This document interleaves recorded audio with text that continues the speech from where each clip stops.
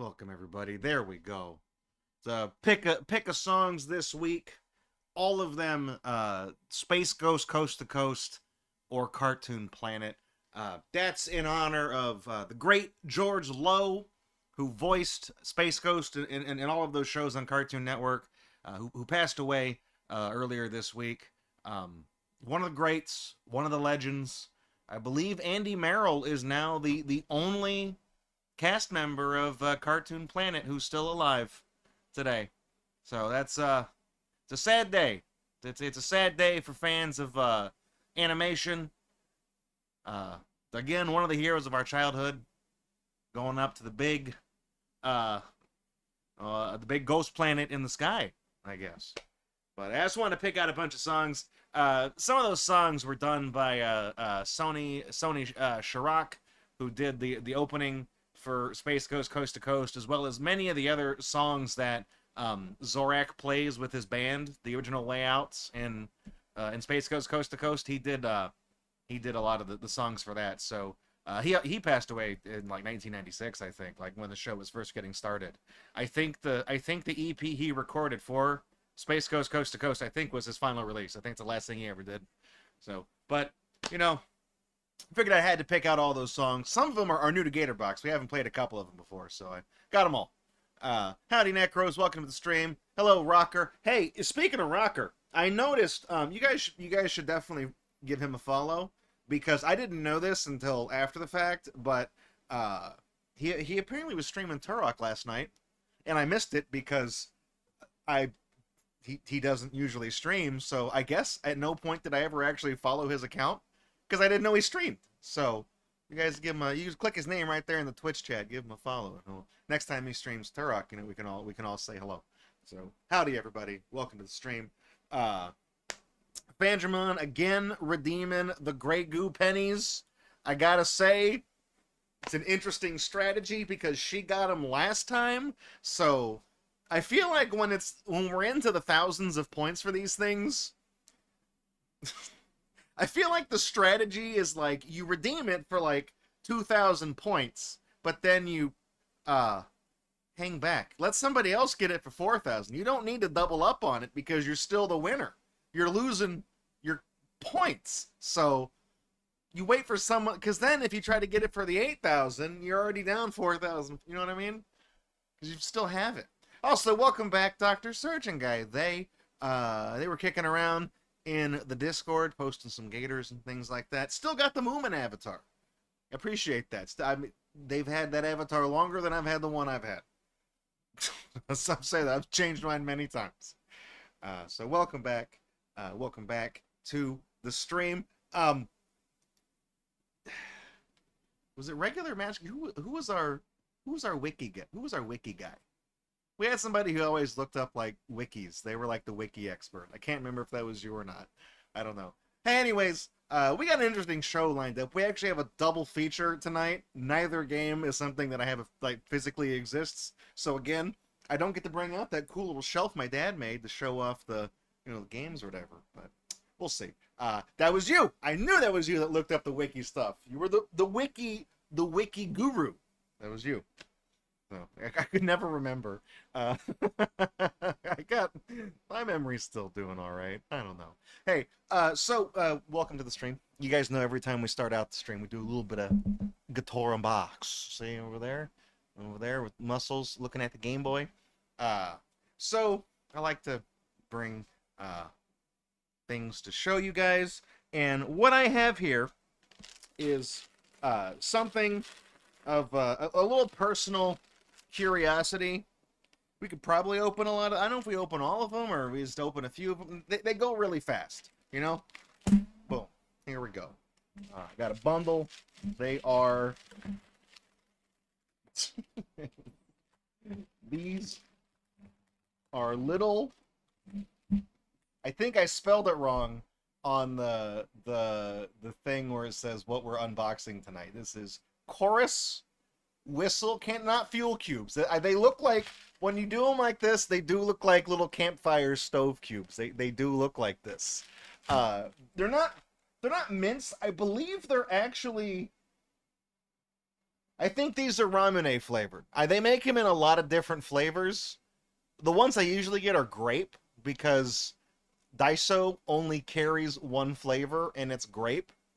But there's no Daisos around where I live, so I had to order these online, and the only flavor they had was white. I think this is Ramune.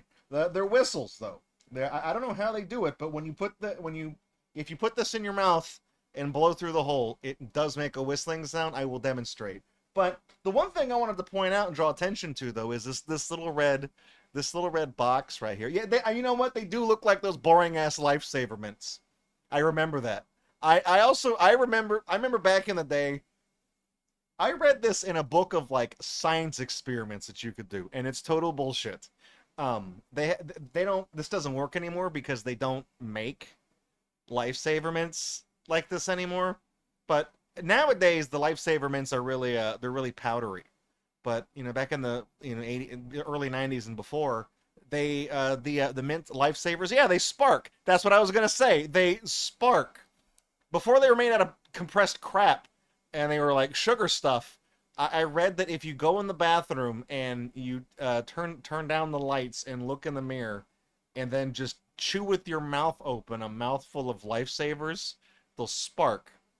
But they don't spark. It's just the fact that like they're made of sugar and you got them wet by putting them in your mouth and you're breaking them apart into all these different things that have flat sides and facets and whatnot, and it's reflecting what little light is in the bathroom off the sides of the candy. It's not a spark. It's not lightning. Like the little book fair book described it as lightning in your mouth. I'm like, that's stupid. That's not what that is. That's absolute bullshit. Myth busted. Okay, we didn't even test that myth. I'm telling you right now, busted. Okay, it was cool. It was cool, but it's not. It's fake. It's fake news. Vandramon says the little red box says omocha, which means toy. There is a toy in here. We'll get to that. So you get 8 candies and you get a little toy. And I actually have. I'll show you. I have a bunch of just the boxes. They're like it's like a Japanese Cracker Jack, I guess. You know, you get the snack, then you get the little prize. Except unlike Cracker Jack, whose prizes have devolved into I'm gonna go out on a limb here. I'm gonna describe them as chingasos, I think. It's not chingadera. I think that means miscellaneous. I don't know. Cheap pieces of shit. It's mostly just a sticker nowadays. But this is where it's at. This is where it's at. Hang on. I need to fix the camera because I noticed mid sentence that it was doing the white balance thing. So let me fix that. There we go. Yeah. So since I've already got a bunch of these little things, there. I'll show you guys what I'm talking about. I've actually opened up one of these. Is there one that's different than the others? I don't know. Some of the boxes are blue. It depends on what flavor you get. Don't actually know. But okay. It is chingadera. Chingasos means punches. Okay. I'm close. So inside these little things, you get I think I just lost that one. This one is okay, I didn't open this one. I believe this is a raccoon dog. That's what that is. Yeah, and then it's like it's a rocking horse thing. You know, you just see, that's all it is. That's all that one is. Like I said, one of these I have opened. I don't actually know which one it was. I guess I'll find out. The other ones I bought unopened on eBay. Truck. This one looks like you could connect it to something. Wait, it's also a truck on this side too. It's a stamp. Is it a stamp? Is that what that is? Doesn't come with the ink pad, but it's up. It's a Hondo. Ah, yes, trash. Yeah, that's. I love garbage. What we got here? This is. Oh, dude. They even let you down. Just like American Toys. That's the top. Beautiful. One of my favorite microplastic beach. One of my favorite moments in GatorBox history. It's also funny the way I cut it, but this is an old unbox video. I'm talking like it's got to be 2014, 2015. It's really early in the show's history. I'm opening up like an assortment of knockoff Kinder eggs. We got like a Spider-Man thing, a Hello Kitty thing, and like something else. We got a puzzle out of the Hello Kitty one, and I remember I was talking about it, and I was like, I was gonna open like the Spider-Man one or something, and I'm like, it better not be a top, because it's gonna let me down if it's a top. And when I open it, that's what's actually in there, is it's a fucking top. So, but when I edited that for YouTube, I made it really spacey. I did like the spacey music, and I slowed down my voice. I'm like, it better not be a top. And then I open it, and it's a top. I'm like, oh, god damn it. And then it just hard cuts to the end of the video. I was really proud. It's one of my favorite moments. I always think about that. This is the one I opened up. Guys, look, this is like, I think this is the guy from The Shape of Water. It's the fish monster everybody wants to fuck. I think is what this is. This is like a proper little kaiju thing. He stands up. He's like a little guy. I've seen him before. That's the one I got. That's the reason why I bought a whole bunch of these. I'm like, oh, this is badass. Oh, we got two of these. One to keep and one to sell. Like, it's like Ultraman's. I don't think it's the Shape of Water guy. It's got to be a licensed thing from the Shape of, not the Shape of Water, Ultraman. This is like a clip. Is this like a? I recognize this. Whatever this flower is. This has an emoji. This is something, but it's like a little. You clip it on your clothes. Maybe it's actually a hair clip. Maybe it's a. Look at that, guys. Oh, there it is, right there. I'm rocking and rolling. I'm gonna take this off of my shirt because I will forget it's there. So yeah, I don't know if it's a paper. I don't know if it's a bookmark or a paper clip because it's kind of chunky. I feel like you wouldn't be able to close the book right. And then this. Oh no, but this one is. Speak of the devil, Fandramon. It's a bunny. It's a bunny bookmark with the little carrot embossed on there. How about that? Look at that. So yeah, here's all the ones that were just in the little bundle of ones that I got. You can see like they're little plastic, little cheapo things. So, you know, that's just all it is. I just think these are better than Cracker Jack things. So let's actually open up one of the packages. We can open all of them. It's probably not going to take too long. We'll just see what we got. I will try the candy, and I will tell you guys what it tastes like. Here's the back of the packaging. I really can't read any of this. Not a lick of this is in English. Genuinely not a... Nope, I lied. It says soda candy up at the top. That's all it is. I was going to say there is not a single piece of English text on this packaging anywhere. But it always has a handy little tear up. You tear up from the bottom so you get to the toy first. They knew what people were after. Here, you get one of these. Again, it looks like it's like a very tight butthole lifesaver, right? So what that is. So that's I'm trying to figure out. I think it's like slightly hollow inside. It's not just a straight hole through the thing. It's almost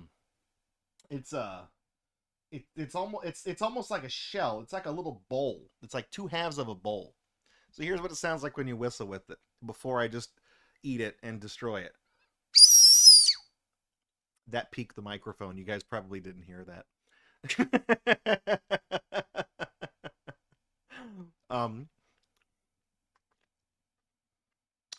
Yeah, that's ramen flavor. That's fine. Also, it's I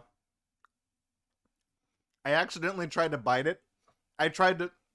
We were talking about the lifesaver thing, and I tried to bite it, disintegrated. Turned to dust immediately. So it's it sounded like I stepped on a mouse. Yeah, I kind of did. Be nice. That was Gadget. That was Gadget Hackred. She stopped by my place before the show. I thought she left, but I guess not. So we can see what kind of toy we got in here. I don't actually know. Raptor whistle? No, we got a dolphin whistle. This. Oh, dude, look! I see feet. Is this just a yellow version of the sea monster guy? Yeah, it is. it's it's a yellow sea monster guy. I like that. I like these little guys. So let me take this other rubber band off. Feet pick, yes. You don't say I don't do you guys no favors. Normally you got to go to OnlyFans for that. Is there a monster version of OnlyFans? If so, we got it. We got it. Let's see. What's great about this is since it peels open from the bottom, I'm not gonna make a mess with all the candy. I can just take the little boxes out. And we can see all the little toys we got.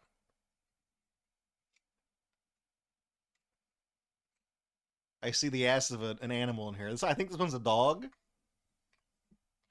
Oh, it's a dinosaur. It is a brachiosaurus though.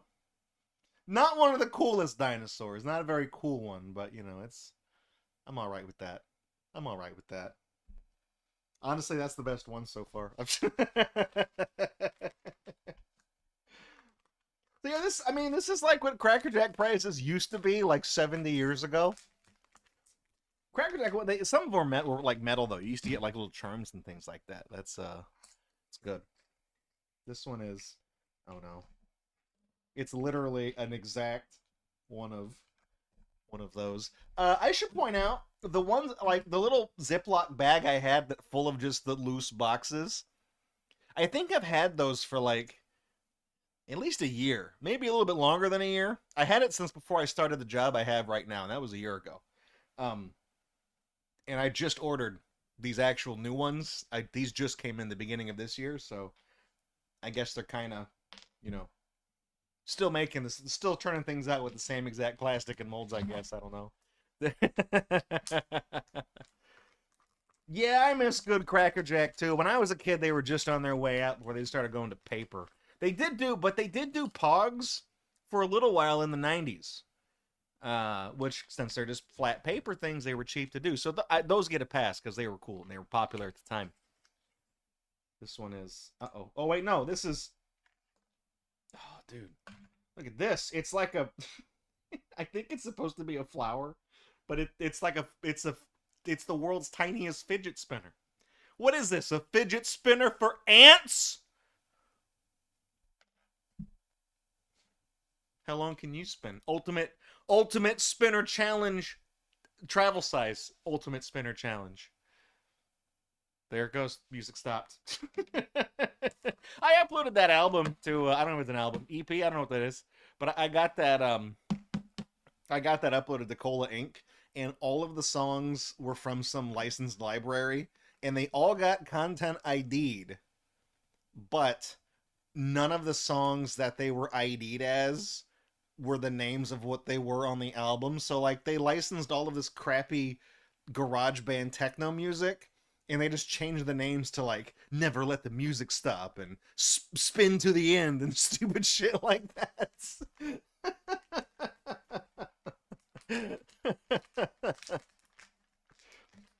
They had a Cracker Jack salad. I mean, that sounds cursed, but I would definitely try it. I'd be interested to hear about the Cracker Jack salad.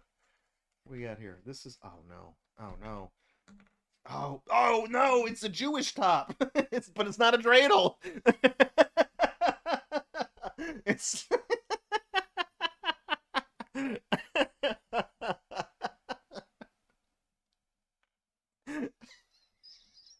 sorry.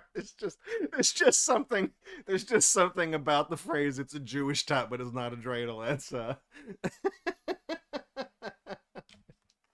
I mean, I'm really kind of dissatisfied with the top to literally everything else ratio here. I'm not happy about that, but we can still see. That's it.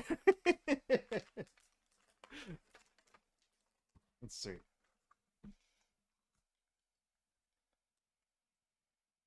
Oh, this one might be good. Is that a sting? No, it's a pterodactyl. I looked inside. I thought it was a stingray, or it's a pteranodon, whatever the term is. Did you guys know? I'm gonna hit you guys with a little fact, a little piece of trivia here.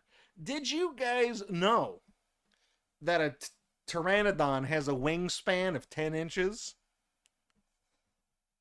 That's kind of a deep cut, little deep cut. Zahando is saying dinosaurs had feathers. I don't give a shit that you've been subscribed to this channel on Twitch for like 50 months. I will kick you out. I will time you out. This is a no feather zone. Not at all.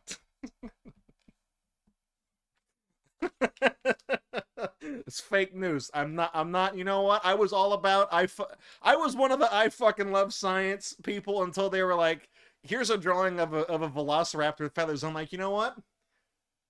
I disagree. I don't believe in climate change.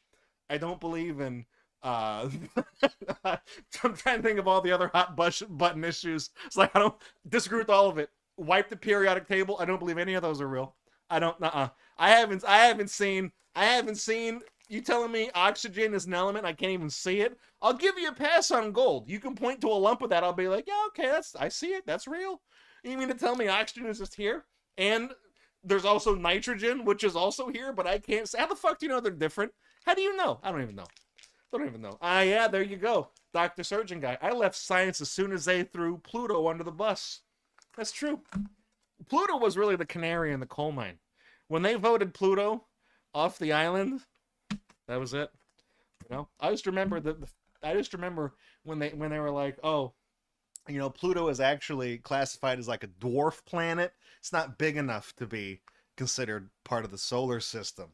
And then somebody, I don't know who, you may have seen it, they made this picture that was like it was like a telescope photo from like Hubble or something like that of Pluto, and it says, "Dear NASA, your mom thought I was big enough."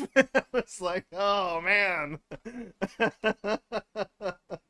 Demolished. Couldn't even respond to that. I think that's, oh no, it's another truck, but it's a different truck. It's a little crane. It's a little crane truck thing. What I noticed, oh look, there's like a little, yeah, there's, okay. I was gonna say they hook together, but not very well they hook together. Look. Beep, beep. Beep, beep. You can make your own little... Oh, shit. Oh, no. Okay, but now look, we're gonna improve it. We're not gonna improve it. They keep coming apart. Okay. Look at this. Look at this. We're gonna kick it up a notch. What do you guys, never mind. I was gonna say, would you guys ever heard of PBS? We got a little thing here called Dinosaur Train. Look at this. Look at that. Bet that's got a wiki. Bet it's weird. I got a few more left. I'll just open them up. I figured that you could probably just do all these one after the other, because these things are literally little Cracker Jack prizes. Probably not. You know, I couldn't float an entire stream just doing a few of these. Uh-oh. It's another... Oh, no. Is that another hook? Yeah, so we get another hook truck. Now they can fight. They can fight the cranes. That's okay, Zahondo. I won't be mad at you for the dinosaurs. I'm just bullshitting with you, man. I'm just fucking around. I do, you know what? The dinosaurs I fell in love with didn't have feathers. I'm just saying. If I wanted to see feathers, I would have, you know, look at Kazooie porn. She's right over there. She can hear everything I'm saying. She agrees, too, by the way. She's like, dinosaurs didn't have feathers. Fuck that. Oh, man, come on. Is that... God damn it. What's going on here? We got another... It's with a crane. Are these... Oh, it's going to be oops all cranes for the last of them? That's all we got. Okay, this is the last one. Big money, no whammies. This is either... Knowing the luck I generally have on this stream, this is either going to be a fourth fucking crane truck, or it's going to be a top. It's going to be one or the other. You guys know. You guys just saw me open that brand new package. There's no funny business. LA Beast, all one take. No fucking around. I opened the 10th packet, peeled the back off, pulled it up, said my line. It's the top.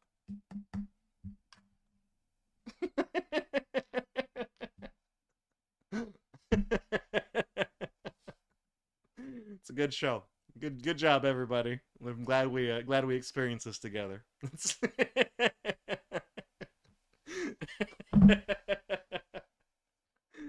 Depending depending on how you want to look at this, I either have the best luck or the worst luck. You can say I do have the funniest luck. I can run my own Beyblade tourney. You're right. So chat is challenging me. How many? We got 5 tops here. We got 3 flower tops, the not so fidget spinner top, and the Jewish top. Asterisk, not a dreidel though. See if we can get all 5 going at the time. I know this. Okay. 1, 2, 3, 4, 5. There. Look at that. They spinning. Oh, they fought. They're fighting. Look at those Beyblade. That was a tie. They both lost.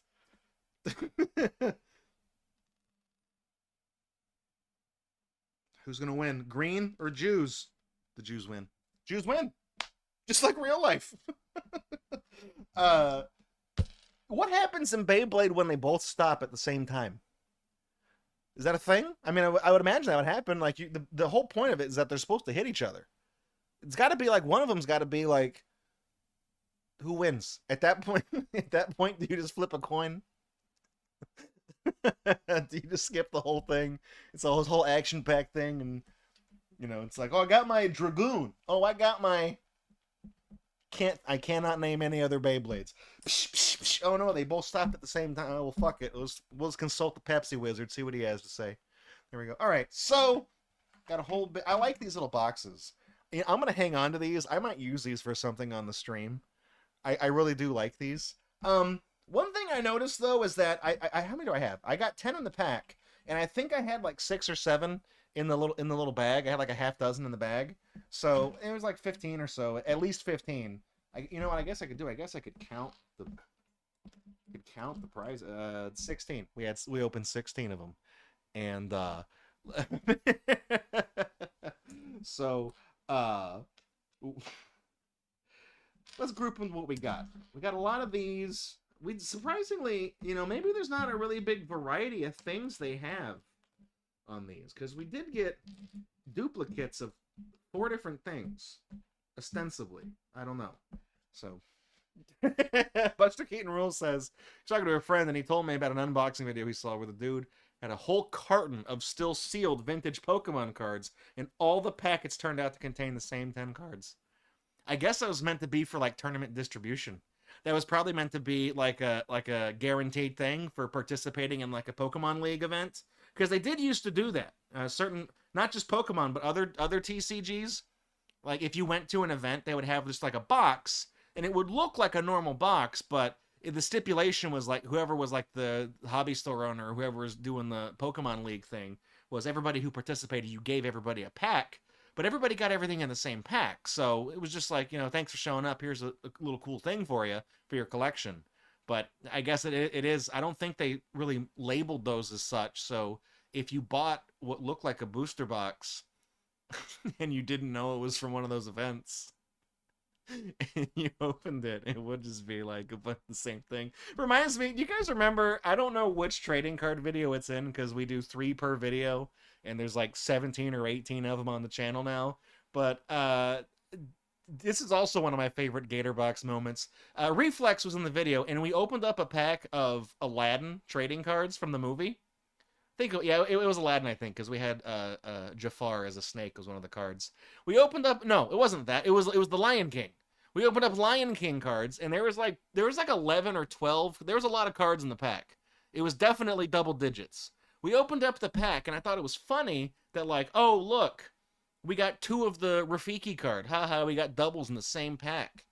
And then it was like the still of the giraffes with their heads tangled up from I Can't Wait to Be King, the music in from the song in the movie. And I was like, we also got 2 of those. We got two doubles in the same pack. I was like, ha, that's funny, right? And then there was one card, I don't remember what it was. We got a 3rd card, and we didn't just get 2 of them. We got 3 also in the pack.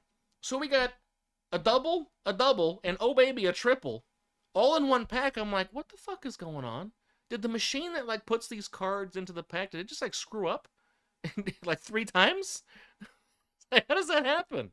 It's one of my favorite moments. So anyways, what I was saying is we got like, you know, multiple things here. So if I had to rank them based on how much I like them, obviously the dinosaurs are going at the top, right? Here's the top, from good to not as good. Top, I'm gonna give the Shape of Water guys are going next because it's a little figurine. It's like a chunky little guy. Um, I like the little flower clip because it is pretty. It's because I got it in pink. Clearly, you can tell from like these guys and the tops and stuff like that. They make these things in multiple colors. So if I would have got this in a color other than like rose, I probably would think it was ugly. I guess next in line, I'm gonna give it to the little vehicles because they're neat. You can link them together. It's a little thing. I don't know what that's about. I guess it is maybe a stamp or something. I don't know. You got to bring your own ink though. I'm gonna go with that. I guess I'm gonna go with the bookmark next because that's fine. It's like it's a little thing. It's practical. You can use it. The little raccoon dog rocking toy. It's the figure like these over here, but it's not as detailed. You know that you can tell what it is from a distance. Just looking at that, even on the video, you can tell what that is. But like this, you have no idea. You can't. You know what that is. What the hell is that? And then obviously the tops are dead last. You know who cares about tops? Tops suck. All the tops all in one.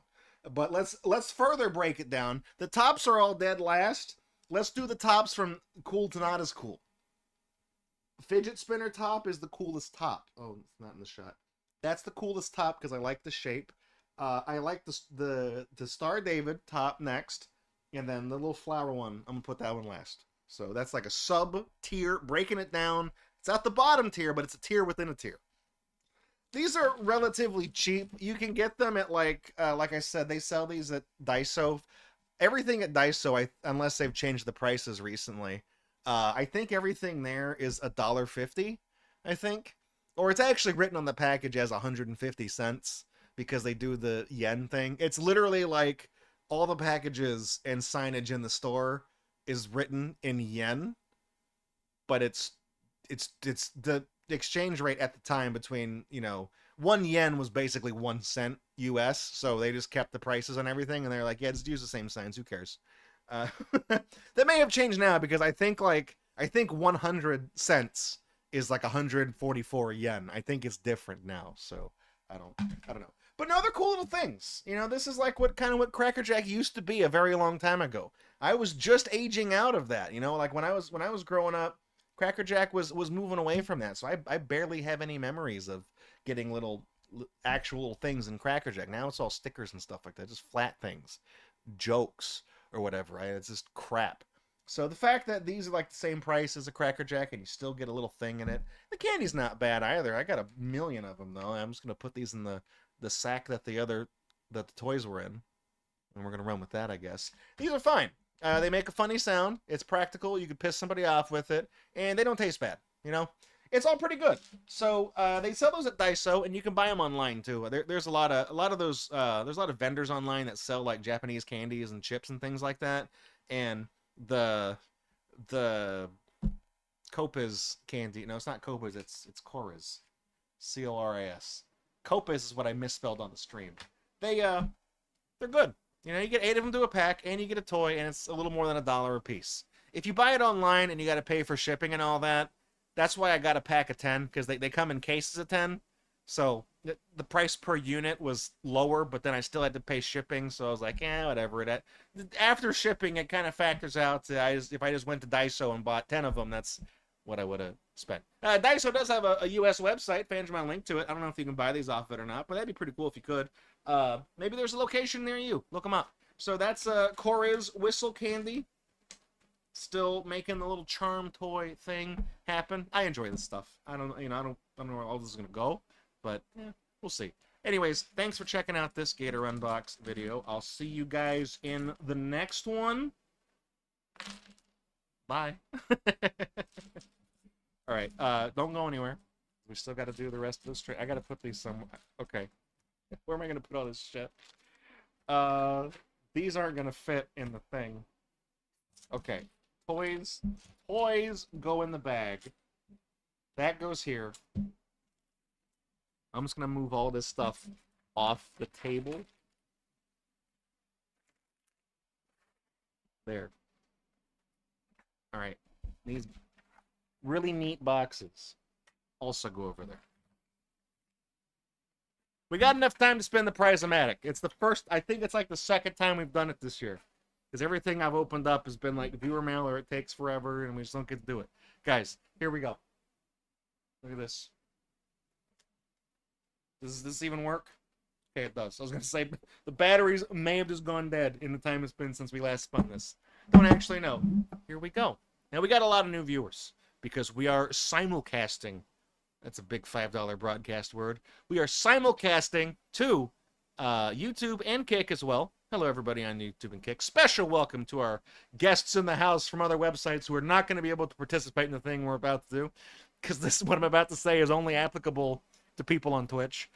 So we do this thing, the Prize-O-Matic, right? I got these two prize boxes back here, the little one and the big one. Little one's full of trading cards. The big one is like blind boxes and things like that. And since we just did a bunch of Coris candy things, I feel like we're good on blind boxes, so let's do some trading cards. The way this works, this randomly picks a number between 1 and 24, and obviously it corresponds to a slot on the thing.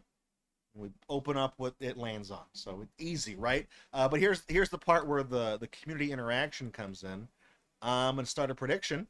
You can actually, on Twitch, you can bet your channel points, your cola tabs, your currency. You can bet it on what color you think it's going to land on. You can make a wager, and if you win, you get your share of the opposite wager proportional to what you put into the pot for your side. So let that go on right now. We'll see who's putting tabs down. A lot of people buying on blue. Probably Fandramon. She always wagers blue. There she goes, Fandramon. Fandramon is the living embodiment of the phrase "vote blue no matter who." You go, Fandra. One of these days you'll win. Oh, but there's a lot on green now. There's more on green than there are on blue. So if it does wind up being blue, it's going to be a payday. It's going to be a payday. That's just, oh my God! Now someone has dropped. So we have a significant benefactor on the blue side now. Let's let's find out. Let's find out who we got. Can you believe this prop is almost a decade old? Holy shit! Here we go. 15. I'm sorry, Fandramon. That's green. It's green. It's not actually blue. Not blue at all. Green wins. So green, if you wagered green, you got to pay out. Here comes everybody in chat who wagered on blue telling me it's rigged. That stopped the steal. Whatever it is you guys are going to say.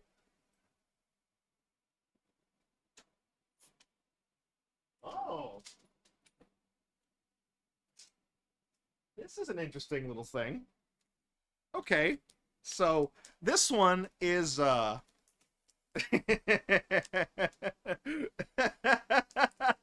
Necros is like, no, lies. It was blue on the other stream. What do you mean? Hang on. Are you telling me that, like, I'm streaming right now, but the simulcast is, like, different? Like, the channels are windows into alternate Gatorboxes? Is that what you're telling me? Like, so by process of elimination, if we stream to enough platforms and each of them gets its own dimensional version of GatorBox, there's got to be one of them where I'm funny, right? There's got to be one of them. That exists, right? The law of infinity? Every possible outcome that could possibly happen has happened at one point. So one of them, I'm actually good at what I do. Right. All right. So inside number 15 is actually it's one of those remanufactured packs of Magic the Gathering. But this one is from a, oh man, it just shifted in the pack. I'm trying to get a nice little thing here so I can take a screenshot of this and trick you guys into looking at the thumbnail. This is from a company called, I thought it said Press Time. It's actually pristine, but spelled wrong for branding purposes, and it looks like shit. At one point in time, I used to know what this circus font they used is called, but I can tell you, I can do this exact type of color gradient fill in Adobe Flash. I can do that same thing. So it's a 10-card pack, but you know, it's one of those things where the company that does this stuff, they will just buy thousands of cards in bulk for pennies on the dollar, and then just create a bunch of these packs and then sell these at like Walmart for like $2.19. And basically, once you factor out the cost of putting it in the plastic thing, which is the chintziest thing ever, and all that, they sell this for $2.19, and they're making like $2.14 profit on every single pack. It's all profit. And I guarantee there's not a single rare card in this thing. I don't know anything about Magic the Gathering. I mean, I know how to play it, but I don't really know anything about, you know, set to set. I don't actually know. But this says, the enclosed genuine collectible trading cards have been legally purchased and repackaged for retail sale by Pristine Marketing Incorporated. Legally purchased and repackaged. So it's like, you know what I noticed though, is that it doesn't say on this little thing right here that this is specifically Magic the Gathering. It just says genuine collectible trading cards, and then I would imagine they can just use this little front thing for everything they do if they buy whatever. What do you got? Yu-Gi-Oh? What do you got? Vanguard? What do you got? DBZ trading card game? What do you got? The Beyblade trading card game? Yeah, that existed. Fuck it. We'll just put this on the front and sell all these crappy cards. Interesting. This is the cheapest possible thing. How the hell do you even open this? This is like heat seal. I gotta get the safety, not so safe safety razor out for this damn thing. Really? Dr. Surgeon Guy, you got duped by one of these. I did too. We opened up a thing. I got one of those like Pokemon Power Cubes that they sell at Walmart for like $14.99. And this was years ago. You may have seen that stream because it was a long time ago. I opened it and I'm like, not a single card in this. You get like guaranteed rares, but the technicality was that like it was a reverse holo common, which sometimes like that's how they cheaped out the Pokemon TCG, is that some of the cards you get are not like Black Star rares. It's just like, here's a common card, but the background is holographic. Fuck you. That's what they all were. And I was like, I hate this thing. I threw the cards across the room and a lot of them went under the refrigerator. I haven't moved that refrigerator since then, so they're still there. But the little thing, where is it? Oh, I guess it's not on the shelves for this season. But for the longest time, that little acrylic case, it was the perfect size to fit an Atari 2600 game. Perfect size. And I just so happened to have an autographed copy of E.T. the Extraterrestrial, and it fit in that little case. And I put the case with the cartridge in it up on the shelves behind me. And I probably got rid of all the cards. I have no idea what the hell happened to them. Anyways, I'm just gesturing and waving this dimensional shattering device around. So let's see what we got here.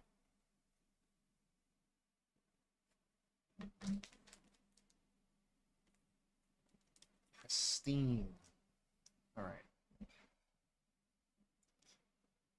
How much you want to bet this whole thing is going to be a letdown?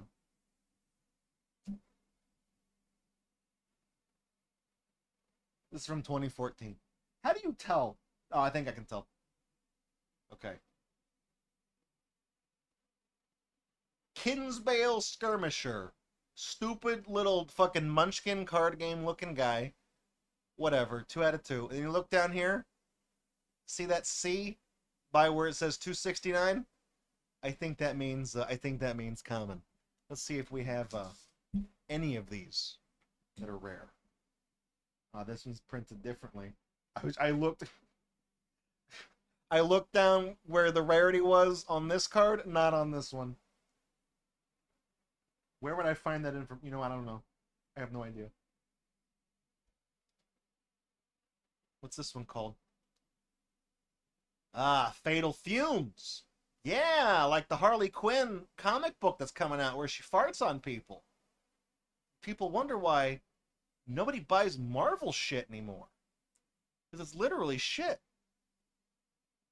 Target creature gets -4, -2 until the end of turn. It's not really a bad card. That's kind of a useful thing. I should point out, if you don't know anything about Magic the Gathering, I'm not the guy to ask. But this guy at the bottom down here, this little skirmisher guy, it says 2 out of 2. So that's 2 attack, 2 defense.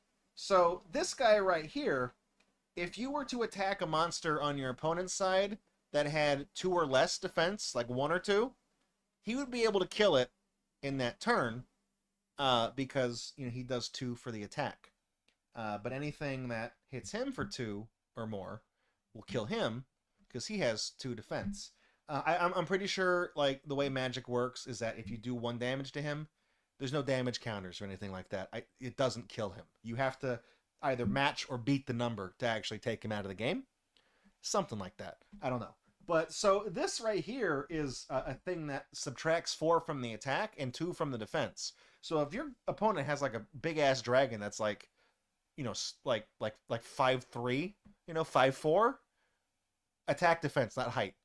You can throw this down on there, and suddenly it's like a little lizard now. What do we got here? Razor Swine. This doesn't look like a very good card. It's 2/1. Height this time. Razor Swine. That just looks like a death metal album cover. It looks like the logo of a metal band is what it looks like. Okay, so there are damage counters in Magic. I should point out because it's in the form of like poison and things like that, because that's what this guy does. So he doesn't really do a lot of damage. He only has 1 defense, but he poisons everything he touches. So why is this upside down? Okay. Skarg Guild Mage. Again, only that first card had a thing that denoted how rare it was. So I'm pretty sure none of these cards are worth anything. It's not like I'm going to go to the next card. It's going to be a fucking Black Lotus. I'm not expecting that. But I would imagine, nothing in this is worth anything. Look at this guy. Scar Guild Mage. That just fucking looks like a guy. What is that, Baldur's Gate? What is that, Dragon Age? What is that, The Elder Scrolls Online? What is...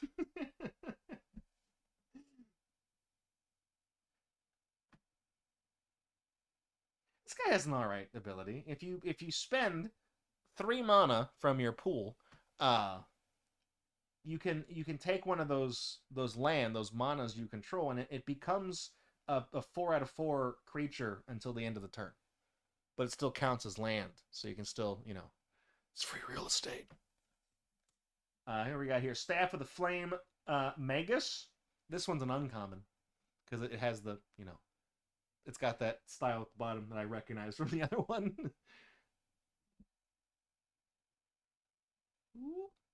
Staff of the Flame, Magus. Magus.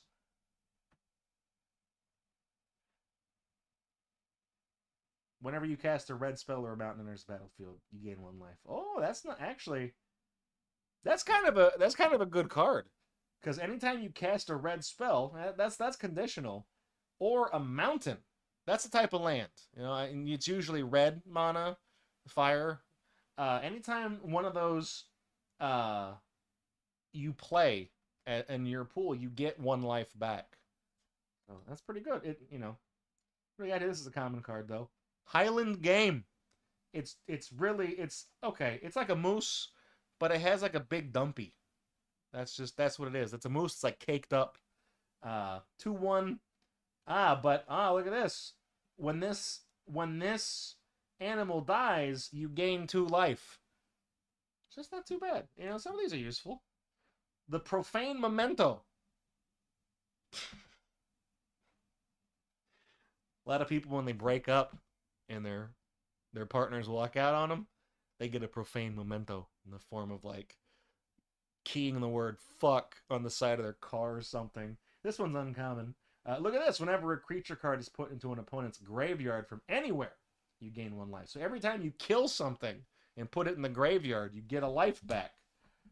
Starfall. This is an instant thing. It just does 3 straight damage. You play this. It costs 5 mana to use, but it's guaranteed 3 damage to anything. So if, again, you got a guy that only does 2 damage, and you need to double up and take out something that's got like 5 health, there he goes. Play this baby, boom, knock him dead.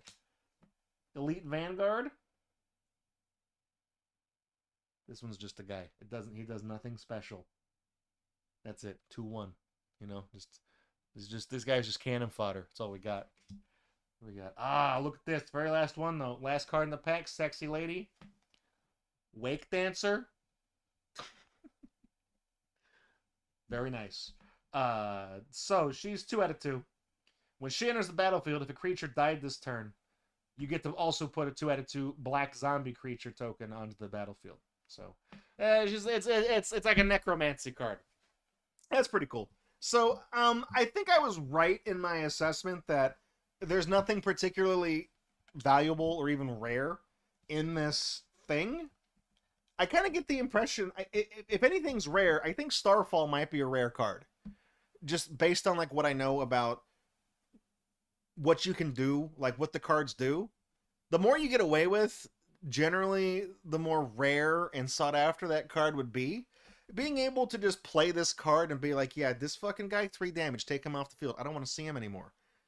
That's kind of, you know, just being able to point and say, yeah, that, fuck that.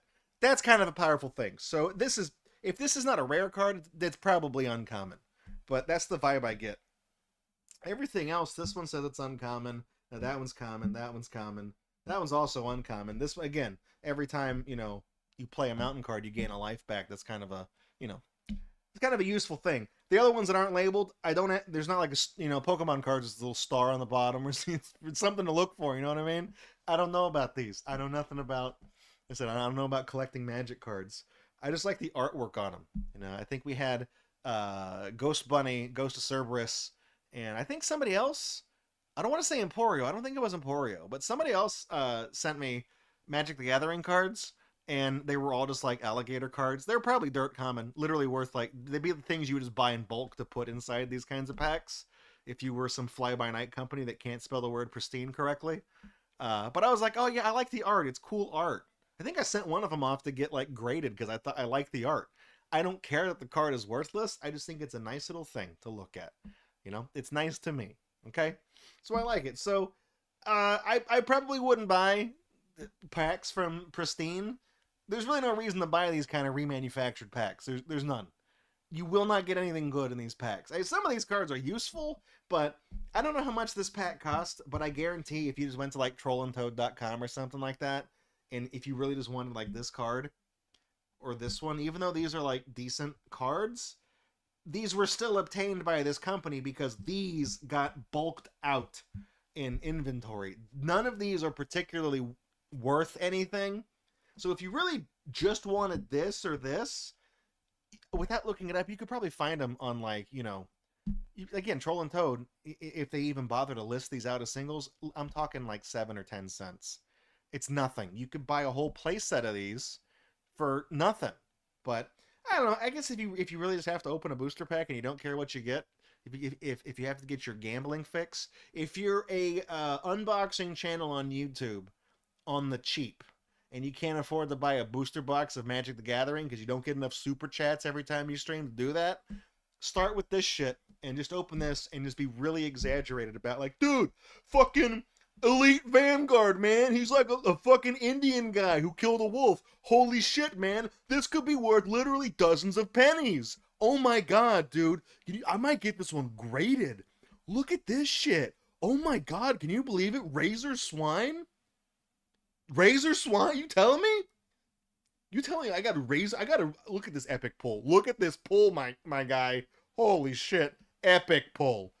You know, again, you gotta take the YouTube thumbnail thing where it's like, you know, you're holding this card, but then you can like, you know, barely see the little native guy back here, and there's like a red arrow going like, oh, and then like the eyeballs emoji looking up at this, like, oh, what is this? You know? He doesn't know he just got an epic pull.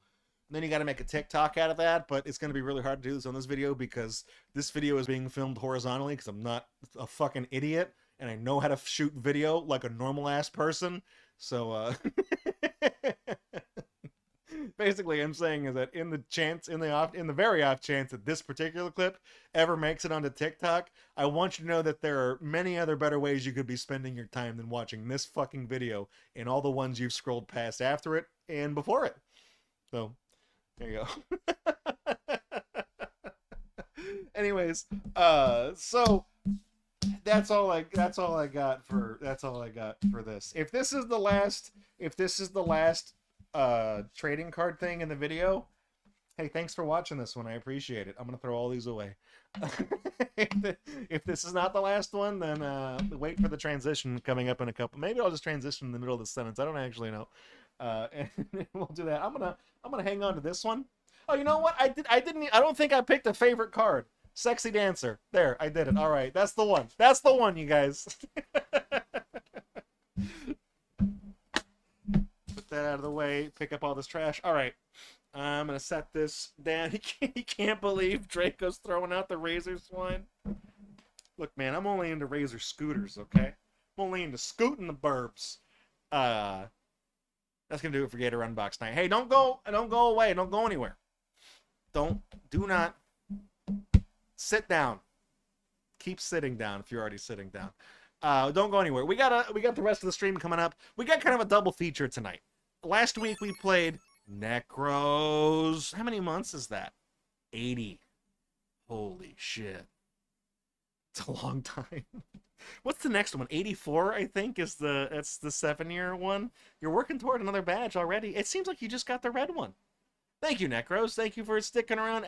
I think Necros has been subscribed the entire time this channel has had subscriptions. It lines up because he's on a 66-month streak, so that means he was subbed for, what, 14 months before stopping? And that kind of lines up with when we got affiliate, and then Harvey happened, and then we came back on the air.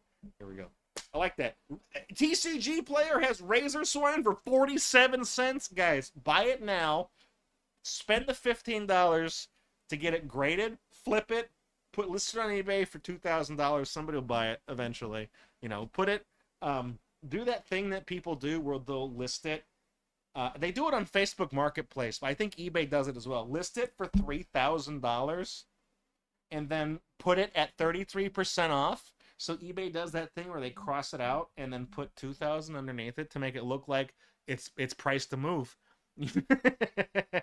Do that. Works every time. 40% of the time it works every time, okay? So, tonight's game is a double feature. Last week we were playing the Room 3, and we got one of the endings, but apparently there are multiple endings. You guys wanted to see what the other 3 were, so we're going to fire that up real quick and just finish out the last of the... We're almost there. We have most of the pieces to get... When you get to the end of the game, I'll explain it after this, but you solve the final puzzle, but then there's places to put 2 optional extra things at the end of the game that change the ending, and the ending we did last week is just the one with nothing. We just did the basic ending, so we already have the thing that goes on the right. We solved that puzzle. We don't have the one on the left, but we have a lot of things in our inventory that we could probably use to get it, so we'll just figure out what to do to get that, and then we'll go to the room, the final room of the Room 3. We'll do the thing where you do the one on the right, the one on the left, and then you do both the right and the left, and we'll see what all those endings are. And then we'll get into tonight's actual game, which is Vroom in the Night Sky. Nintendo Switch launch title, one of the worst rated games on the platform. So we'll get into that in just a second. So stick around, don't go anywhere. We probably have a great show lined up for tonight. I got a good feeling about this, but I'm not going to quote the Black Eyed Peas song because I absolutely hate that song. We'll be right back.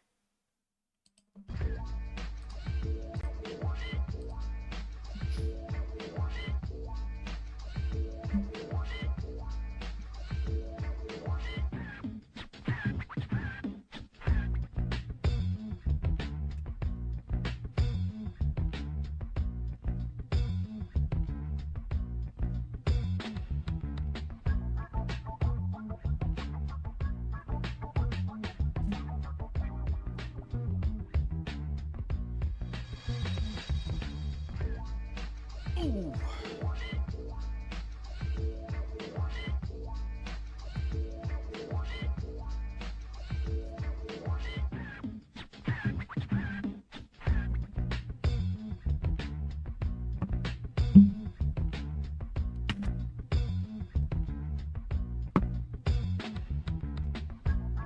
Always got to keep the sponsors happy.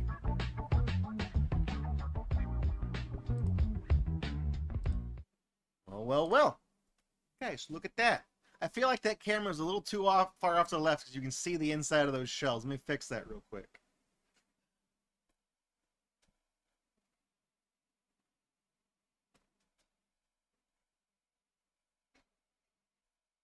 First try.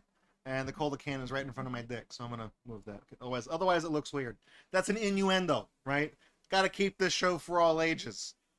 I cuss though. That's not really a problem anymore. Who cares? You get away with a lot of shit on TV. You can say shit, for example, like I just did. This was on basic cable. You know, I'd be like, hey, shit. Bam, there you go. That's me. Welcome back to GatorBox, everybody. I'm your host, Draco. We got, like I said, we got kind of a double feature tonight, so we're gonna do, I'll do this intro just to let you guys know what we're doing. We'll finish the game. I'll come to a close for it. Wait. Then I'll do the intro for the game we're actually gonna play. Do that, then I'll do, you know what I mean? Roll the credits, okay? You guys are smart. Movie magic. Fuck it, we'll do it live. Right. Welcome to GatorBox. I'm Draco. So for the past couple of weeks, I did 2 features because I figured that'd be enough time to do it. And it was. We were playing the Vroom 3, which is a room escape game by Fireproof Games. I think it's great. It was a mobile game at first, and I played it. I'm like, this would probably be better on a PC, and sure enough, it's on Steam. So I got the whole quadrilogy, and we did 1 and 2 last year. We're doing 3 right now. We're going to be joining the end of the game in progress. We finished it last week, but we found out there's actually 4 different endings. The way that works is when you solve the final puzzle, there's like a projector thing that like shines a beam of light onto a screen, and then that summons this otherworldly force that creates a door to another dimension that you can walk through to go to like the room 4. You know what I mean? So the way it works is the straight beam of light has 1 door. But when that happens, before you make any final decisions, there's these 2 pillars that appear. And you can put optional items on these pillars to change the beam of light, to change what's on the screen. We have the thing that goes on the thing on the right. We have that, because I was like, what the hell is this? I don't know what to do with this. And we've had it this whole game. You plop that down, and it alters what happens, and it changes the door. But we didn't go on that one. We just did the straight one because I was like, let's just see what happens when you get the default, this is the ending. So we already have the one on the right. We're missing the thing on the left, but we have an inventory full of random things. And there was this whole potential puzzle with like a phonograph and the thing that plays the wax cylinders. There's like a telephone to call. There's something there that I would imagine. There's also the fortune teller that has the little coin. We never got the coin to put in the fortune teller, but we did restore power to the fortune teller, so obviously you can interact with it. So you can even go down there and play with the coin thing. So you probably get a coin to put in there. So we need to do that. And then once we get the thing that goes on the left, we can go back to the end of the game, see what happens when you put the thing on the right to modify the projector, see what happens when you put the thing on the left to modify the projector, and then see what happens when you put both of them down at the same time. And I can't do the gesture I've been doing because that would require 3 hands to do. So we're going to do that. So we'll hop on over and we'll get that underway. Did that do a crossfade, or did it just go straight to the thing? Because I feel like it went cutting straight to the bricks. I'm starting the game up right now. Let's give it a second. Mechanical hard drive and all that. I'm also keeping an eye on the stream down here to make sure it actually starts to capture.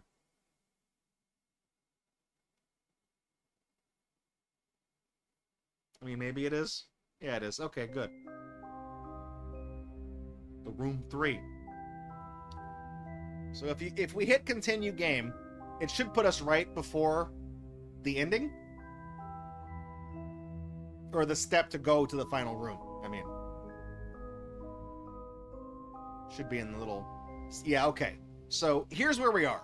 So I'll bring you guys up to speed because we do have Dr. Surgeon Guy back this week, and we also have several viewers as usual. I'd like to believe every single one of you have been here every single week to see what we've been doing. You've followed, subscribed, whatever it is on Kick, do it. But we go here, so they're not lit up anymore. But there's this little triangle here at the bottom, and then each of these little platforms, we were collecting these little pyramids, and they hover on this platform, and then they all fuse together to make this little dodecahedron thing. You can see there's like a little aperture here on the center, and then that's where the beam of light shoots out. So what happens is the center of this right here, once you assemble the pyramids into this ball, you put that in the center, and then the platform rises up, and then this turns into the big projector thing. So we're not going to do that. This right here, you see how this has like a little aperture and a little thing on it as well? And it has this like emerald shape, this little diamond shaped bottom. This goes on one of the platforms, and it emits a beam that changes the projector. And there's a second one of these, and I don't have it. I do have this. It's a wax cylinder, and we did get to keep the screwdriver. So we only have room in our inventory for one more thing, because we keep the ball and we keep this other projector thing. So I would imagine if we didn't need the screwdriver, it probably would have taken it from us. Because when we ascend to the final room, it takes the screwdriver and it takes the wax cylinder out of our inventory because we no longer need it. So whatever that is, it's used here. And let me show you guys, kind of get you up to speed so we can all kind of piece this together, figure out what the hell we're doing. So over here, each of these rooms has this this device that looks like a camera, and it shoots a laser up at this little thing right here, and that opens up a door, and that takes you to a self-contained puzzle where you got one of the pyramids. But in here we have the mystical Maggie, and she's a fortune teller, and you can put a coin in here, and you can play with this. So her lights were off when we got in here, but when we restored power to this room, it brought her alive again. We don't have any money. We come in here, and there is a thing that plays the wax cylinder.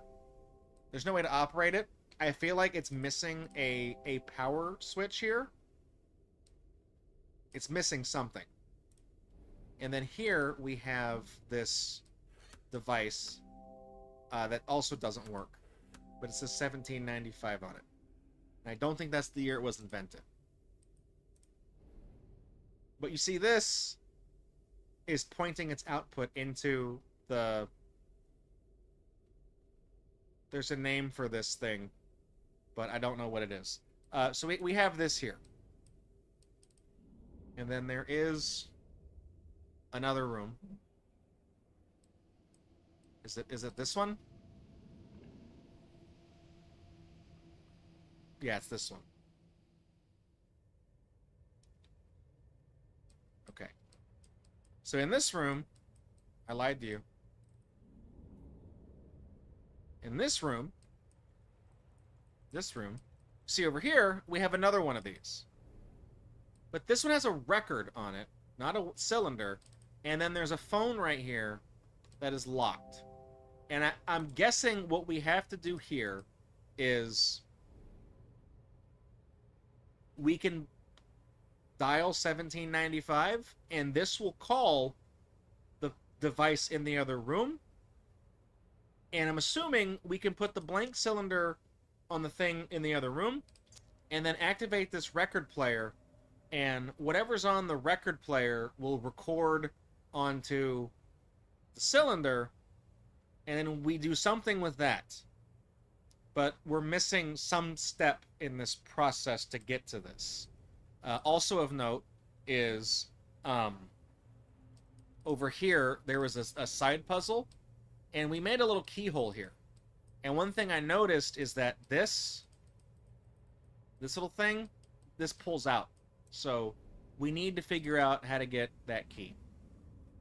Do you have to flip the record player and get the batteries out for the flash?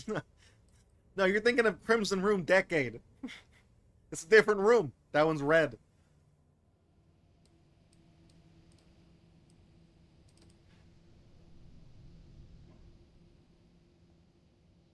The record in that game sucked, though. Wasn't a good song. There is one thing I want to inspect. If we go in here, I feel like we have some unfinished business if we go upstairs.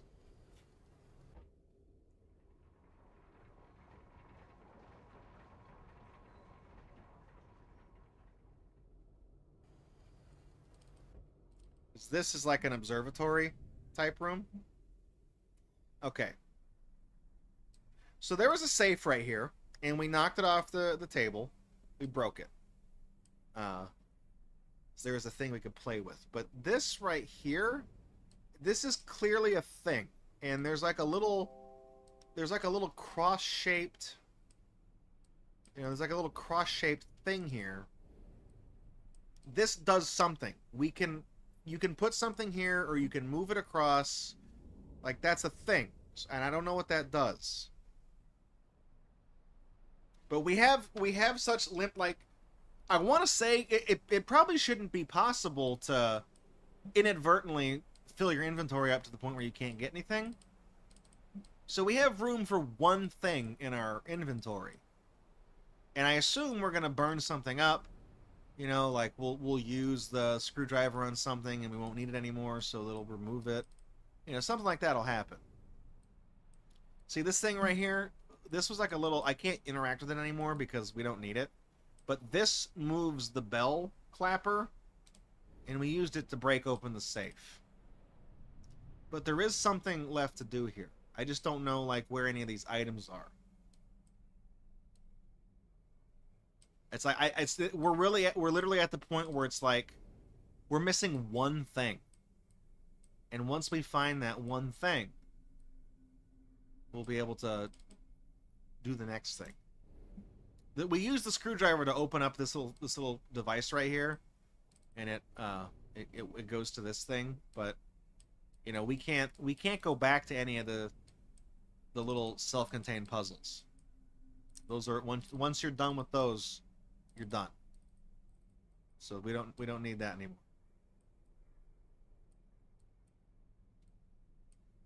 So I'm just trying to figure out what thing we haven't done to start the next chain of events. Just trying to think. Oh, and you know what? There's also the desk in the study that hasn't been opened yet. It's like a whole thing too. Shit. Because there's a third room we haven't been in. It had its own little stuff in it too. And like I said, it sounds like, from what I'm saying, it sounds like we're missing a lot of things. But I honestly feel like we're missing one item. And whenever we find out whatever the hell that is... Can I go in here? What's in here?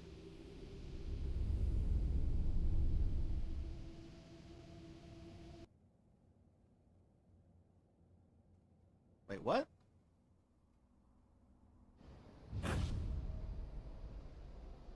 Oh, wait, no, this is the end of the game. Oh, shit. I thought we had to put the... Wait, no, is it? Yeah, it is. Ah, fuck. Whoops. This is the end of the game. I could have sworn it was... Uh-oh.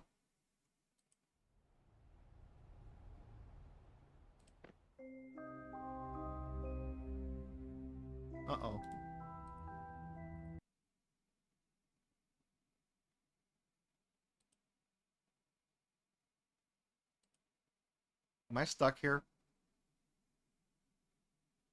Okay, well, I tell you what, we'll get the ending for the piece we do have.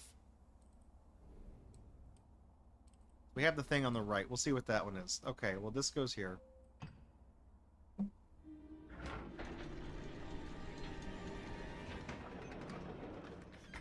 I could have sworn you put the thing in the center of the thing in the table. Whoops.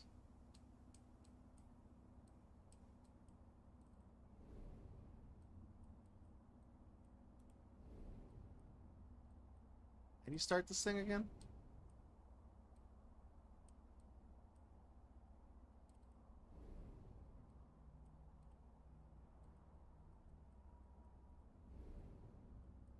I promise I've played this game before.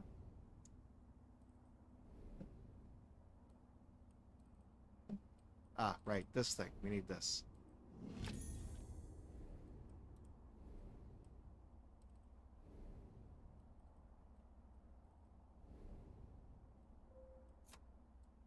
Whoop. We go in the puzzle.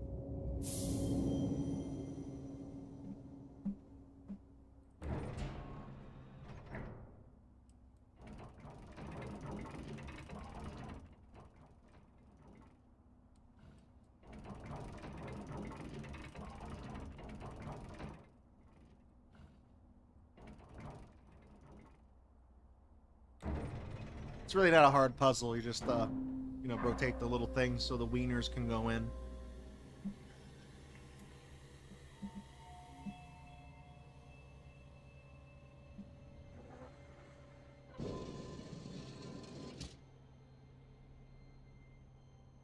So we got the projector. It's not doing anything right now. We gotta, you know, do like this. We gotta get the beam of light to hit the box in the middle, I think.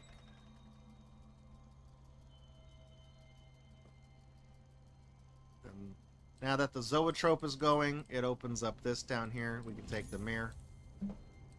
I want to say this mirror goes like this thing that goes here. Yes.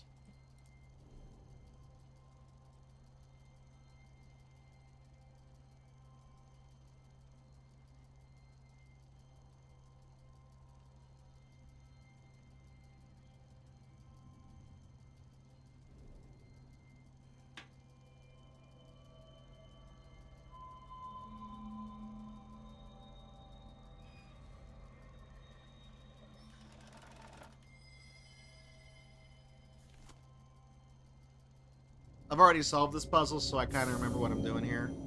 Oh, fuck, it's this puzzle, though. Ah, shit.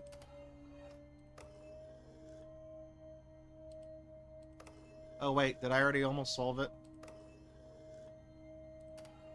Oh, dude, I love stumbling into shit. Nice. How'd I do that? I'm gonna have to do that 2 more times.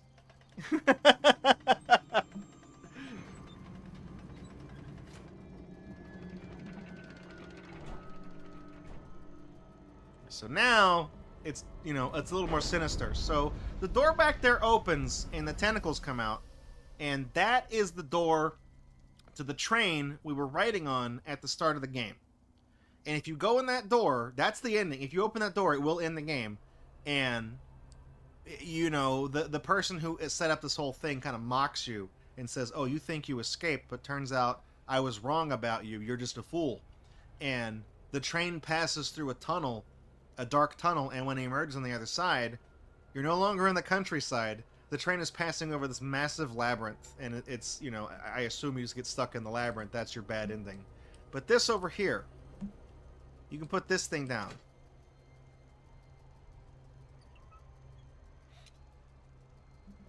And then this will open up to do a puzzle.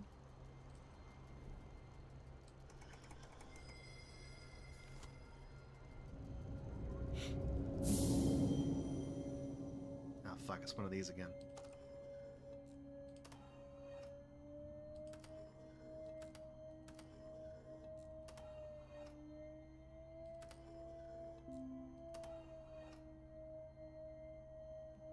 I want to say you are the same guy in the room 1 and 2.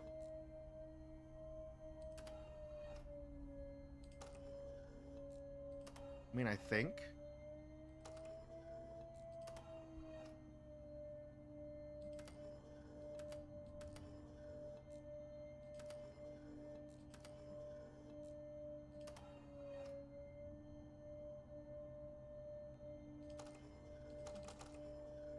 This should work. Nice. Blue. There it is.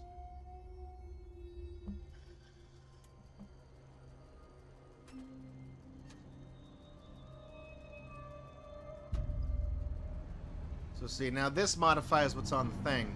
And now it's like, we changed this, and I'm like, that doesn't look good.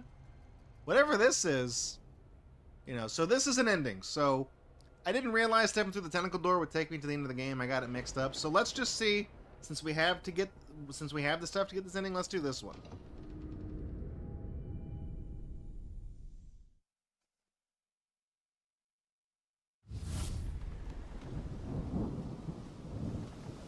Is this the boat shack from earlier in the game?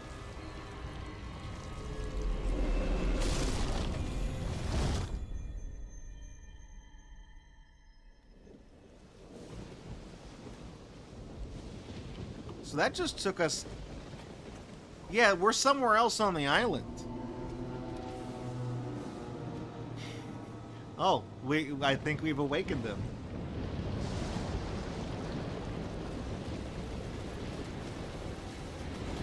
And that's what happened to the mansion in the second game. The whole house exploded. But that very much was like flying spaghetti monster. I don't know if this letter will reach you. I only know the warder will take my bribe. You must come at once. When we opened the gateway, something was waiting. It had always been waiting. Now it is here. Soon we are doomed. I know you have no reason to trust me, but you must. You are the only one who can help. You are the only one who knows. You are the only one who will believe me. I am in Bethlehem. Find me.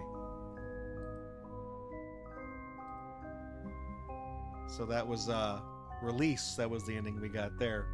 So the one we got was Imprisoned. That was the ending we got. We went to the labyrinth. So yeah, if you hit change your fate, it'll... We gotta find the other two. It says we've seen all the endings. That's because my two brothers played this game like a few months ago, and they 100%ed it because they wanted to see it, and I was like, don't spoil it for me. I don't want to... Don't tell me. Is this, like, this is a key. Did we ever get this key? Like, how did we get that? So we can't interact with any of this stuff in here. There was a crystal in this box. And, the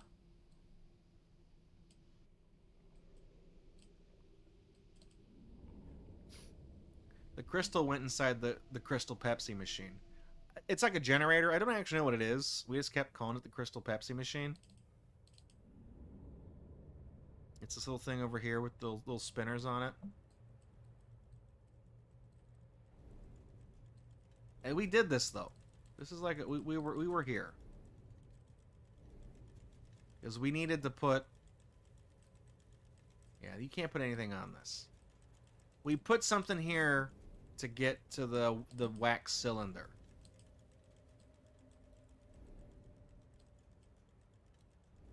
So that, whatever that was, that puzzle's done. I was going to show you guys the green room that has the table in it. Before I got sidetracked by the Cthulhu door. It's in here. So I don't know if this game has a guide, but if I'm missing like one item to start this process, you guys can let me know if I'm like right close to it. What's on the back of this? Yeah, so we had to actually there was a crystal in here, and it just so happens that like I put on this little thing here, and there were lines on the clock that only opened up on every 15 minutes.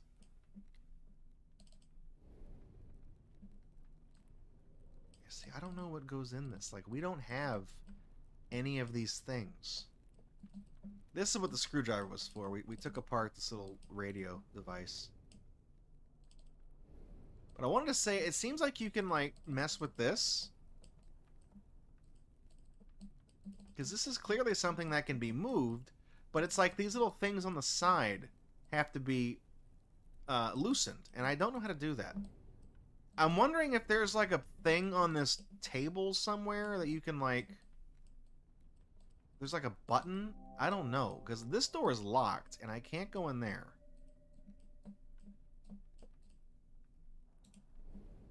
So I was going to see if there was maybe like a secret, a secret button or something on the table, like a switch or... I have no idea. But obviously we're missing something with this table.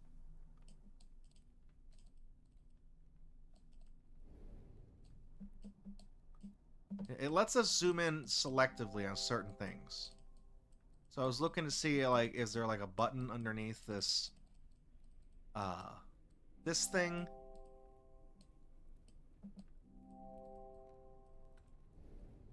Hang on, wait, what was that? Yeah. Oh, I thought I saw something under the thing right here.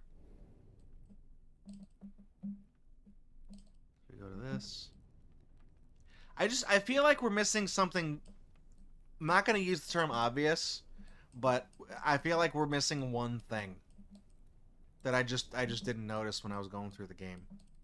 Like I'm trying to click on like all the corners and things down here, but it doesn't, you know, like I said, you only get certain views on certain things. And like this, obviously a key goes there.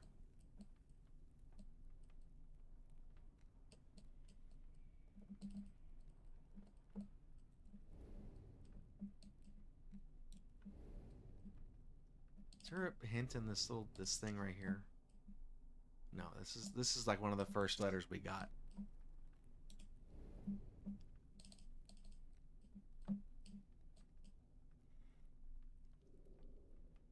I don't know if we need the screwdriver for anything. You know what I mean? Like it's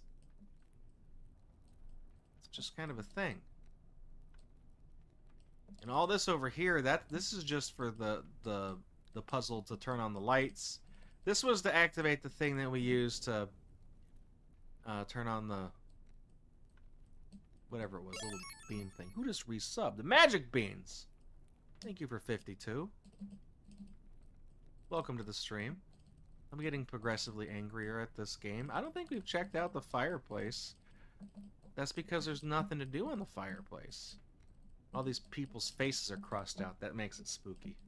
What about this painting? This guy's he's not pondering an orb. He's pondering a gazebo. Broke, pondering the orb. Woke, pondering the gazebo. This guy didn't even know. He doesn't even know. That's the same painting over there. So yeah, I remember clicking on all this stuff thinking maybe we could activate something on the board here. And like this diploma that's like off the thing. You know, the bottom of the clock. The middle part opened up when we did the time thing. But like all of this, there is definitely something here, but I do not know how to open up this thing. I know in like the second game there was a desk as well, and there was like a little there was like a button tucked underneath the drawer and stuff like that. Like there is a way in there, but I don't know how to do it here. And I don't think, since this is an optional, yeah, that's the pause button. So since this is an optional puzzle, there's no hints for it. The game will not give you any hints for this puzzle. This is just something you're supposed to kind of figure out on your own as you're playing the game. And I have no idea. It's back in my day, you had to spell stuff with soup cans. I mean, I don't think there's nothing here. You know, there is something here, but not right now. We have to give something is going to give us the silver piece to talk to her. I'm just trying to think, like, the game let us keep our screwdriver, so obviously that goes to something, but it doesn't. We can't work this with it.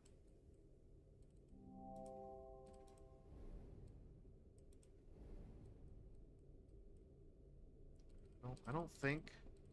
Yeah, these books are just for show. You can't interact with any of these bookshelves. Not entirely sure. If we go upstairs, there's a smaller puzzle here. We had to transmute this thing to get this book to open. Little stage right there. This is just the switch to turn the power on. And I don't think there's anything here. Like a lot of this stuff is just atmospheric. I'll go in here again. I don't think there's anything in here. This is where we got the blank cylinder. This is where we got the blank cylinder. But again, I don't think this does anything. Like, we came in here and got something off of it. But, like, all these little... I was thinking, like, maybe you could, like, take these parts off.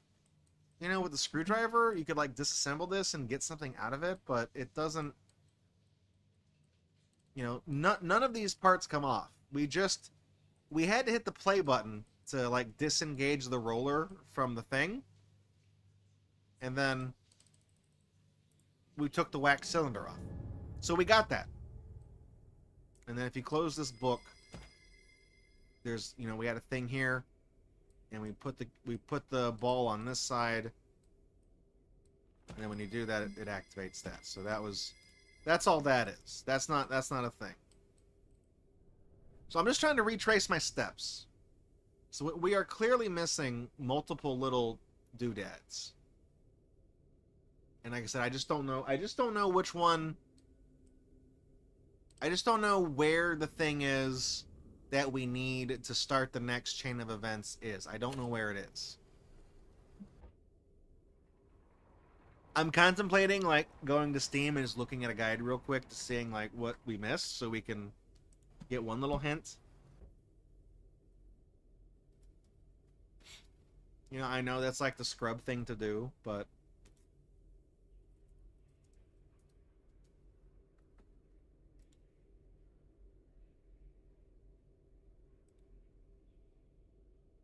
There's probably a guide, right?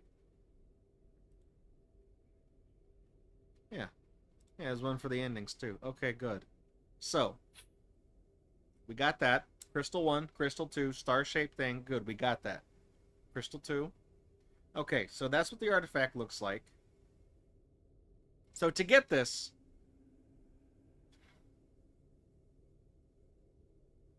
Oh, shit.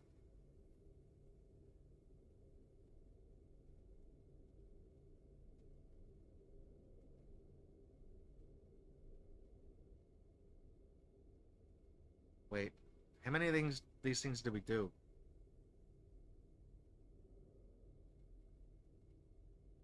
Wait a minute, did we? Uh-oh.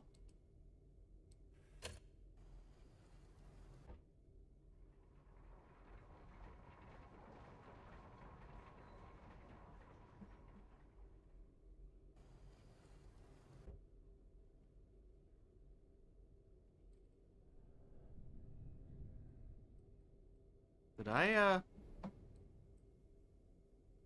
this? Is there something under this? Is there... Oh, there's a fucking thing!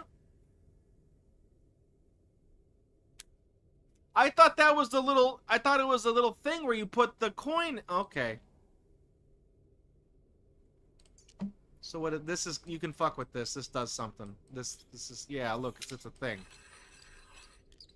Okay, well, there's... Okay. Well, there's a key. Good. Alright. Okay. Okay. Yep. Man. Okay, see? I looked at that earlier this stream and I was like, oh, that's the little... It's a little design, because you put the coin in that little slot and do the thing. Okay. Yeah. Alright. Now, without looking at the guide, let's see if we can figure this out. We have a key. And I know there's a thing in this room. We opened up a keyhole here. And if the key doesn't go to this is a pretty big keyhole. If the key doesn't go in this slot, it probably goes in the desk in the green room. Okay, it doesn't go there. So it probably goes to the desk. Yeah, that little piece definitely blended in. Because I feel like if there was something stuck in the coin slot, the fact that I could push the coin slot in, like you guys saw me do that. I felt like if that was an item you could take out and you would try to push in, it would jam and it wouldn't let you push it in. It's like, hey idiot, there's something in the slot here. Okay. Does this go here? Yes. Okay, good. I love being right. First try. What's in here? Big money, no whammies.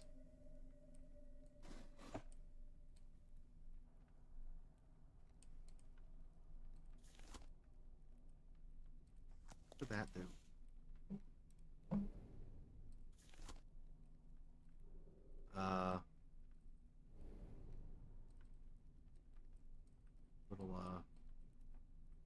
little stain there.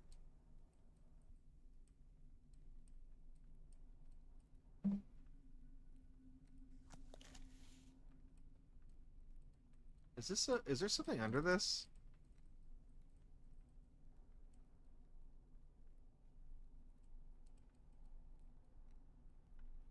Okay, did opening that open this? Oh no, it didn't.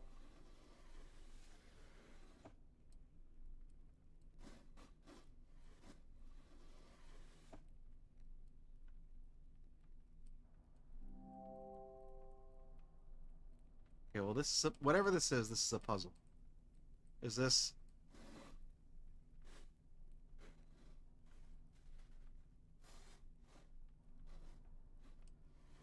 If I let go of this, it tries to open on its own?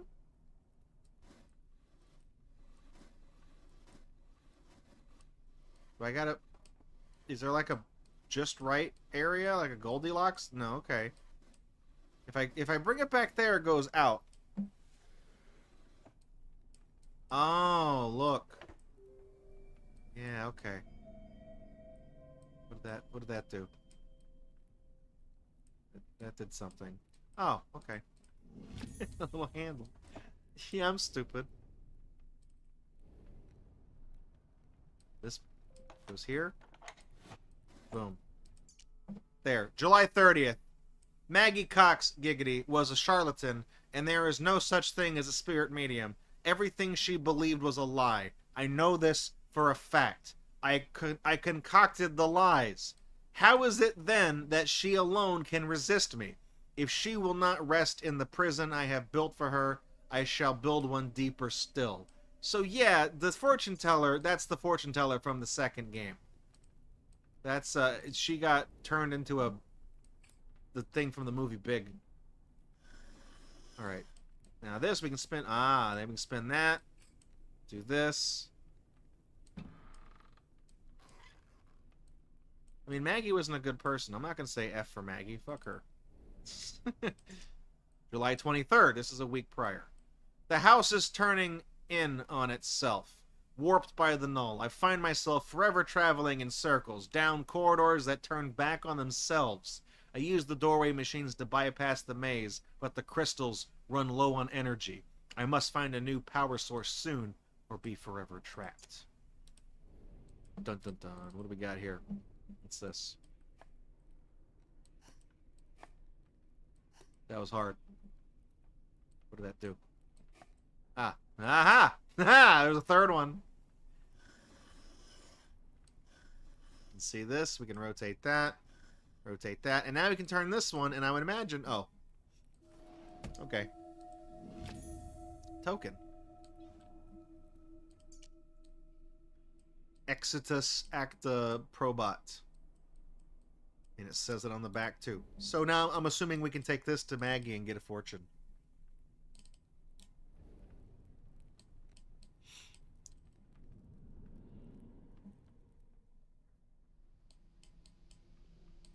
Hey, where's my future?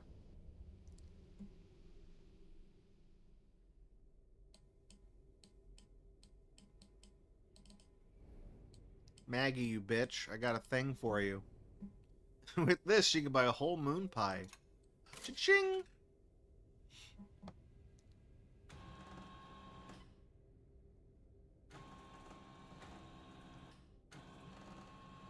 Oh my god. Speed it up, Maggie.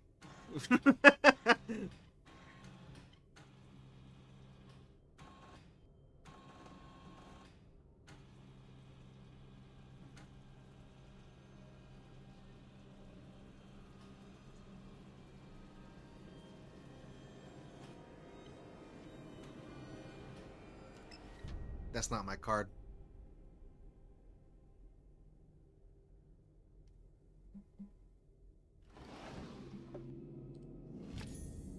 Crank wheel. Ah, I know what this goes to. I know what this goes to. Ah, he deceives you. Yeah, I kind of figured that out, Maggie. Managed to go the whole game without ever talking to you. I know what this goes to. At the very beginning of the game, we started in a jail cell, and I noticed that the door of the jail cell looked very peculiar. There's like a door leading backwards. Is this the jail cell? Yeah. There's this thing, and it looked like this is a thing you can mess with, and that's where this goes.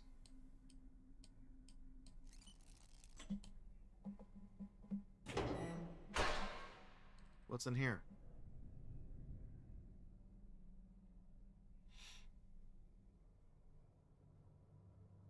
Oh, what the fuck is this? What do we...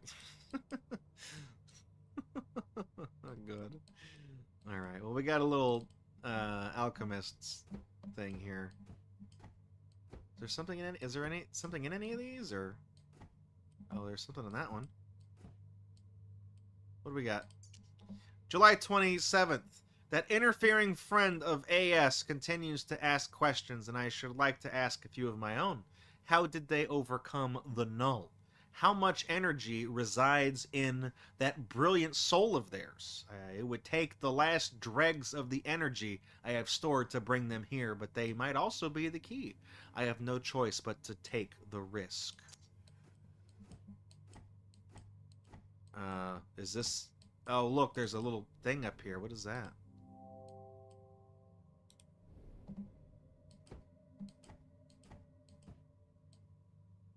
I think I got the name of this wrong. It's actually called an apothecary's cabinet. Alright, well, what is this? What is this damn thing? What is...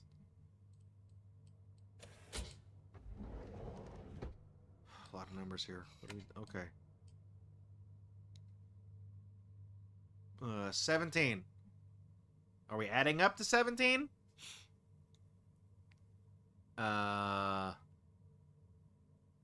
Can we add up to 17 on this?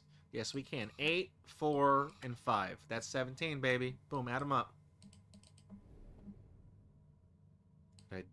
How do I do the switch again? There. That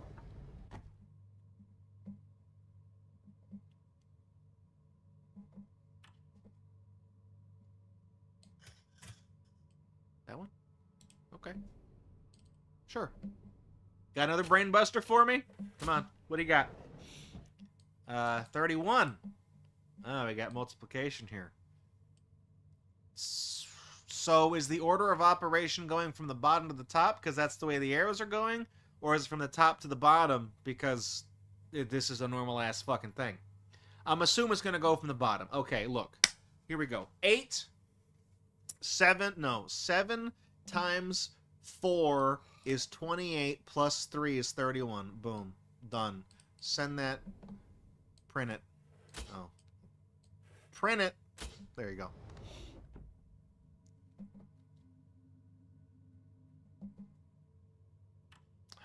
Good at math.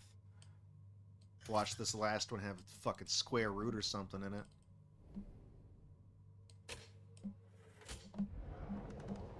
Oh, shit, you motherfucker. It's a lot of numbers. Okay, fine. Here we go. Oh, there is subtraction. I was like, it's only ever going up, so don't get a big number first. All right. 2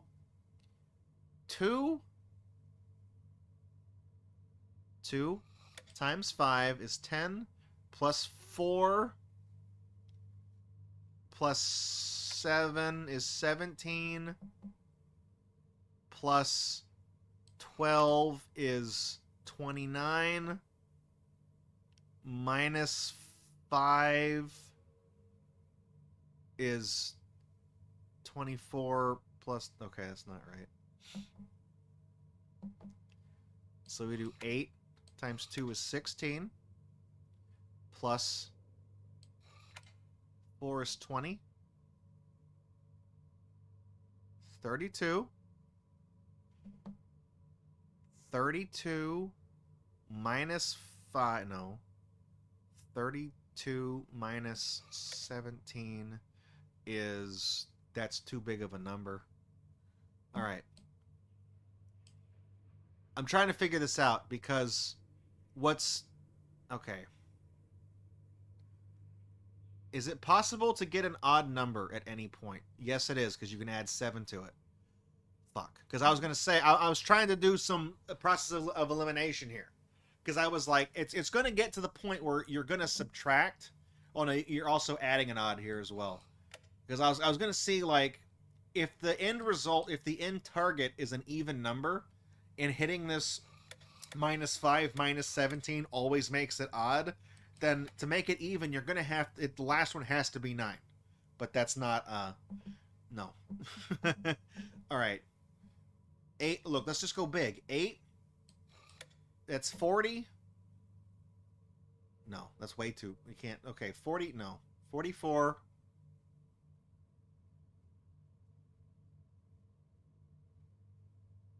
47. Oh, that puts us at 30, but we got one more switch. Okay. Look, 2 times 2 is 4, plus 7 is 11, plus 12 is 23, minus 5 is 18, plus 9 is not enough. That's 27. Okay. So 8 times 2 is 16. Plus 7 is 25. Plus 7 is 25. Plus 3 is 28. 28 minus 5 is 23. No. Okay. Well, okay. 8, 16, 25, 37, 20. Motherfucker. I keep getting close. How many... Math, dude. It's okay. It's just math. It's not hard. Fuck math. Math is easy. 2 times 5 is 10. 14. 26 minus 5 is 21 plus 9 is 30. I told you guys math wasn't hard. Done. Light them up.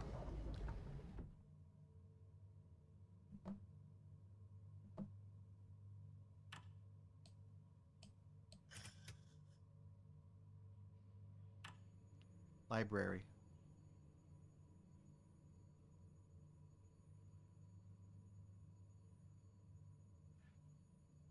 What is this? What is this anyways?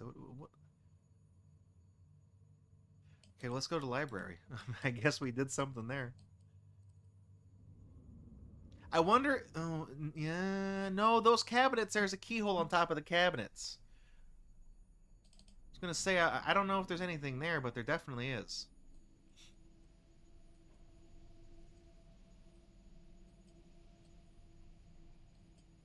Which one of these? Is this the library?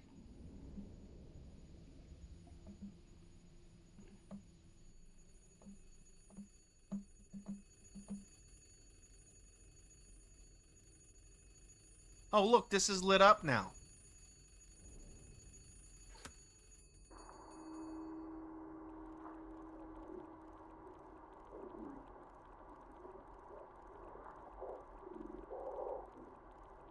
Yeah, that's not weird or anything. Okay.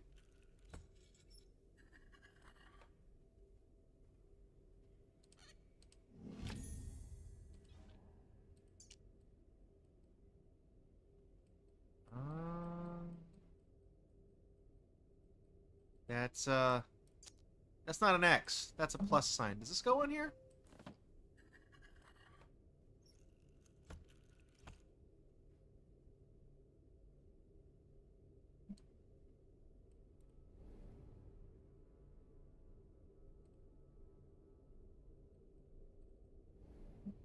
So, does this do anything?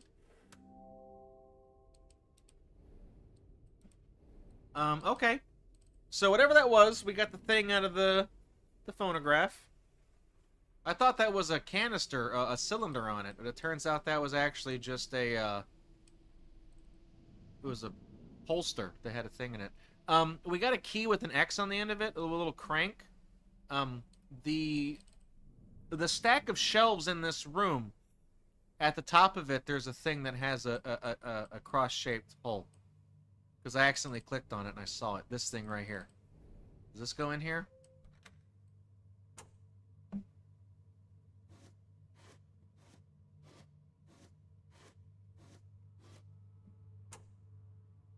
I just open these in the order? What does that do? Oh. Well, that was easy. Ah, guys, we get another fortune! Nice.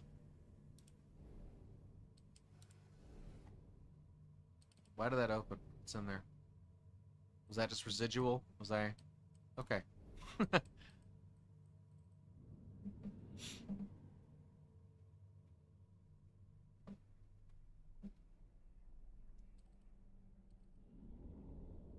Alright, Maggie.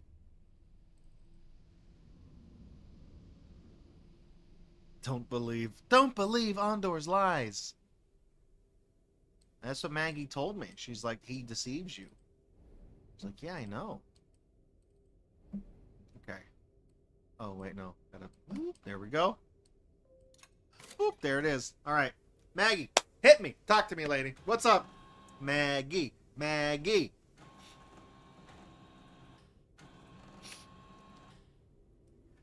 Maggie, can we skip this part? This is the worst magic trick I've ever seen. Just point to a card and tell me.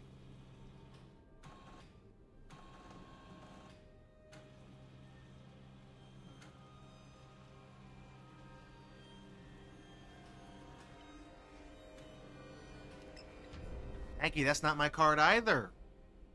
That's not it. She's not very good at this. Okay. What does this look like? Oh.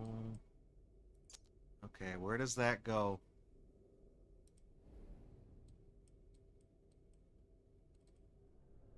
It's the crank handle. I have a hunch. Okay, we've done every, like...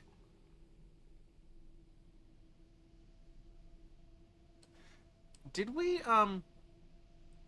study? Where's the study? Is this the study? I want to check something here. Did we open up this thing? On the bottom? Oh, yeah, okay, we did. We did. I couldn't remember if the door on the bottom, right... Oh, no, there's a door on the bottom left, though, isn't there? This is how I am in real life. I'll walk into a room, not know what I came in here to do. I'll walk out of it, and I'll walk right back in, being like, oh, yeah, that's what I was going to do. Let me close this drawer. Does this open? I'm assuming this one down here doesn't open because the camera... This focal point is on that drawer and not the cabinet underneath it, so I don't think we can go in there. Oh, wait, did she not leave? You know what? I don't know if Maggie left me a spooky message because I just, like, fucking bounced. As soon as I got the thing out of the prize box, I was like, yeah, okay, thanks, lady. Did she leave me a message? I don't think she did. Not this time. No. Oh, there's that. Somebody jerked off all over the front of her machine. I guess they got a really good fortune.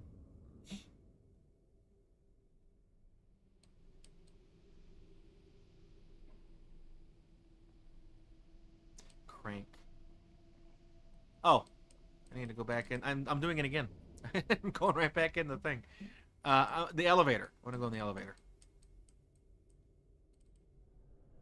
Because we got a thing. Remember that thing that's on the edge of the banister? There's a slot on top of that, and I'm thinking maybe the crank goes on the slot.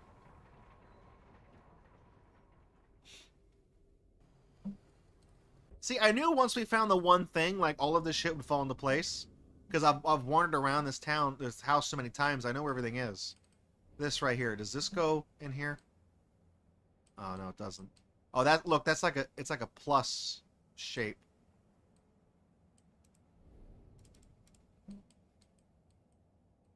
You know where this might go? I wonder if this goes on... This might go on the record player in the room with the Crystal Pepsi machine. Fangemon has a better tarot card joke about Maggie because the card that she drew said release.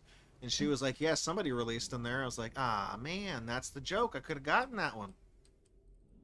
I guess we're not in the parallel dimension where I'm funny.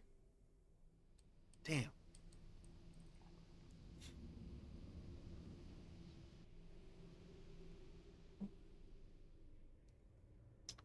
Alright, you've convinced me. You can set up your Crystal Pepsi machine inside your Crystal Pepsi ass. Does it go here? Ah, there we go. Oh. Slower. Slower. All right. Oh, can I turn it the other way to turn that off?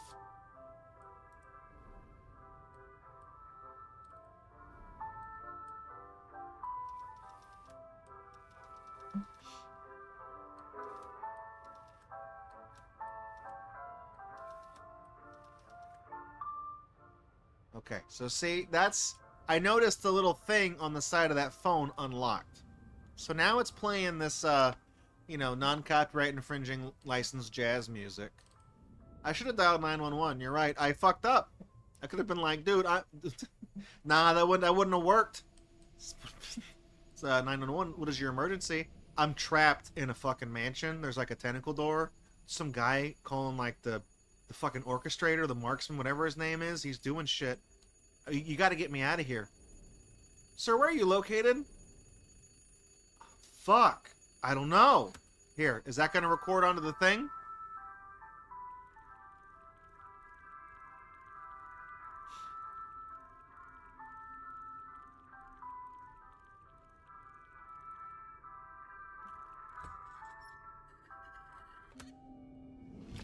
Ah, so it's been etched.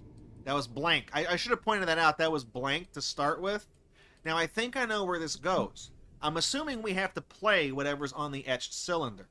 And the one that's in here, behind this little stage, this thing, you can go in here. If I didn't press the button because you have to sit through it, but this will play the thing. So do I put this on here and play it? See, it'll play it.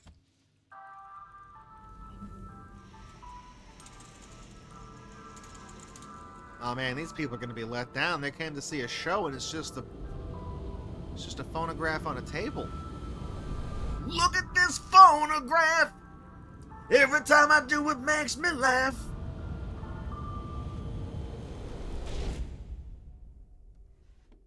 Oh, look at that, another token. August 3rd. A breakthrough! The portal remains stable, but only to look through. Touching the thing causes the image to fade. I need more power if I am to pass physically to the other side. The landscape is beyond extraordinary. Alright, well, we're going to get that little token, baby. That's what I'm talking about.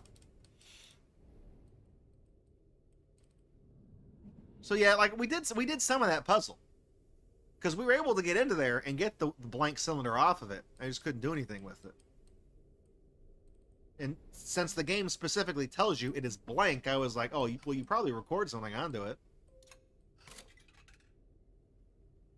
All right, Maggie, just point to the, don't deal it, just point to the card. Let's just cut straight to that. You've done it twice. Maggie, come on.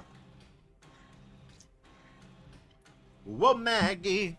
Well, you dealt all the cards and you picked the wrong one and you ruined the magic trick. Oh, Maggie.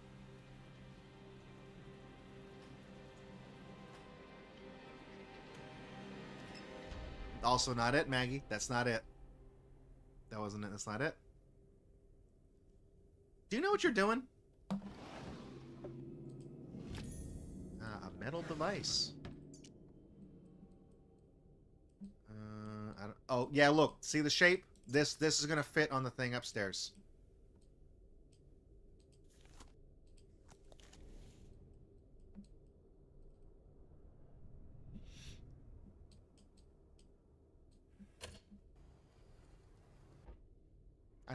I know this mansion, this whatever, castle? I don't know. I know this place like the back of my hand. I see a T-shaped junction piece. I'm like, I know exactly where that is in this stupid building. Disregard the fact that I tried to put the little crank here a second ago. This is what it really does. True and honest right here. Okay, and you see this has a little oily sheen? We can see through it with this little thing. What does this do? It's free real estate. It is. Alright, look, do we move this? Looks like a key. Visualize it. Now, this looks like a big... Ah, yeah, look at that. Okay, that goes downstairs where the Crystal Pepsi machine is. That's a big key.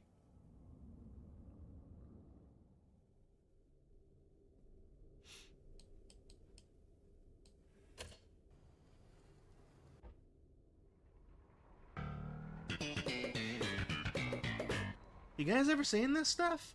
I wake up, I'm trapped in a jail cell. I don't remember doing anything. So I get out of there. There's a big table on the front. I'm not making this up. Big table. Spinning triangles on it. I'm like, what's going on? Spinning triangles? What's the deal with that?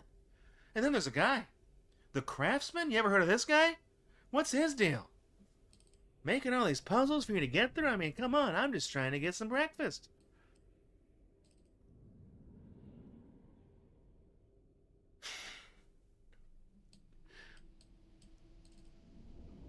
Kramer.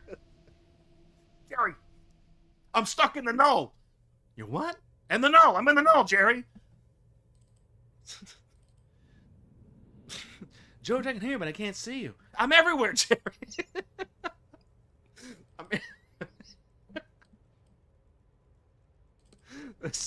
This goes in here. This is the big key. Okay, what do we get?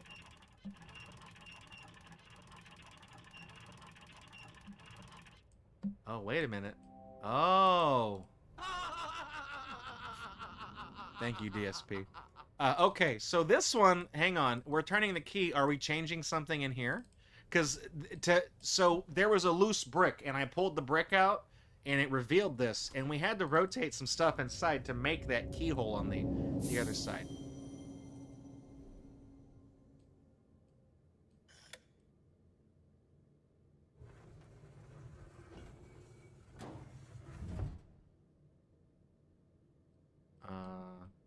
Can I get to the other one?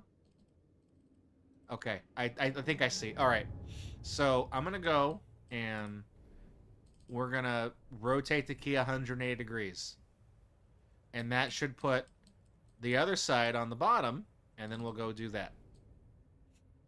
Right, so we do this. There.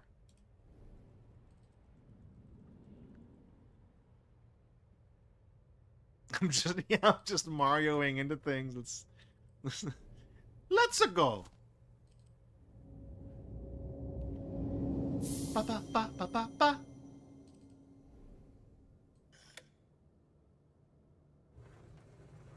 Okay, so that does that.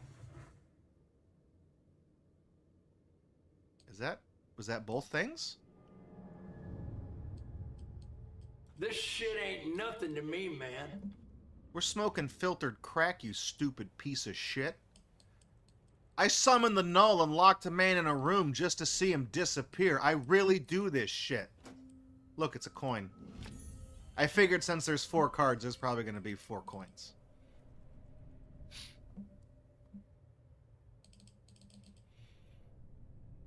It's been a long time since I've seen Seinfeld. I should watch it, but I got a million other things I could be doing.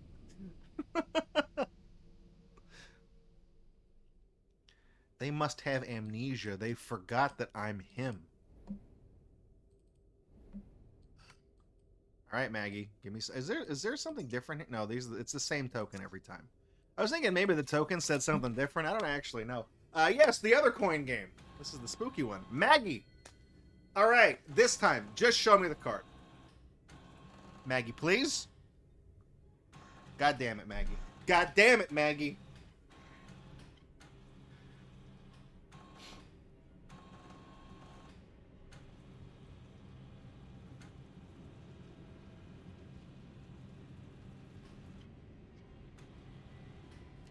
Hey, that's the one, Maggie. That's my card. If only you would have done that the first time, I would have been impressed. Maggie, what the fuck is this? Oh, okay. I can just take it. Good. All right. Yeah, we killed her. All right, we'll pour one out for Maggie, I guess. Does this do anything? We need to... Okay, whatever. Oh, that was the box I was like shooting a laser. That was literally what was keeping her alive. Whoops. What did we get? Let's take a look at this little mysterious artifact. All right, yeah, that's cool. All right, super. Can I save manually? Or does it do it? Okay, it just does it automatically. All right. All right, now let's go.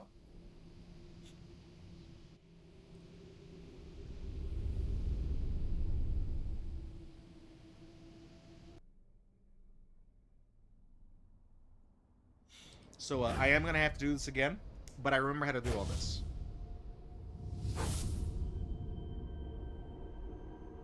I definitely think we're putting Maggie out of her misery. I'm willing to buy that.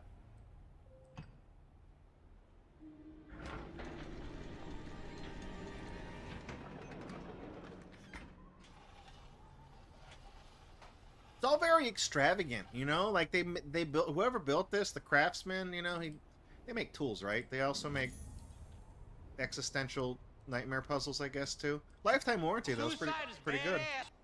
It is. There's a man up there on the bridge, and we don't know who he is. We've never seen each other before.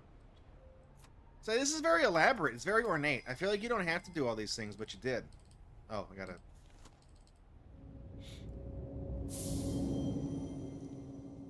You know what I mean? Like, it's all very, there's a certain deliberateness to all of this. Oh, come on.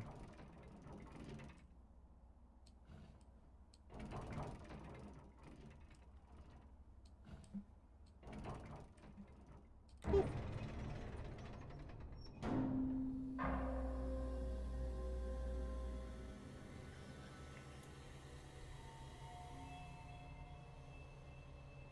I like Buster Keaton Rules' alternate take on Seinfeld.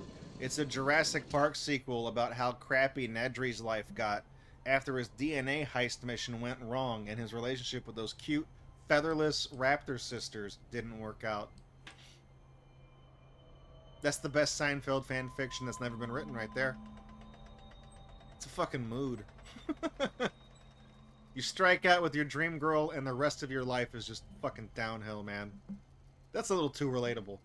I'm gonna be straight with you. It's a little too relatable.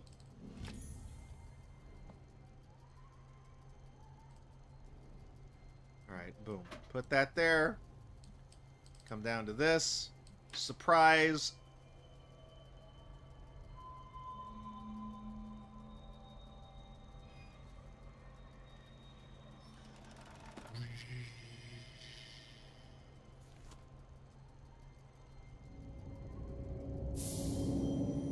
Right, now I did this on the first try a second ago. How'd I do that?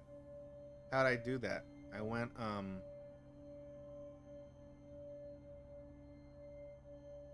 These are in a different spot than when I started the last time, I think. Are these in, they are in a different spot. Oh no, the crystals are randomly generated. Oh, that's terrible news. Okay.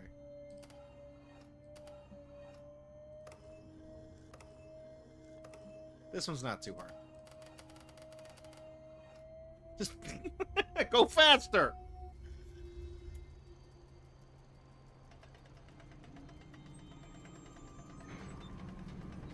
Hurry up, I gotta get out of here. I'm gonna miss my show.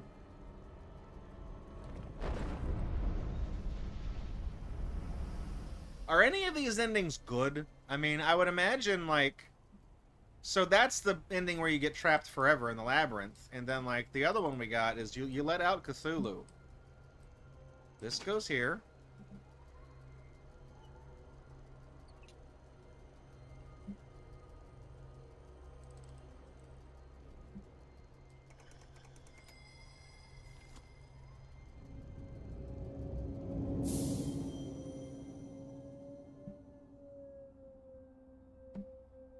Doing with this? Oh, I see. Oh, this is easy. Okay. I like that one. I like that puzzle. That's an easy one. Ah, so the final ending is the only canon one? Okay. Oh, yeah, hit that button. I'd like to buzz in. So this looks like the other one, except it's not like a waterlogged door. This is also a door of some persuasion. Okay, so where does this take us?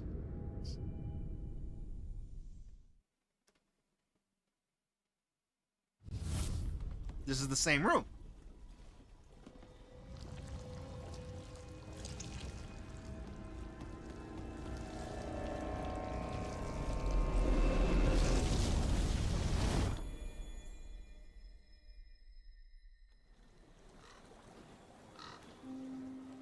Okay, well, we're looking at the sky and I don't see tentacles, so that's an improvement.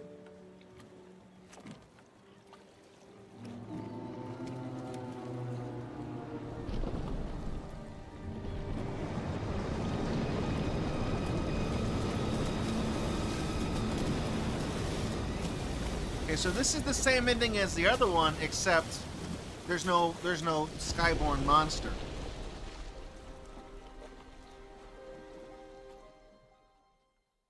So I guess we got out. We got out without summoning the monster? I must have poured over 1,000 maps. Greyholm isn't just gone, it never existed. I sometimes doubt my sanity, and others are starting to agree with me. This quest can only land me in an asylum. No matter, I find curiosity has lessened its grip on me, and life's other interests are returning. Whatever it was that drew me is gone. I can sense it no longer, and I finally feel free. Or was there ever a source of the null? Or was it always just bait in the trap? I know now that I will never know, and that knowledge is a sweet, sweet joy. So, we got out. Escape, yeah. So, imprisoned is the bad ending where you go to the labyrinth. Release is the one where you escape, but you also unshackle, I guess, the creature that's within the null. And then escape is getting out without releasing the monster, too. So now all that's left to do is to combine the two boxes and get the lost ending. Which, by the name, that doesn't sound very good.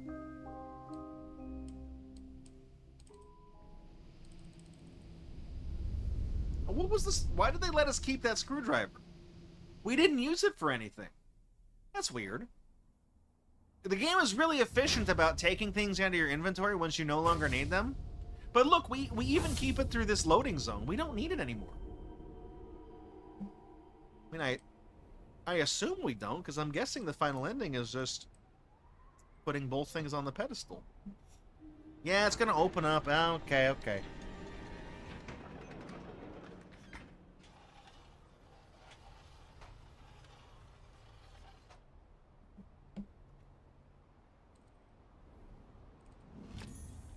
Take that thing that's not quite the Austin Powers symbol.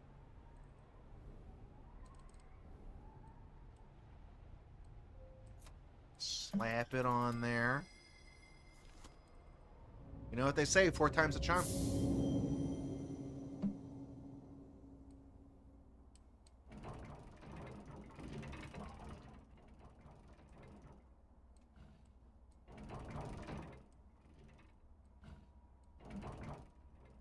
Boop.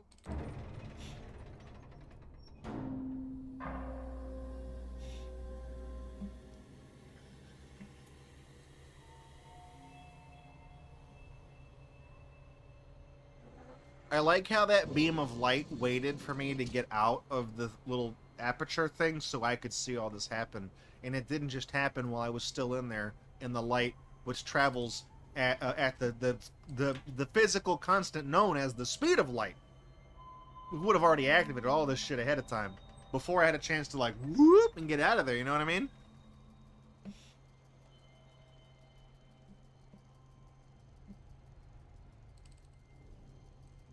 Mirror.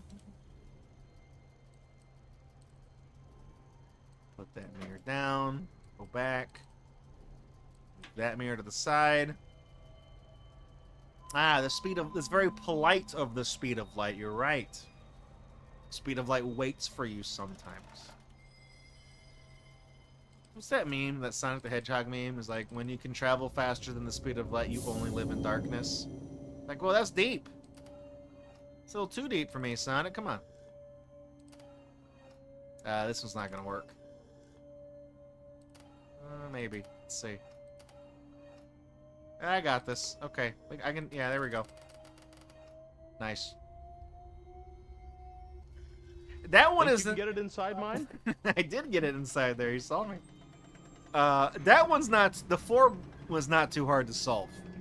It's really a matter of, like, one... Because you can hold half of them at a time. The one where you have to do the blue crystal, that's the one that kind of sucks.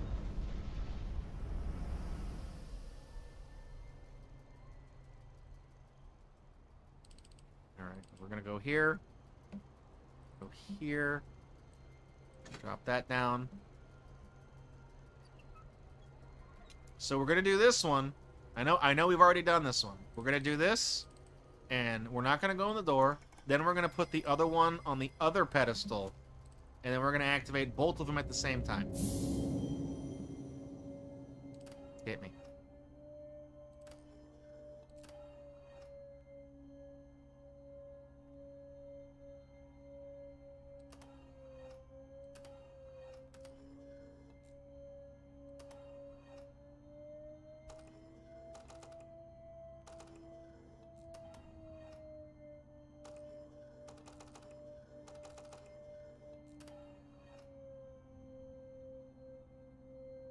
I didn't do that right.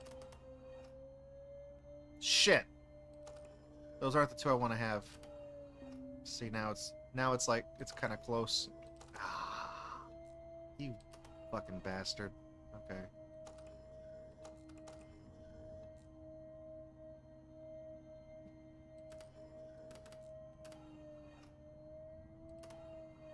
I'm just fucking this up all kinds of ways, aren't I?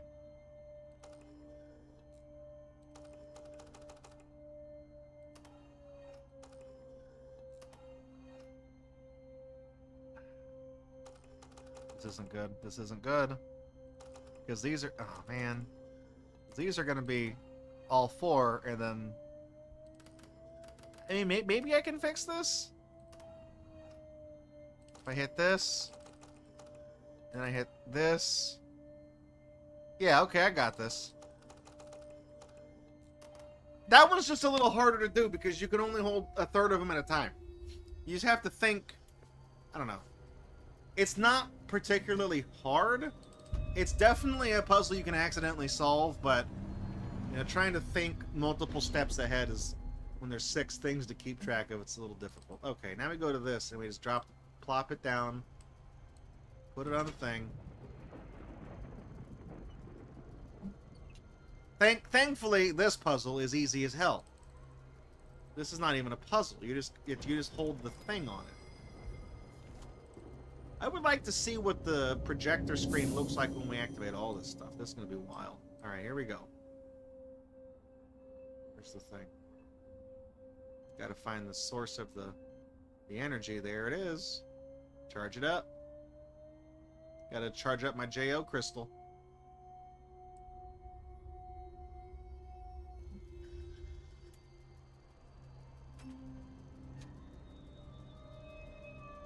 What does that do? Hit that button.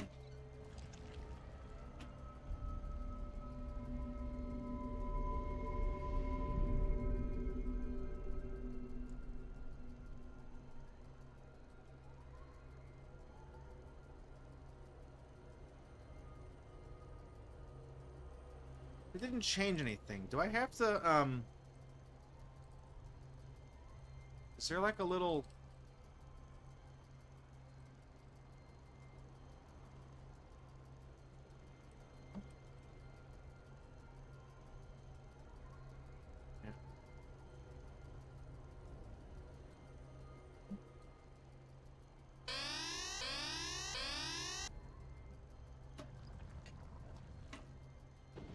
Oh.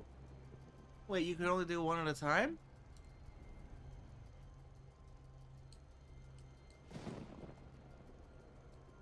So what?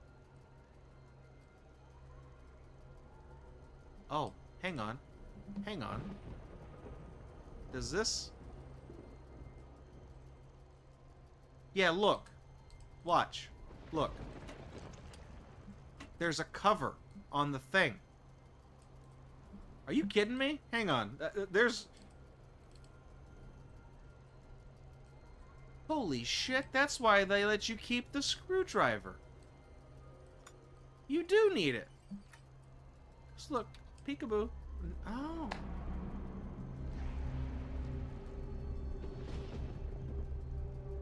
That's how you do it. That's why they let you keep the screw down. Now they took out of me. Now I don't need the screwdriver. I was talking shit on that when we went up here. I'm like, Dad, this game was so good about taking things out of your inventory when you don't need them anymore. Lo and fucking behold, yeah, you still need the screwdriver, idiot. Alright, now we got All three, look, hang on, you guys see this? Look, it's the Powerpuff Girls right here. We got all three of them. Blossom, Bubbles, and the other one. Alright, here we go. Is this even a door? Like, is this... What kind of... Alright, well, we're going in. So this is the canon ending of the game.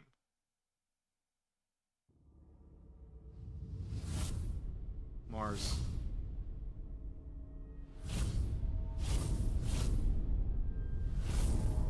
Oh, those are the fucking... That's the temple that we used on the star chart thing. Did it send us to fucking Mars? Did it put us... That's where we are. Because we went there virtually. Remember, we walked through and it was like on the TV screen and then we had to use the map and it was black and white to activate the sigils? It sent us to another goddamn planet? You don't even get a letter at the end of that. I mean, how would you send it? I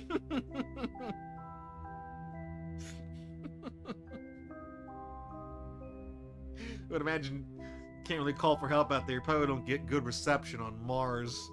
You know, I've never been there, so I couldn't tell you, but, you know, it's, that's right, we're going to Mars. M-A-R-S, Mars, bitches. I like, that's just where it showed you. It took you to... So what does that imply? Does that imply that, like, wherever the null came from Mars? It's because it's there? We've been total recalled? Yeah, we did. We've been total recalled. Okay, well, let me film a closing for this. We'll play the other game. That took a little bit longer than I was expecting because I got stuck on there. Yeah, so it didn't show us what... I mean, no, we know what's in the temple because we went in there. Virtually, we went in there. What's the... Oh, that's, yeah, sure, whatever. That was my antivirus. All right. So, I mean, so if that's the canon end, there is the Room 4 that might be the... To the Room 4, does it start in Mars, I guess? Maybe it does. Maybe we'll be in the temple, the next one. I don't know. We started out very, very quaint in a room with the little puzzle box. We're like, look at that. And now we're on another planet. You shouldn't have fucked with the box, dude. Just don't even... This whole thing, you shouldn't have done that. You should have just stayed in the boat and sailed away. Well, that's the Room 3. You guys have seen all the endings there. We solved them. Like I said, once I found the one thing I was missing, it all fell into place. I didn't realize there was a little dealio in the tray of the fortune teller. It looked like a little thing to put the coin in. So, yeah, I guess I was wrong about that. So, I mean, I would definitely recommend that game. It's a good one. I would say it's better than the Room 2. So, the way I put it is, obviously, I recommend all three of them. The Room 1 is a great game. And I would say the Room 2 was definitely objectively a better game, just by measure of it being a more to do and a bigger, you know, more expansive game. But they did recycle some puzzles and things from the Room 1 in the Room 2. And I didn't like that. There was also a couple of puzzles in that game that I accidentally stumbled into the solution to, and I don't know what I did to do that. And that doesn't feel very rewarding. The Room 3, definitely better than 1 and 2. And it's bigger than the Room 2. And I don't remember any of the puzzles. You know what I mean? Like, when we played that one, I don't remember them borrowing anything from 1 or 2. Like, specifically. So, that... I mean, of course, there's little things in your inventory that you look at it and you unfold it. It's a key. I'm not counting that. I'm counting, like, the actual puzzles in the game that you do to progress in there. They didn't borrow anything from it. So that's good. It's all new shit. And it's, and it is, of course, you know, just in a general sense, a bigger game as well. So I would definitely say the games have been getting better as they've been going. You know, 1, 2, and 3. 2 is, like I said, a better game than 1, but it's kind of a weak entry because it recycles a lot of stuff. Hey, Rocker, thanks for the resub. How many months is that? 51? 51? You're closer to 100 than you are to 0 now. Thank you for 51 months. I appreciate it. Jeez, man, we've been streaming too long time, very long time. All right. So yeah, the Room 3, bigger than the first two, and it doesn't really recycle anything, so it was more of an original thing. Let's see if we can finish on a strong note when we get to number 4. The Room 4, which is currently the last one in the series. There is a VR game, but it's like a non-canon, like a side story kind of thing, which is not applicable to what, I don't have the headset, so I can't do that. So we will play, we'll put it on the schedule. We've been doing it every quarter. So 3 months from now, come back and, what is it? What is that? July? Come back in July. We'll do the Room 4. We'll give it a couple of features and we'll get through that. We'll see whether it's the end of the story or if we're waiting on the Room 5. How many rooms could there possibly be? I don't know. There's a lot. Every time you open that door, it goes to a different place. In Pokemon, that's called Doko Kashira. As in, where is the door? Not physically, it's right there, but where is the door as in, what is on the other side of that door? Where does it go? It's a popular glitch. Cut straight to the Hall of Fame. Don't even have to catch a single fucking thing. Just go straight there. The room 4 takes place on all of Mars. The whole planet. You go in there, it's a whole planet. You got to go down to the core. You find the lizard people down there. That's Buster Keaton rules is like, don't mess with the weird box. Excellent life advice seems to be a completely alien concept to an alarming number of protagonists across the horror, puzzle, and mystery genres. That's true. You know what? Some fucking weird kid, like pawn shop, there's like a little thing that looks like a Rubik's Cube, but it's got some fucking sigils on it. I'm like, I'm not going to touch it. I'm not going to touch that at all. Have I told you guys about the Magic 8 Ball that I have that I've never asked a question to? I think I have. Now seems like a good time to bring it up at the end of this. So when I was a kid, I was in like high school or something, I think. My mom and dad, we were kind of going around town because my parents were interested in like buying either selling the house or buying a property. They were looking for like a ranch kind of property, like outside of city limits. And they never bought anything, but we did look at a lot of properties. We went to one place that had like I don't remember the acreage, but there was a little metal shed, that was for like processing game in it. Like when you would go hunting and you'd bring back a deer, it's a place to do all your field dressing and all that, and cut the meat out and get all the entrails and all that shit out. So it's a place for processing game. A lot of butchery happens in that room. I went in that room and it was just full of bones. Animal bones. I'm talking like skulls, fucking, I don't know enough about animals, like I guess ones from the legs, ribs, all the hits, right? The only thing in that room was just bones. There was a pile of bones and there was a table in the corner with some bones on top of it and a few shelves in that corner with more bones on that. The only thing in that shed that was not a bone was a Magic 8 Ball. And I took it, and I've never asked it a question. I don't know why I picked it up, but I have never asked that thing a question. And I'm not making this up. I'm not trying to make it sound like this is a bit. I have never asked it a single question. Because in the back of my head, I know if I ask it anything, I could ask it a bullshit question, and I will shake it, I will turn it over, and the liquid inside will be red instead of blue. It will be my blood, and that the thing inside of it will tell me the exact time I will die, or something like that. Something fucking weird is going to happen like that, and I don't want to know that information, so I've never asked it anything. And I still have it. It's in my garage. I could probably find it now. Never asked it a question. It's, So, there we go. Anyways, maybe I'll retell that story when I actually go find the 8 Ball. That'd be a weird thing to do. I'm not going to ask. I will not ask it. I'm not afraid of it, but I won't do it on camera. I'm not going to be like, look. I won't even do that. I'm genuinely kind of, put off by it. We'll see. So, that's the Room 3. Anyways, we got one more game tonight. So let's do a quick opening real quick. We'll get this other thing ready. Tonight's game is a Nintendo Switch game. We'll get that. All right. So boom. Hey, welcome to GatorBox. I'm your host Draco. We're gonna do this maybe 45 minutes. Tonight's game's not gonna take very long. I don't imagine this will be a long feature. Hey, The Nintendo Switch released in I think March 7th or something, April 3rd, 2017. It's been about 8 years. It's almost 8 years to the day that we're doing this. So one of the things that you could do with the Nintendo Switch, obviously there's the Nintendo eShop. It's the online store. You know, you had like WiiWare and like DSiWare where you could buy your digital downloads on that. Well, the Switch has that too. It was called the Nintendo eShop, and as of this stream, it's still around, but I don't know what's going to happen when this goes up, so who knows. One of the launch titles for the Nintendo Switch, not a physical game, it was a download-only game that's on the Nintendo eShop, but it released day in, the same time the console was shipped, and it's called Vroom in the Night Sky. It's a game produced by Poisoft.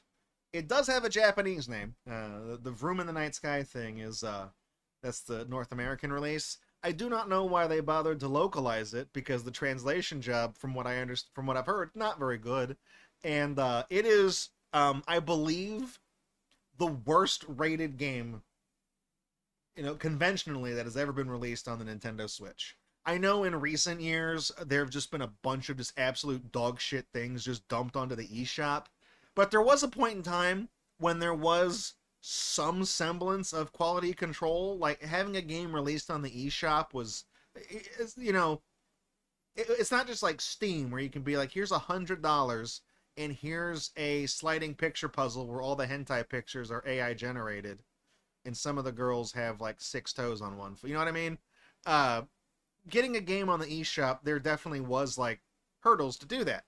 So back when people gave a shit and were taking the eShop seriously, this game was reviewed unanimously poorly. I believe Destructoid gave it a 1 out of 10. On Metacritic, there are 15 critic reviews for Vroom in the Night Sky. All of them negative, as in they're classified as red. Not yellow, not green. There's 15 of them. They're all in the red. The highest score is a 4 out of 10. Highest is 4 out of 10. Out of 15 different critics. So, we're really picking out a good one here. So let's hop on over to GatorBox Classic.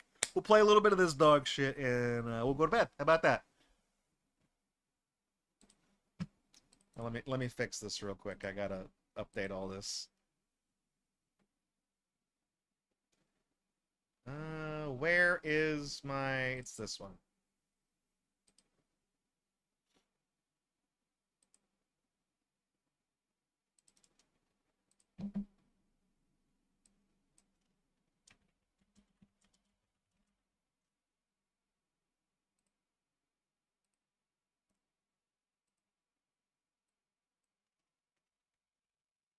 Nope.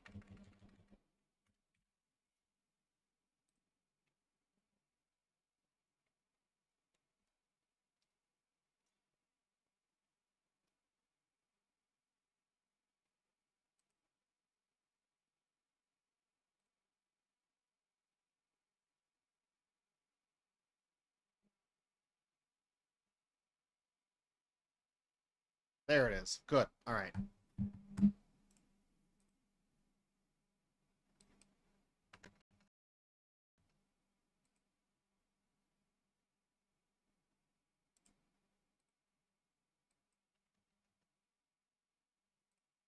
All right. So if all goes well, should just be able to go to this. All right. I want to point out this thing right here. I really enjoy how crusty this whatever this is. I like this. This is an upcoming feature as well. All right. Here we go. That's a fucking jump scare. So I just started the game up and it's on the title screen here. All right. Hi, I am a fairy, Cochin. Nice to meet you. Are you the first time to play this game? Shall I explain the game if necessary? Would you like to? Yeah, we better do that. Okay, then I'll explain. You are a magical girl from now. Awesome. Always wanted to be that. And the work of a magical girl is to collect stardust floating in the night sky. You can get Stardust by touching big stars or small stars floating in the night sky. There are other ways to get it, but let's know about it after growing a bit more.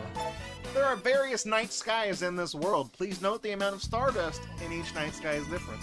If you will get used to flying in the night sky, let's fly around various places in the various night sky. Did you just say kid? I'm looking forward to flying around various skies together. But first, let's fly around this night sky. How do you tell them apart? Are they planets or something? Like, because honestly, you know that movie Joe Dirt, when Joe Dirt has that introspective moment where he's like, you ever look up at the moon and wonder if somewhere else out there, somebody you know is up there, is looking at the same moon as you? That's the same sky. You might be on opposite sides of the country, but that's the same moon. It's not a different moon. Magical Girl needs a ride to fly around the night sky. They're so close to saying the name of this game. The magical ride that you can handle is motorcycle. Cool. By the way, if you go to a shop, you can exchange a new magical bike with the Stardust you collected. Let's get a cool and nice magical bike and fly around the night sky more stylishly. I like cool and nice. Good and nice is the one I say, and nice and easy.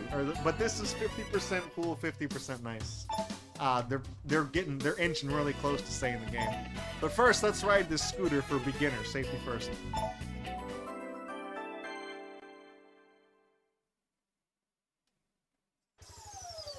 Now we came to the night sky. Let's give an overview of how to manipulate Magical Bike.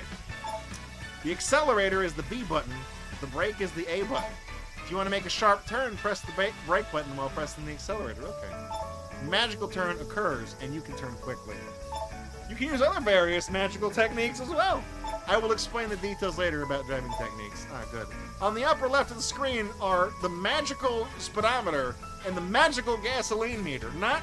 This doesn't use unleaded, premium, or supreme. Neither. Magical. That's the fourth pump.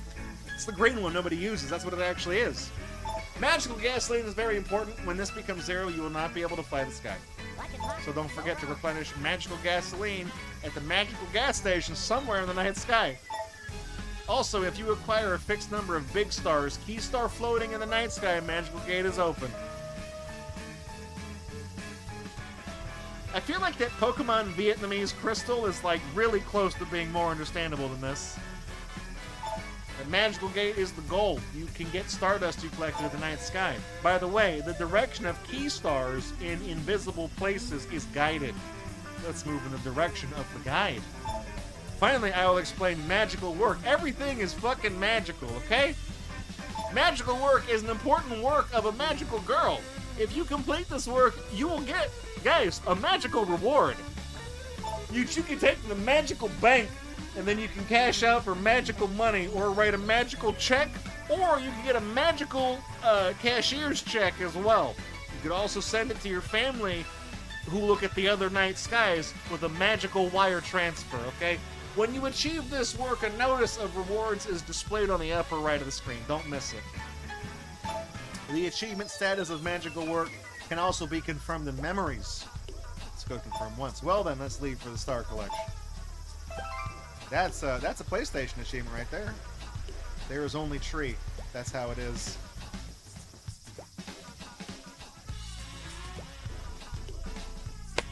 You think that's how Bruce Hornsby got the idea to write that song?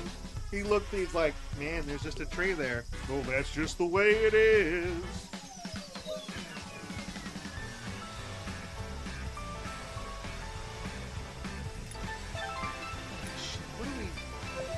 Why is it giving us so many achievements? Did I get that?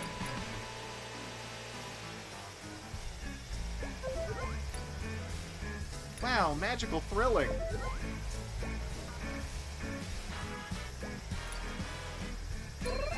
I feel like, is there some amount of like drift happening here? Like, what's going on? Okay, good, I got that. Like, when I'm getting close to these stars, it's like she just starts... Oh, man. This does not... You guys remember when we played Cybermorph for the Atari Jaguar? That was actually easier to control than this shit, okay?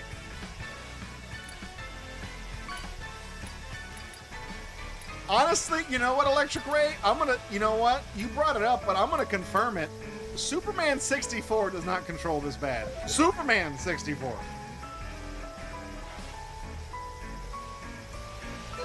I want to ride other magical bike. Well, tough shit. This is the only one we got, okay?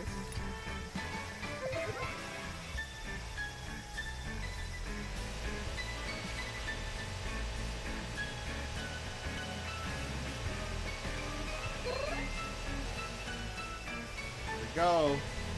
We're entering Venom airspace. It's pretty smooth flying, Fox.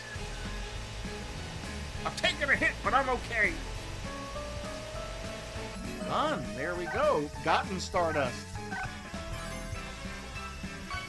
It's good. Is it good that we got almost 200,000? Okay, let's go to the shop. The explanation of the magical girl's work is over. Awesome. You know what? I kind of figured it out. If you worry about magical driving technique, go back to the title and go to the driving school. Driving school is a place to teach magical girls various techniques. Does it involve driving? You could have told me that. Let's train at the driving school and aim for first-class magical girls. I like how the achievements are PSN trophies. I like that. That's funny. Welcome. Let's exchange Stardust and Motorcycle here.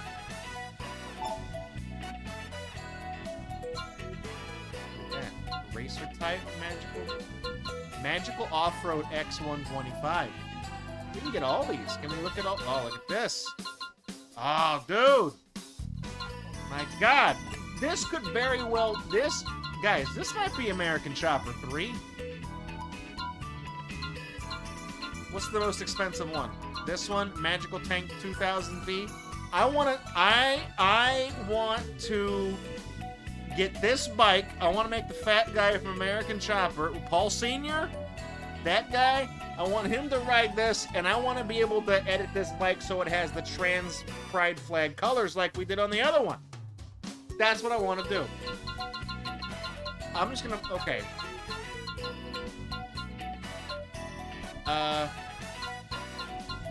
You know what's funny is that this one right here, this Magical 90, this is objectively better than the X125, and it's 20,000 Stardust cheaper?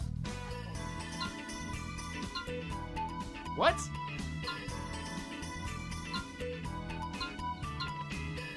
Okay, well, we can only get one bike. I'm gonna get...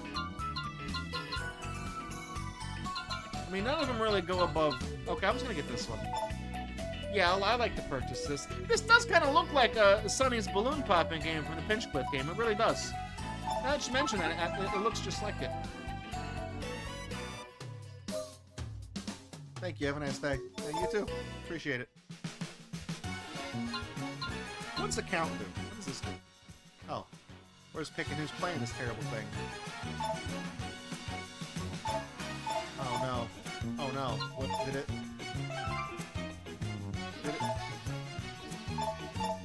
Hang on, did I just, like, get kicked out of it?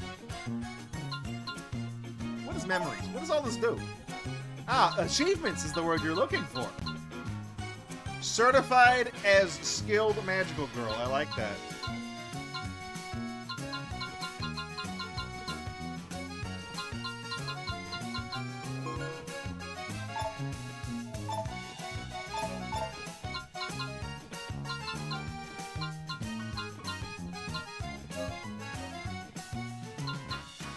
Go. Let's just go. How many stages are there? Not many. Oh, but you know what? We unlocked this one way over here because buying certain bikes unlocks... Because we bought a bike and it unlocked that stage. Alright. It is a cold and quiet desert night sky that will freeze your heart. Okay.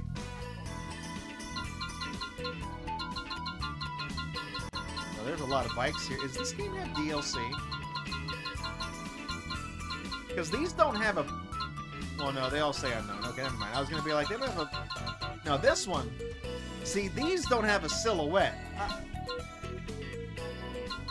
This game couldn't possibly... This game isn't a deal. There's no way this game has DLC. We can change the colors, too? Dude. Oh, we're doing fucking lime-ass green. That's what we're doing.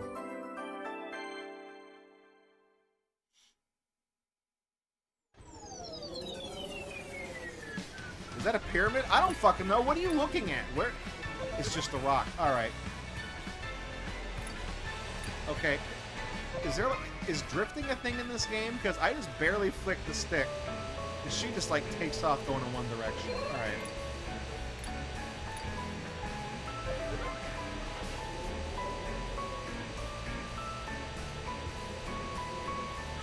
Is this, like... So, this was made in 2017. This is a very Japanese game in terms of like the way it's presented and what it's about and all that shit. The characters that don't shut up in the bottom left of the screen. Is that like a trope in like, I don't know, like RPGs and shit like that where the characters just always talk to each other? Is that just something they do? Cutie magical girl shining star. Alright, Stardusts are all mine. No, they're all mine. What are you... Is she coming to get my shit?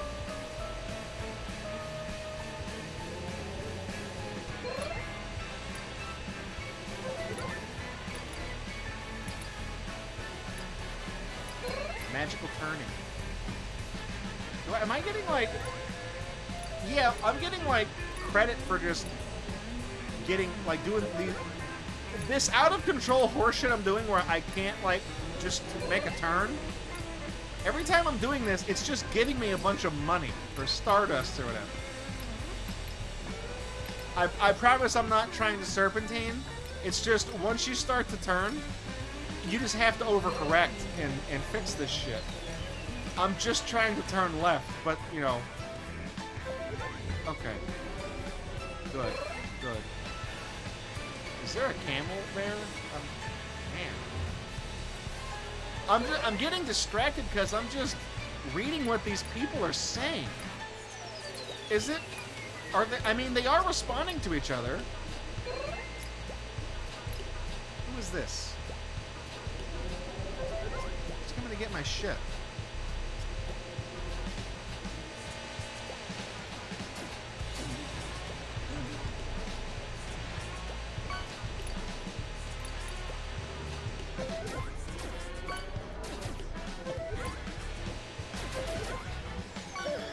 Yeah, so I read you can press Y to shoot, so what does this do? Don't you dare! Don't I dare what? What did I do? It's gone.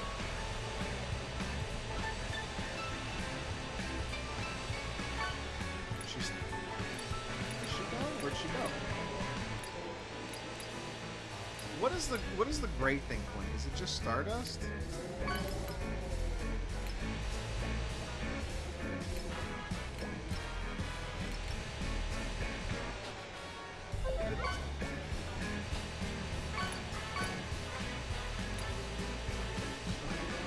Out of here. I was trying to see if like there's like a gray reticle on the thing, like a heads-up thing. I was seeing if that was leading me to anything. I think it just points in the direction of like collectible Stardust. I think. I don't know. I really do like that the colors on the ending gate. It's just the loading symbol from like Mac OS.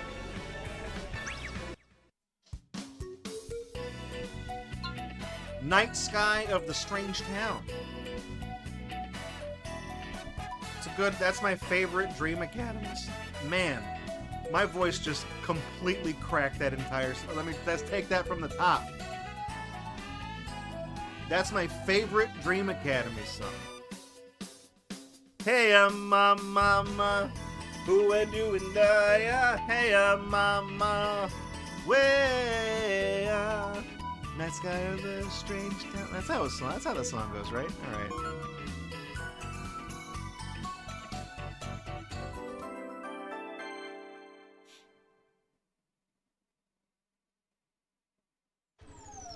Yeah, the only thing this game is missing, now I am the wind. That's good. Yeah. You tell him, you're the wind.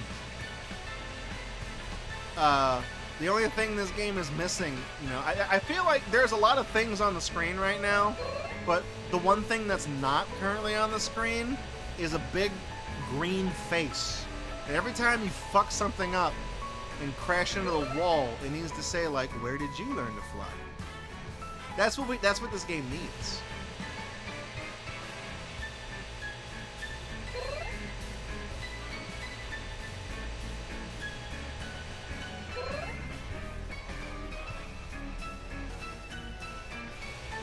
You know, now that I'm actually playing this game, oh, hang on, let's duck down here. Let's get these. It's right there on the way. Might as well pick them up.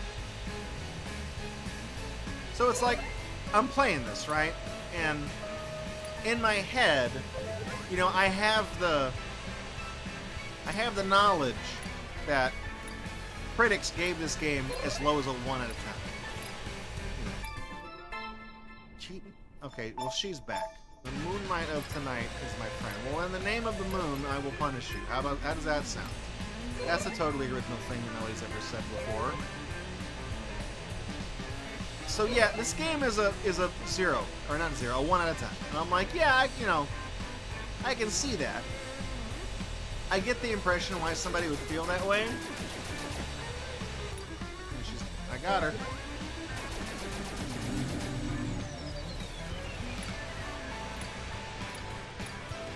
Where the hell is she?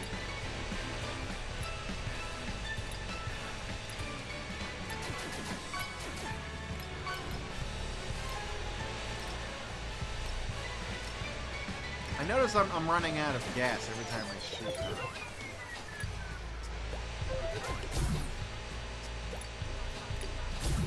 Do I have to defeat her? Where's is that a fucking black hole? Hang on, can we drive to the black hole? Can we get out of here? Can we get sucked into the vortex and die? I feel like that black hole is perpetually moving away from me as I'm driving up. Hang on, am I actually... Oh no. Oh no. Oh fuck. This is... Oh my god. Okay, yeah, there's no skybox. This is definitely one of those games where you can fly out to the middle of fucking nowhere. What is this?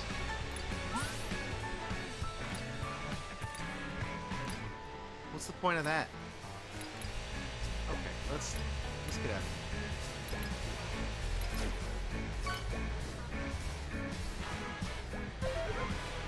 Yep.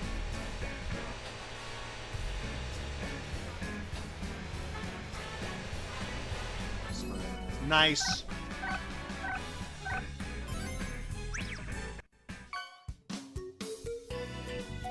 Night sky out of the factory section. I mean, there was a factory in the map we were just in. Is this the same one? It is another state of a noisy factory all the time. It is a very calm night sky. What is it, noisy or not? Let's get a different color. Let's do yellow. Matches the wheels.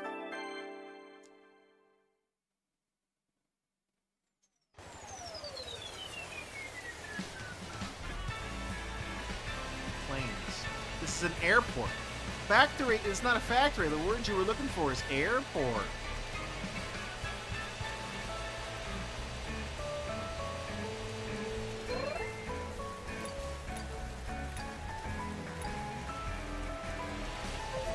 I found the gas tank.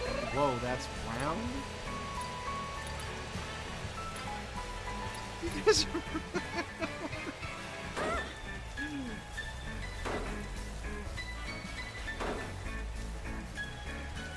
Do you guys remember when Reflex and I, a very long time ago, we played Fahrenheit for the Sega CD?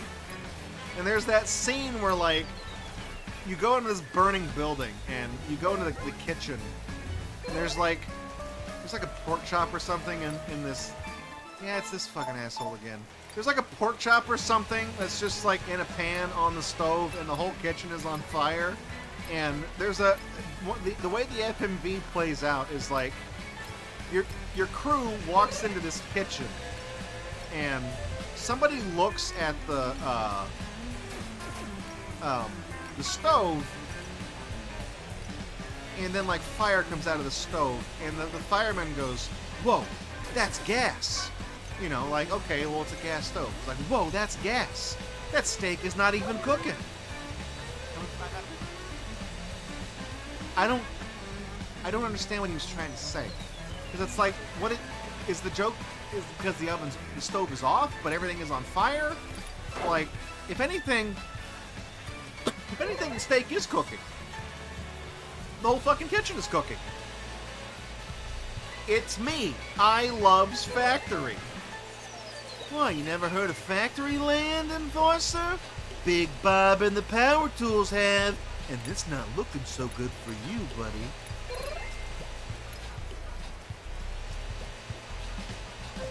That's what this game, can you catch up? I don't know if who cares? Honestly, you know, the way these characters are talking, they seem like they're really close to saying, you think you can get it inside mine.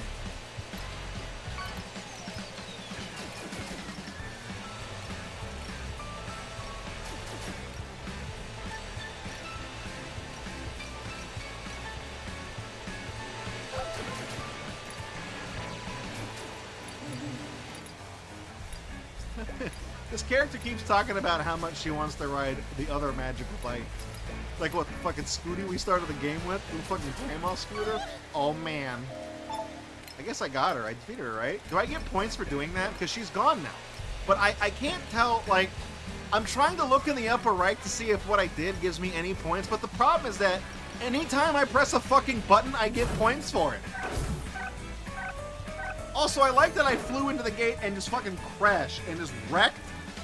And it's like, yeah, you beat it. Good job, asshole. Night sky of the ocean. The sea spreads all over. The sea breeze wrapping around you. It is snowing on Mount Fuji. Draco, is that a fucking 14-year-old Game Grumps reference? Yeah, it is, asshole. Okay? Okay. Can we buy another... Look, let's buy another bike. Can we afford another bike? How much money do we have?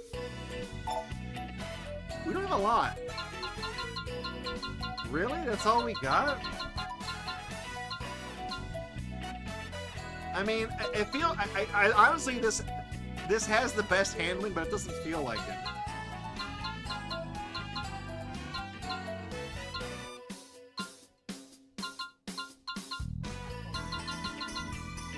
Magical naked? Magical naked? Magical offloader? You mean off-roader? I know you know about the word off-road because you got it right here. I know you know that word exists because you got it right here. You didn't capitalize it, but you got it spelled right. And this one doesn't even have an adjective. It's just magical 90. 90 what?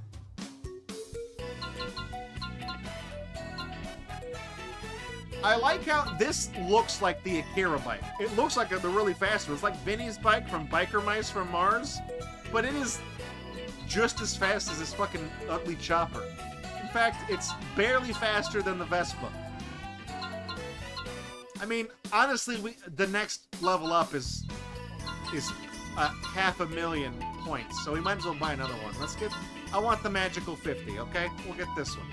The magical 90, rather. We'll get that one. That's the one.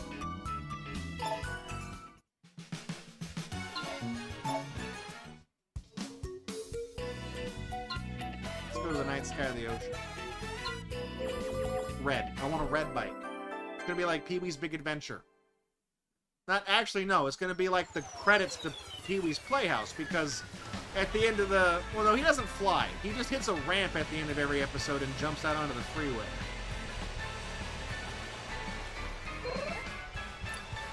You have to pardon me. It's been a while since I've seen an episode of Pee-wee's fucking Playhouse.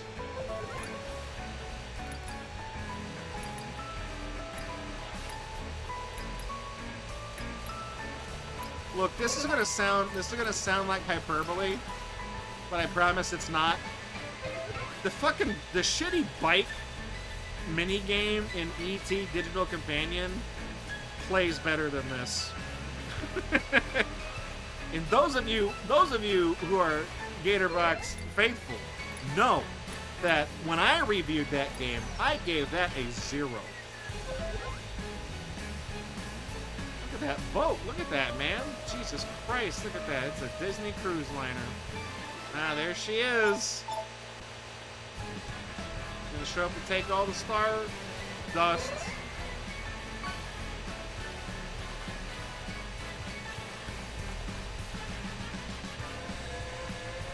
Oh, whale. We got whales in it? Where? Yeah, where's the whale? It's a lie. God damn it. The whale is a lie. Just like that fucking cake. Alright. Let's seawater. That tastes salty. Yeah. There we go. Oh, dude, look at that. We're just magical heavy braking. Look at that. 57 points every time I do that.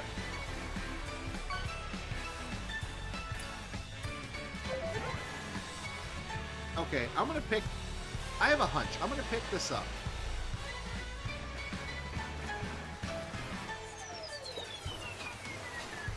That gives me... Okay, those give you 100 points. It's not even worth picking those things up. Because I felt... I was trying to see how much the little Stardust gives you when you get it. It gives you 100. You wanna know what else gives you 100? Well, that gives you 1,000. That gave me 7... Just that little break thing I did, that weird drift, that gave me 71. And I can do that anytime. I can drift into this and get 72 and 1,000. There's no point to picking up any of this shit. It doesn't do anything. I'm angry, Terraco-chan. Like, is her name Terraco? Because she keeps saying, "Don't call me that." Is that like a thing? What does that mean? So they are talking to each other. It's not just random. I mean, what they say, like the start of the conversation, is random. But when she says she wants to ride a new bike, the other guy says, "Well, pick up Stardust, you dingus."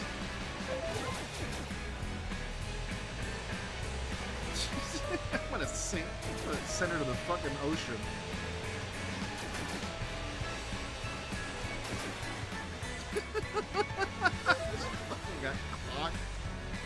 Like, she's flying, like, they're trying to make it sound like her flying around picking up all this Stardust is a bad thing. Because she's getting all my stuff, but, like, it doesn't matter, because it's not worth anything. I mean, just in the time that I've been flying around like a dumbass trying to shoot this other person, I've gotten, like, that turn. The turn gave me 104, like, 148, and the other one was like 249, 257 for just fucking turning left. Why do I even need to pick up any of this shit? I can't see her. Where did she go? Where is she? She's underneath me.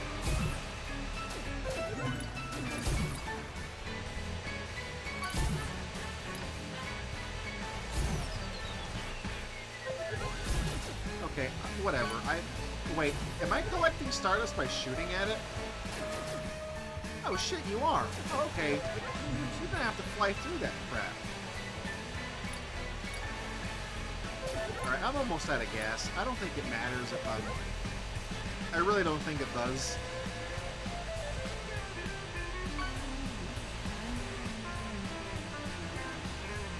I know we don't really have anything that's fast, but I don't really get a good sense of speed playing this game.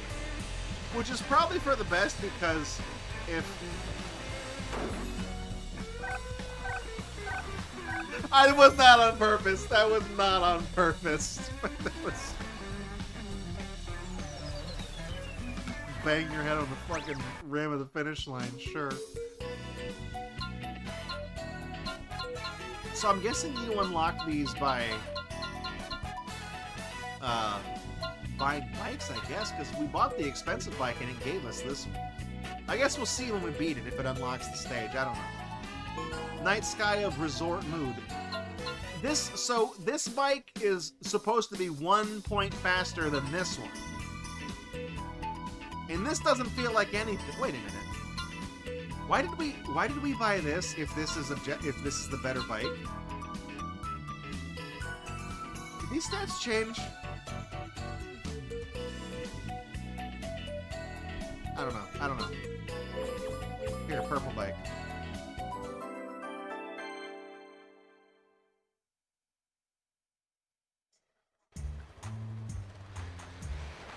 There is a tourist spot. I like sightseeing.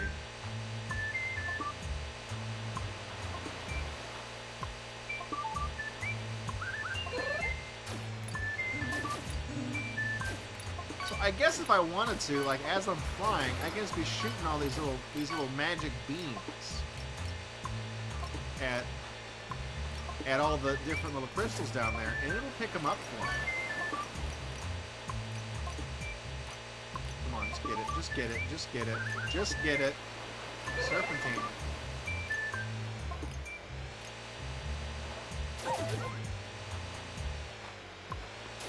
Wait a minute, did I collect that by shooting the gold target? You can do that? Oh, dude, we gotta fly into this. I gotta fly into this. I'm like a bird. I'm compelled to hit this.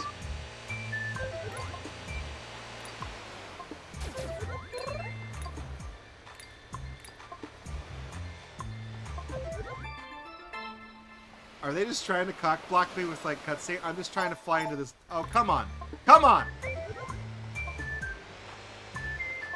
I want to chop her head off.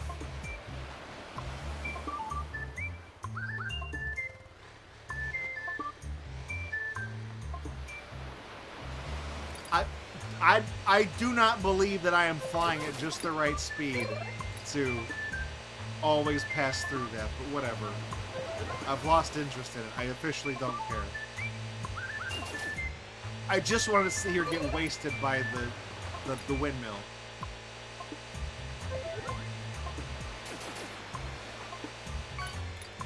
Okay, well, I feel like now that I'm like shooting those magical bonuses, I'm getting like way more points. Look. Yeah, look at this. I'm shooting them with like the magic things. I barely get anything for picking them up, man. Why is this giving me like literally like 15 times the points for shooting them? What?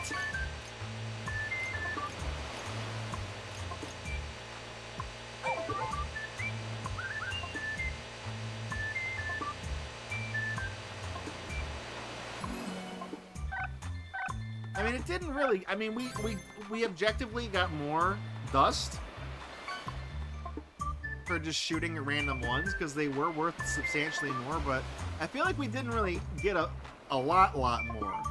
It seemed like it was artificially inflated. Yeah, well, we didn't unlock the next stage because we have to. I assume you gotta buy the bikes. So what do we?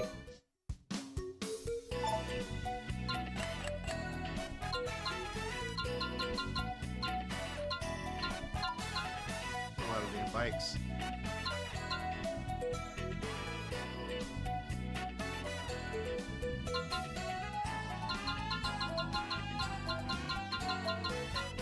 I just now noticed these are in millions. That's not 200,000. That's 2 million.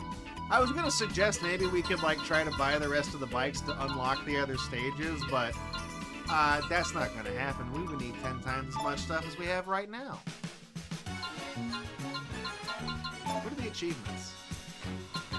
Get a 600cc bike, 1,000. Ah, look, these are all time attacks.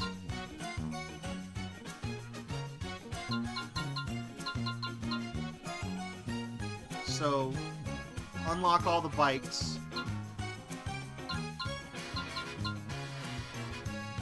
Night Sky of the Lovely.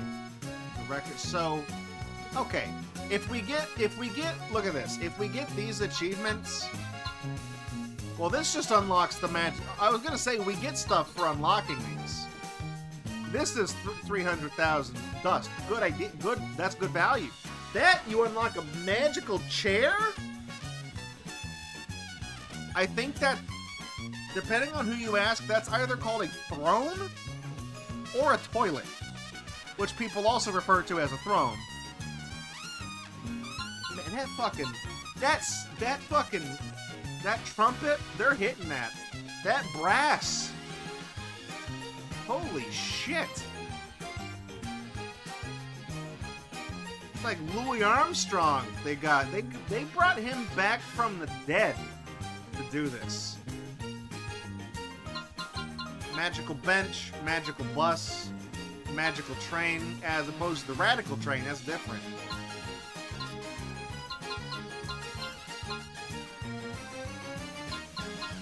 noticed a lot of these. Okay, so look, look. See, Night Sky the Resort Mood. That's because we bought that bike. So you get, yeah, there's 600 and 1,000 cc bikes. So what is it? How do you know what? It doesn't say what the CCs are. I assume that's 600, and that's got to be 1,000. But why? How did we? Okay, well, whatever. Let's see if we can get a couple of these achievements. So 100,000. So I know that flying around and shooting in here will give you a. You can pick up points that way.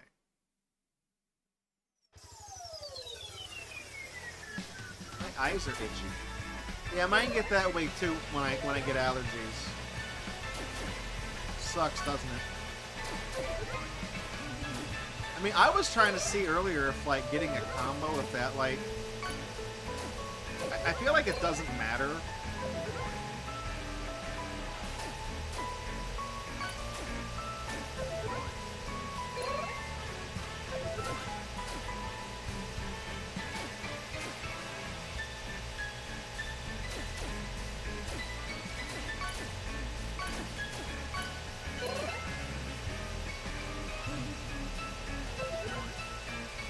How are you supposed to get 100,000 points here? Is there enough shit to pick up for 100,000 points?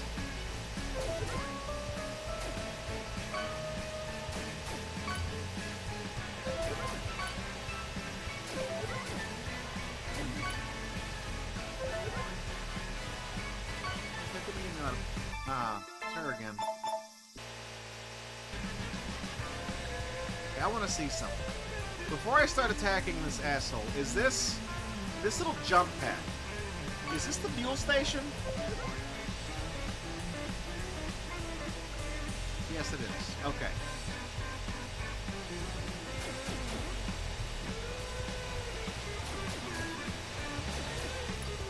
Just trying to see if I get anything for attacking her. I think I do.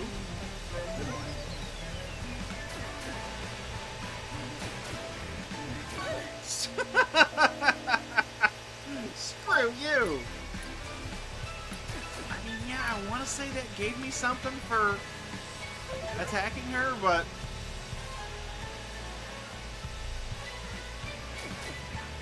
it wasn't a lot.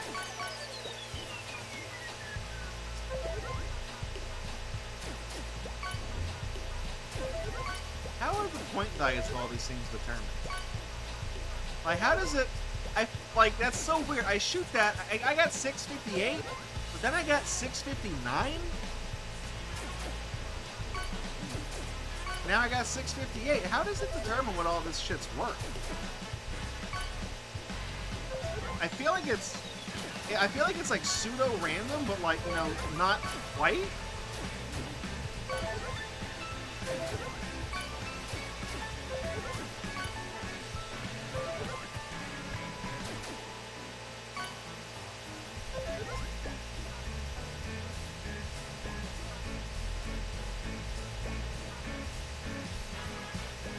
Stardust respawn? I don't even know. We're a third of the way to the target score.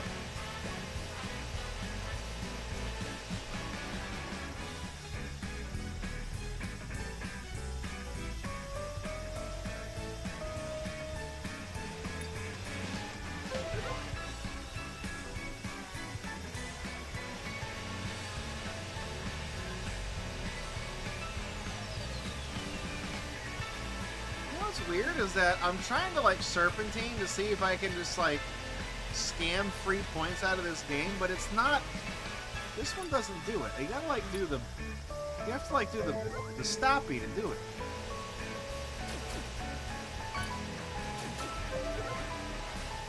Yeah, there's no. You should never pick them up. I get 100 points for that, but I get like multiple times that if I just shoot them.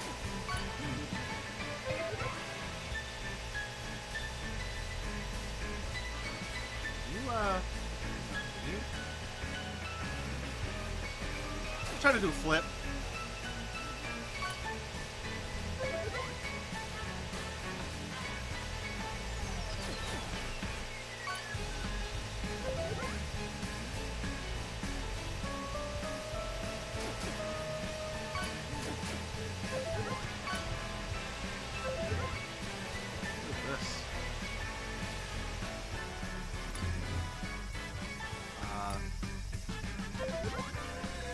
Oh, was that just the edge of the map, I guess? Okay.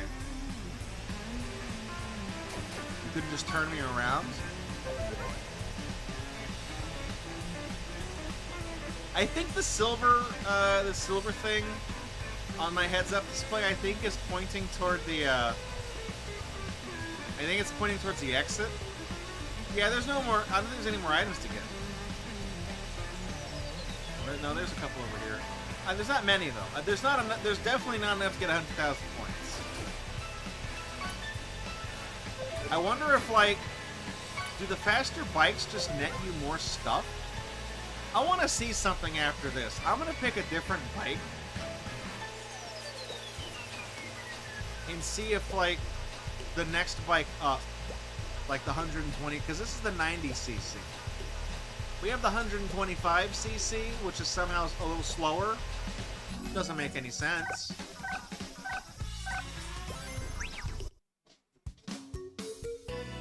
Okay, so let's see if we can do the time attack for this. Yeah, see, this is 35 cc's better than this one, and it's one speed notch slower? What? So I think the target goal here is 50. So I'm gonna ignore everything.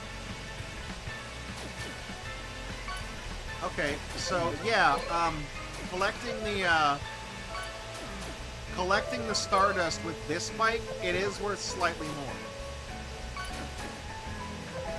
So yeah, I had a hunch that that might be the case.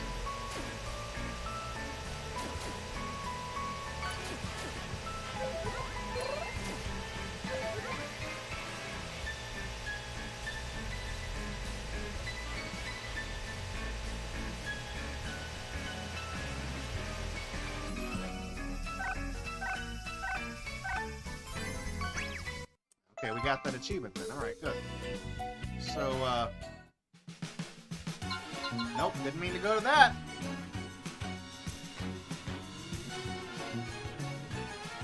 You know, I'm not surprised that, like, 3 people made this game.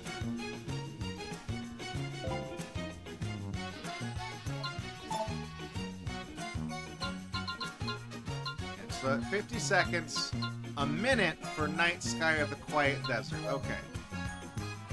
Let's go for that one. Minute.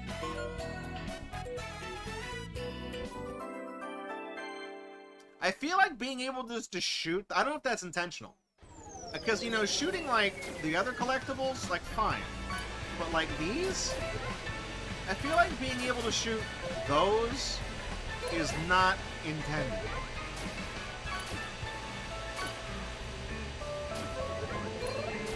This seems like a fuck-up.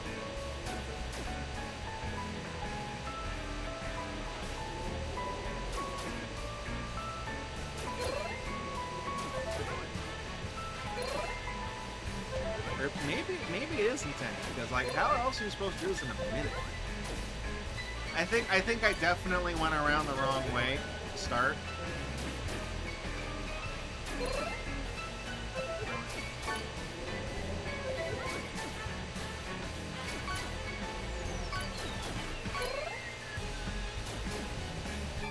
That's her again. Oh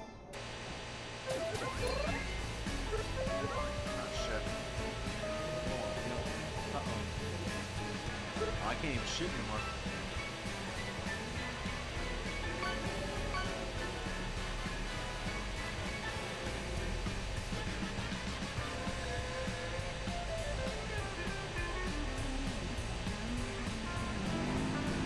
All the way out there. So I, have water. No.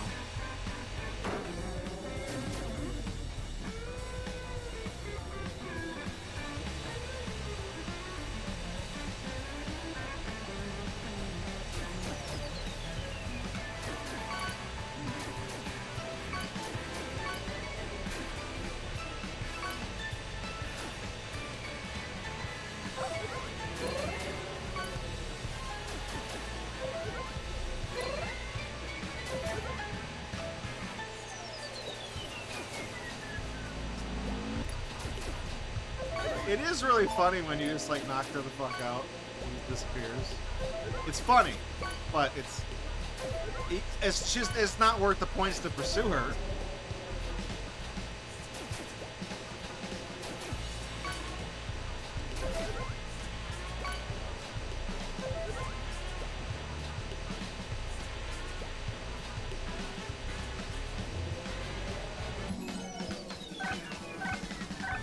I was kind of hoping we could see at least all the levels, but it's that much of a pain in the ass to get the...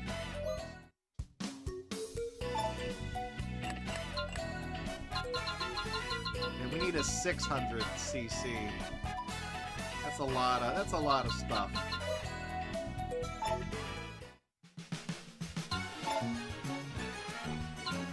Yeah, cc. Okay.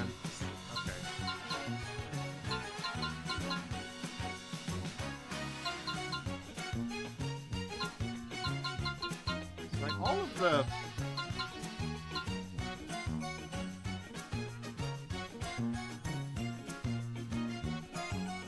So for unlocking all the stages, you get 1 million. I kind of want to see what these other things are, like aircraft, airliner, Vroom. Let's try to unlock a different vehicle thing. Okay. So what do we got here? Night Sky of the Ocean. We were getting a lot of points, so basically 100,000 points on any stage. But not that one, because that was a special stage. Okay.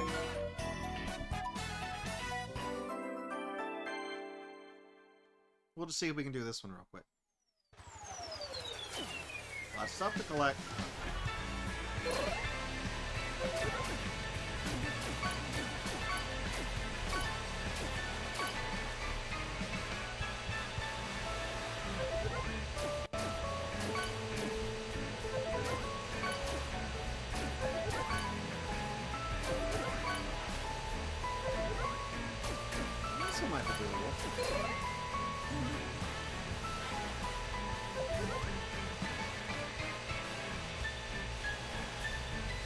Hey, what the draw distance here leaves a lot to be desired.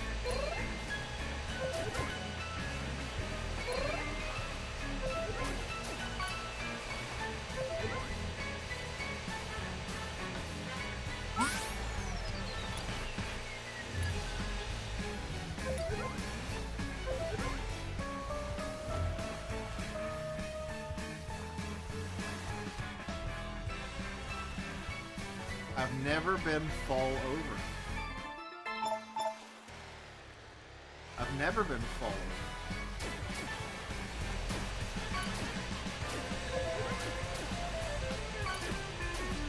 So when this bitch shows up, I assume she's picking up these little Stardust things. Because that's what she says she's doing, but I've never seen her actually take any of them off the map.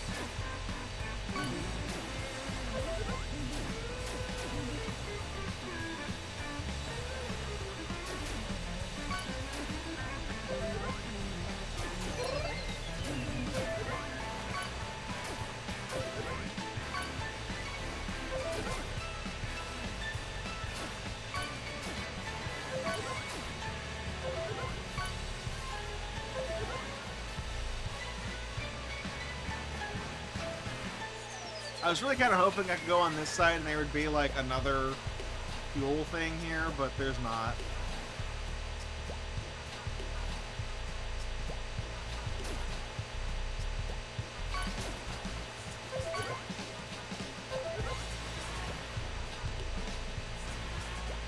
How are we getting, in that one stage, how are we getting like... We were getting like 1,500 points per thing.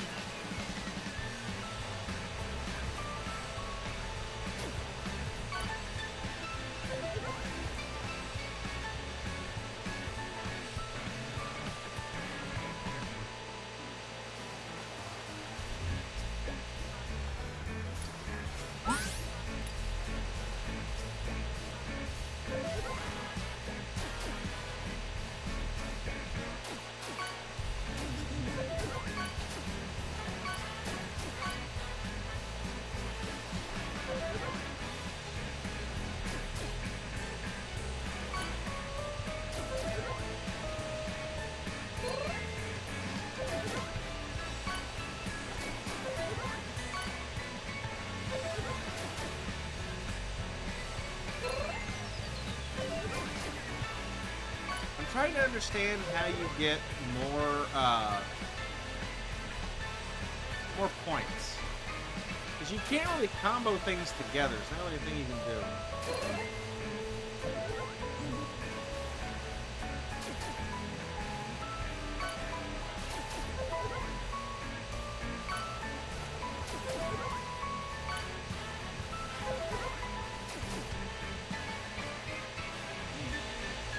Alright, let's exit the stage.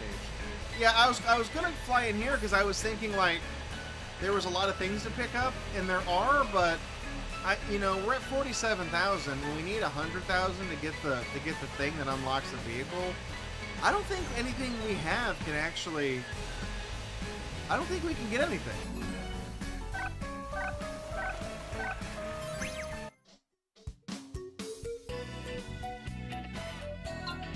And I also don't think we have the ability to beat any of these. Reasonable. I mean, we might be able to do this one. Let's see if we can do this one really fast. You recognize the composer of this music? I can go back to the credits and I can look up if they credit the composer.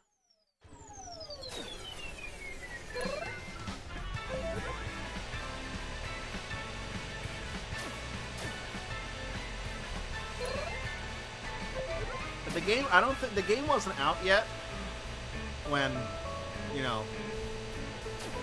when this game came out, but the vibe I get from this is like it sounds like a really it sounds like a bootleg, New Donk City from Mario Odyssey.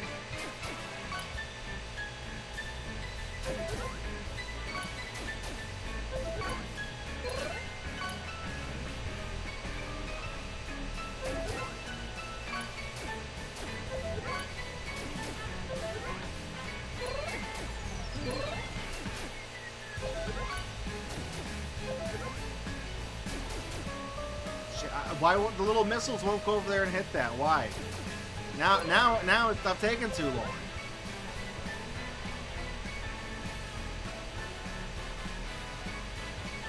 Yeah. Nice.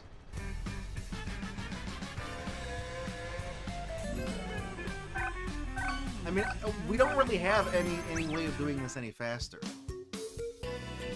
Unless we can afford a new... I don't think we can afford a new bike now, can we? There's this... Well... We got the magical naked 400. I mean, we could shoot for that one.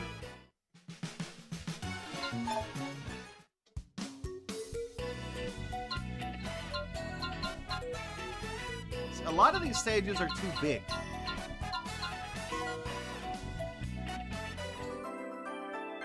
I know the other bike is supposedly 1 point faster, but this one actually feels like it's the faster bike.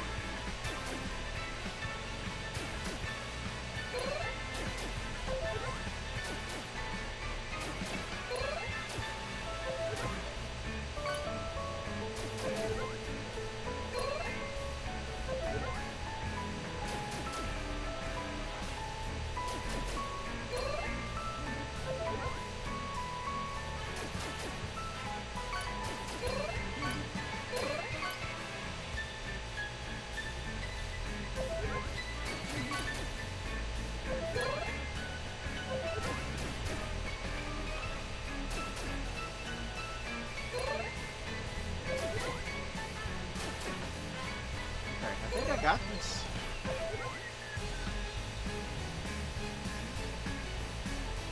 Okay, well that's an achievement right there. That gives us a... Wait. Oh, don't tell me the time is 50 seconds.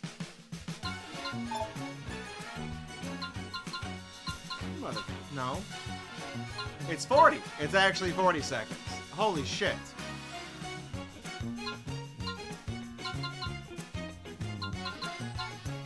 Yeah, there's no way I can do these. Like, we need like a super fast bike to do that. There's no way.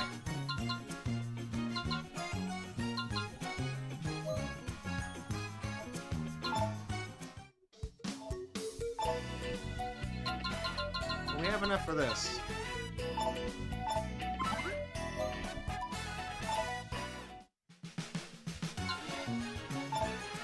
Let's see how much of an improvement this makes. So, this Night of the Strange Town, can we do this in 40 seconds now if we do this really fast bike? Like, are we just gonna take off like a fucking rocket? Because nothing has... There's really no sense of speed in this game.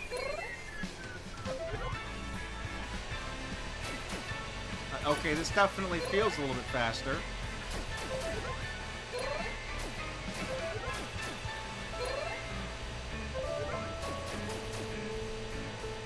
Yeah, okay, this is handling faster.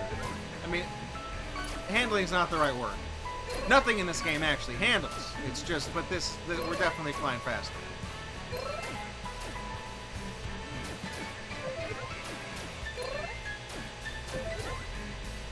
Okay, maybe 38, 39, 40. No, it's just a second too slow.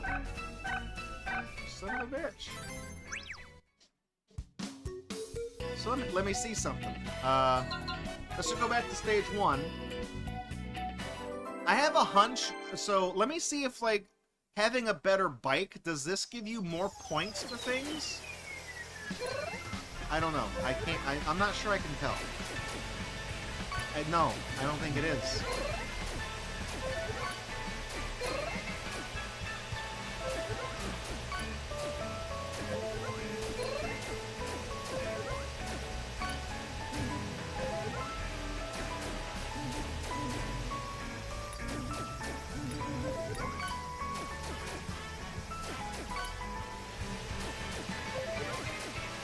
I'm trying to see if, like, you can chain things together. I really don't think you can. I'm trying to see, like, I'm trying to preempt, like, can I do, like, the turning and, like, all this other shit, but then, like, also shoot out these little rockets and collect the stardust? Like, you know, can I get stuff by doing that? And none of this is... I mean, I think I am getting a few hundred more magical, like, things every time I...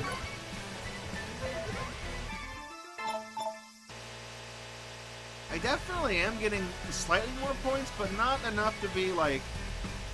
Not enough for that to be worth the shit.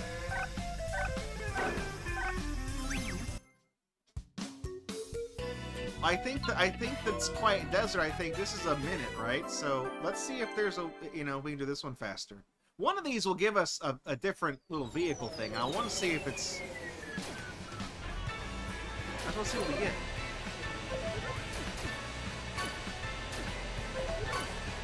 God damn it.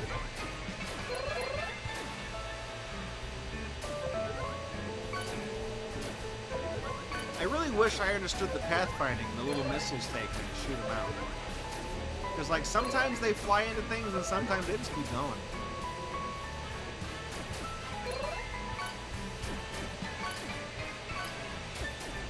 You definitely get more shots per gas tank with this. Like, I'm shooting way more times. I don't think we can make the... I mean, 10 seconds? Yeah, okay, I think we got this one. Sure.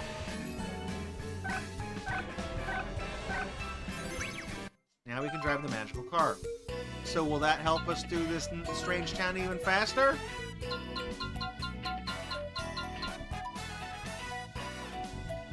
I don't know. What is this, the initial D car? You also can't change the color of the car!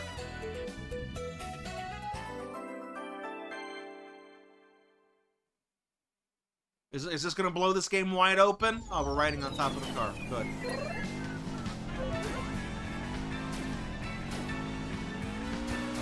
Okay, hang on. We're fucking picking up here.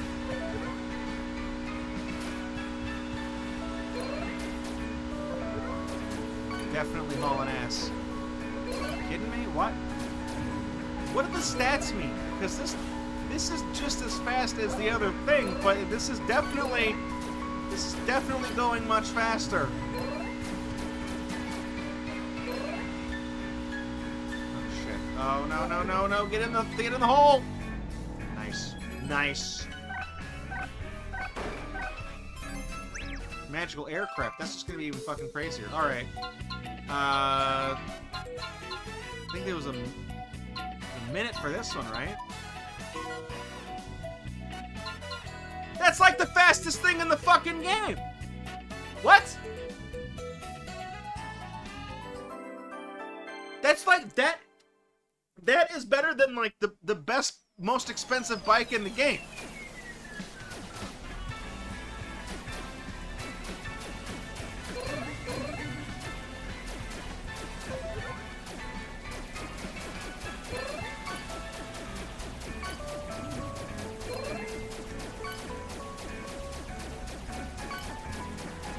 We shoot out a million little things now. That's...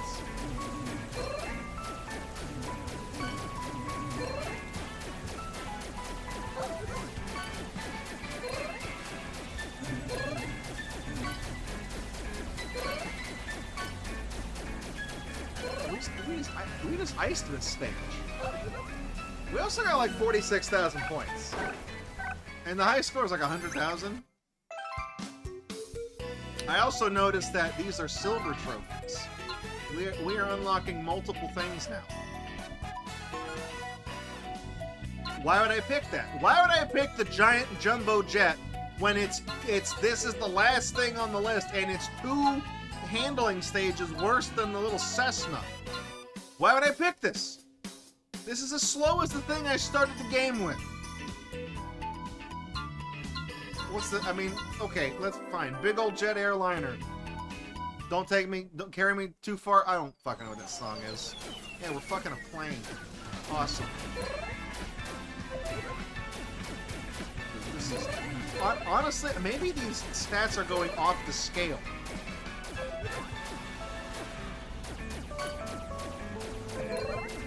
You know what's weird is that, like, with a really fast vehicle, this game almost feels more fun to play. Like, you just have to, you know, when you're going, like, speed of light.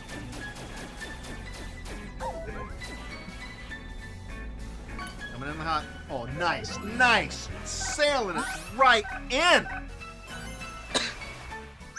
That's a gold trophy. They got the magic broom. Magical train? How are we... Wait a minute. Oh, we're unlocking other achievements. What did we do? No, I didn't mean to go to the shop. I want to go to the memories. What?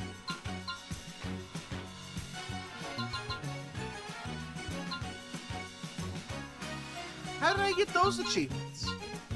I only got like 20,000, unless there's a multiplier. So the huh?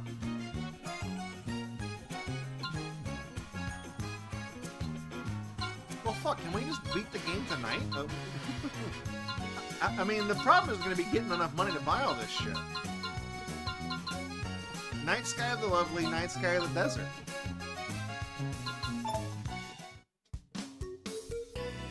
It doesn't tell me what my high score is for a level, though. It doesn't... the faster you beat the stage, as you get more stuff.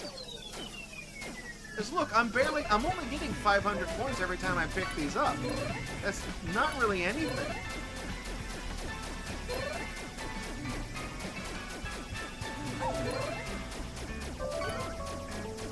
Okay, is there... Oh, there's a time bonus. Okay, yeah, so that's how you do it then. There's a... Okay, so if you do it really fast, I didn't notice that.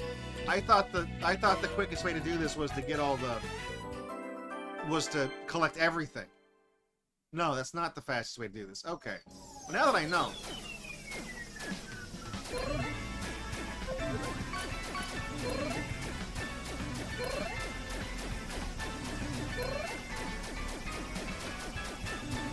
Oh, man. Oh, dude, if you hit stuff, that, like... Man, that costs you a ton of points. Whoops.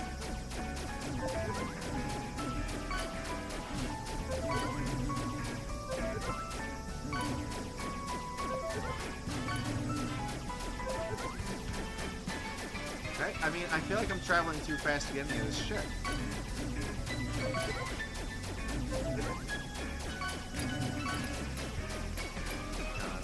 I'm definitely getting points for magical turning now. Holy crap.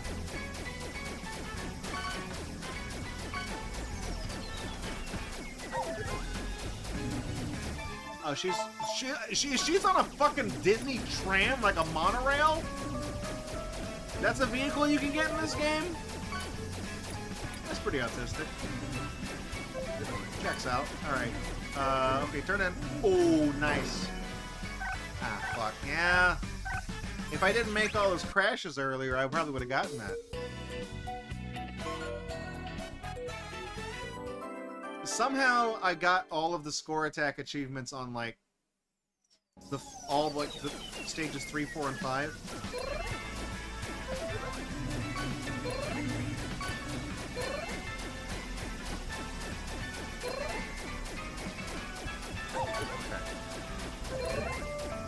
I'm just gonna real quickly here. I'm gonna make a lap. I'm gonna pick up as many of these as I can get.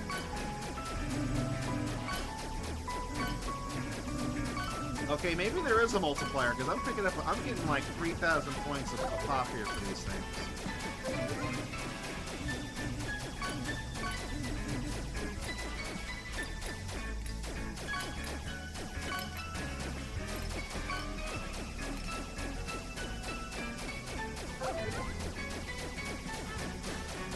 That'd be it, right?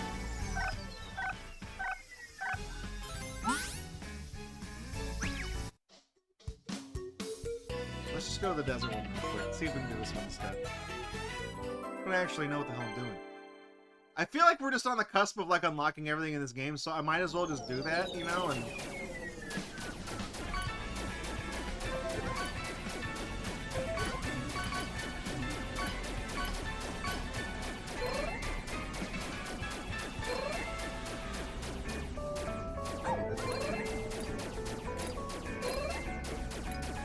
I'm flying like I'm in the goddamn Bermuda Triangle here.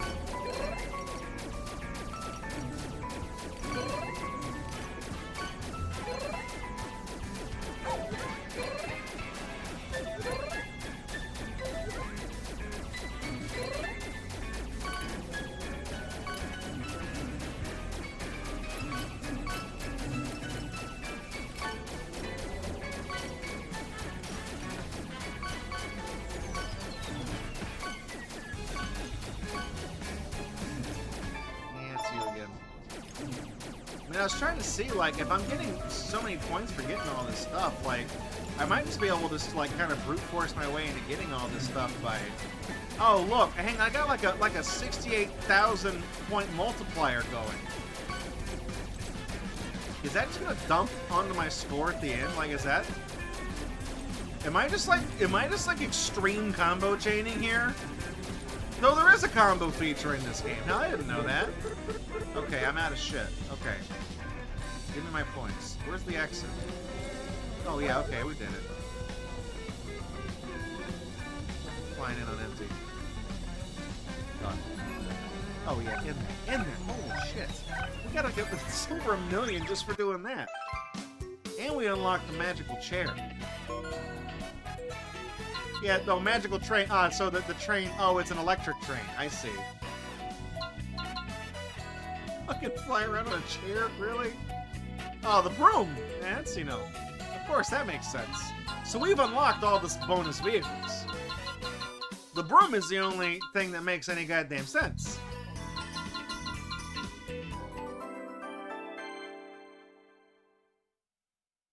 I feel like they should have let us fly the Airbus, the bus that looks like it has a big ass. All right, let's see here. If I just start fishtailing, okay, I see. Yeah, look, if you just start doing this, if you start flying like you're about to fucking die, you just, yeah, that's the reason why we got so many points in those final stages. Because I was flying around like a maniac. I didn't even realize there was a combo meter.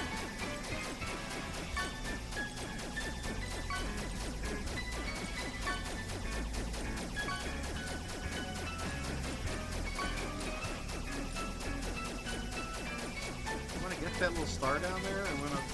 There we go. Coming in hot. Coming in hot. getting better at this. How the heck does a game with 3D graphics names look like it took less effort to make than Flappy Bird? Excellent question. I have no idea. We got some money for that one. Now we can buy a 600 PPCC. Can't go to 1,000. We can get this one. Here we go. Now we can fly in the sky. So now we can go here. Do this. It is a sky. It is. Let's say it is. It is a sky. It is a completely sky. I see a plane in the thumbnail. I got one. I got one of those too. Let's do this. Dude, they weren't kidding. It is a completely sky. Also, 19 fucking things to get here. Holy shit.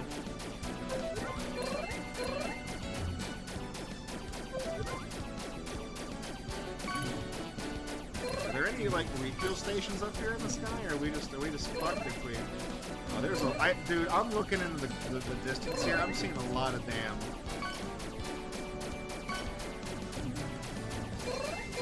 A lot of these things.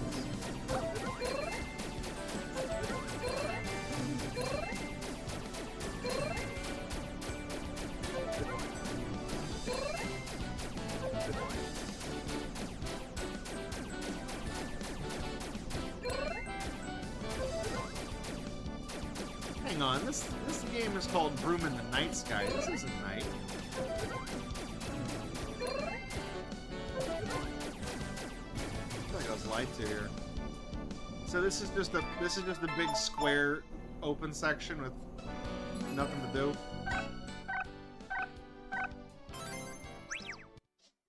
Stream's going all right. I was gonna say honestly, we can unlock this final stage, but we need quite a bit of money. You know what I realized though is that in order to get the final thing, we do have to we have to get all the bikes. That was one of the things we had to do. So I don't know.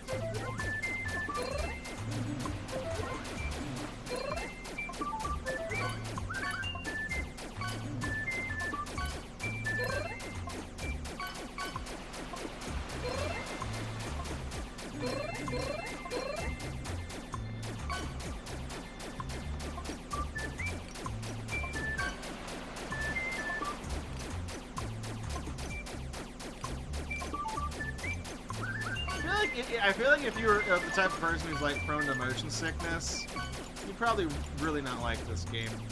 Oh no, I'm gonna lose I lost my combo because I hit the edge of the map. God damn it. Okay, well maybe this isn't a good level for getting points. I was trying to see if there was one where you could just like fishtail and swerve around and, you know, just... It seems like the only way to really get points is to like... Every time you get one of the... Yeah, she's here. Because you can kind of just infinitely keep a combo going. Like, doing what I'm doing here is like doing the ollie trick in Tony Hawk's Pro Skater. You just chain everything together with like a million damn ollies or whatever.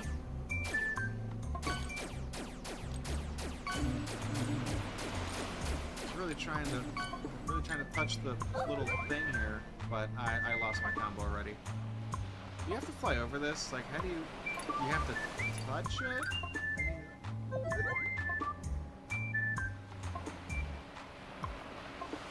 It takes a while to fill up. The other ones fill up really, really quickly. Alright, so if we just start, again, fishtailing. I feel like we can start... I'm just trying to find a way to, like, optimally get the most money here.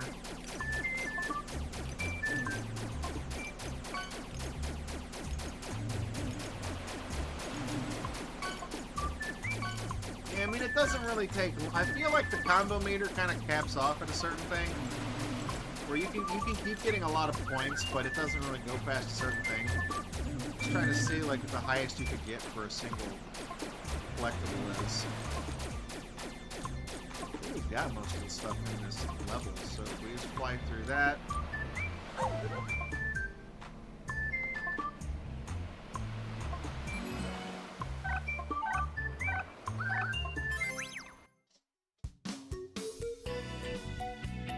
How much money do we have? We need a 1,000 to get. Ah, shit. Well, I don't know. We're really close to like we're halfway to getting the final stage unlocked. Are you guys interested in seeing what the final stage is? I feel like we don't need all the achievements, but like, if we can get the the last stage, sure.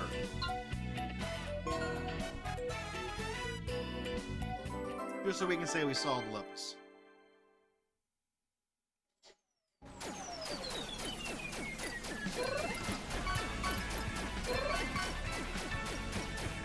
This seems like the place to go to get points. I mean, maybe. Hell, I don't know. Actually, yeah, I'm getting a shit ton of points in this stage because I just immediately maxed out the combo thing.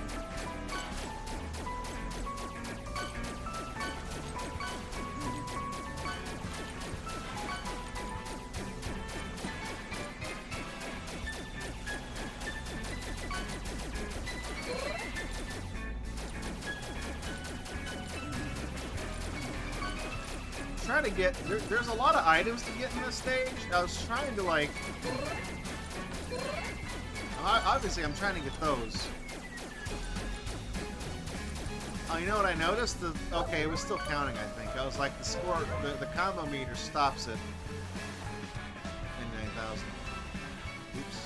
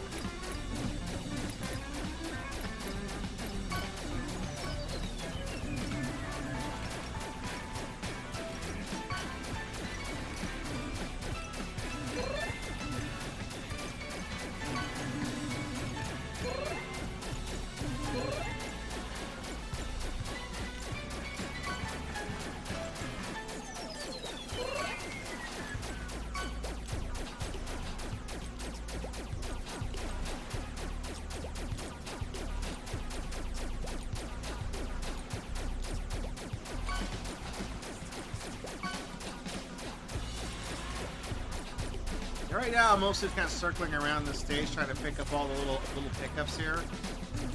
They're all worth about, how much are they worth? They're worth about 6,000 points now. Ah, there goes my combo. All right.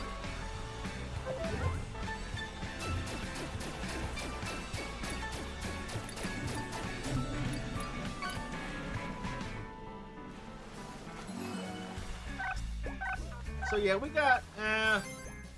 We're pretty close. It was like 1.5 million for the thing, so I think if we do that one more time, we'll have enough for the final, or the thing to unlock the final stage. I mean, it's kind of a weird progression in this game that like you can. It didn't take much to get what is objectively like the fastest vehicle in the game. That was really easy to do. They just kind of gave it to me.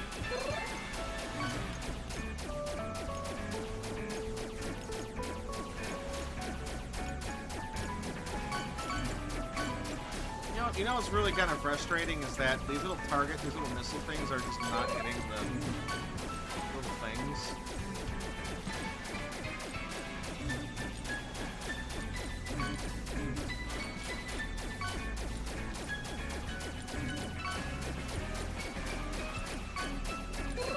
Oh! Oh, dude, can I just...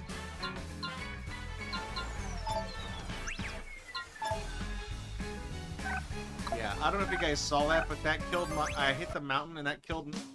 That penalized me by killing my entire fucking combo.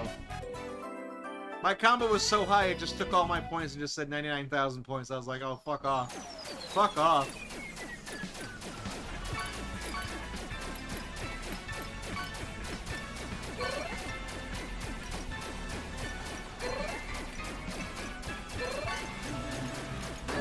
that time it didn't get me, I don't think. Maybe it did. I can't tell.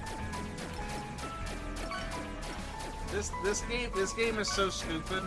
You know, this is almost like just doing a run of every stage. This is almost speedrunnable.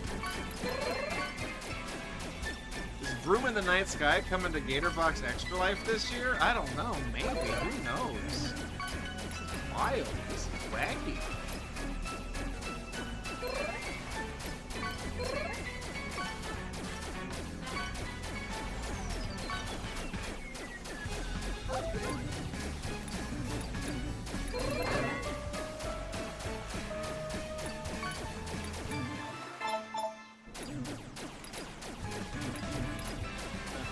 Let me see if I can hustle some points here. I noticed I lost a few because I hit the side of the mountain again.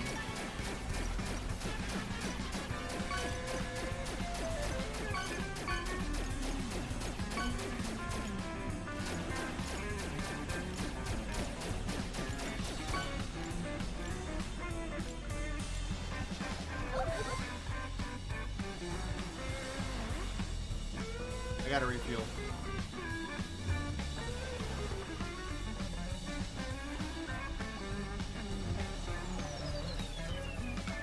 It seems like this wouldn't be that hard of a game to make.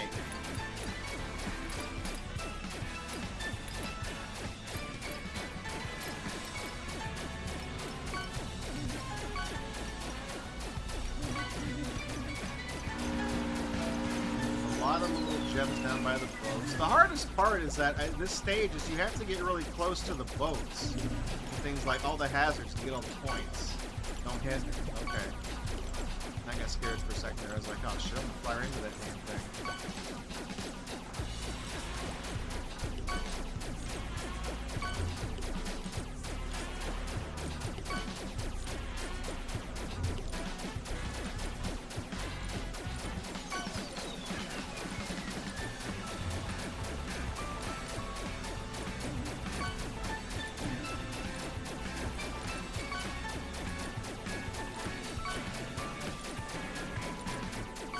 Yeah, this game does feel like a Unity thing. Alright, okay, slow it down. I'm not actually convinced that when the combo meter caps out at when it caps out at 99,000, I'm not certain it's actually counting beyond that. I don't think it is. It doesn't feel like it is.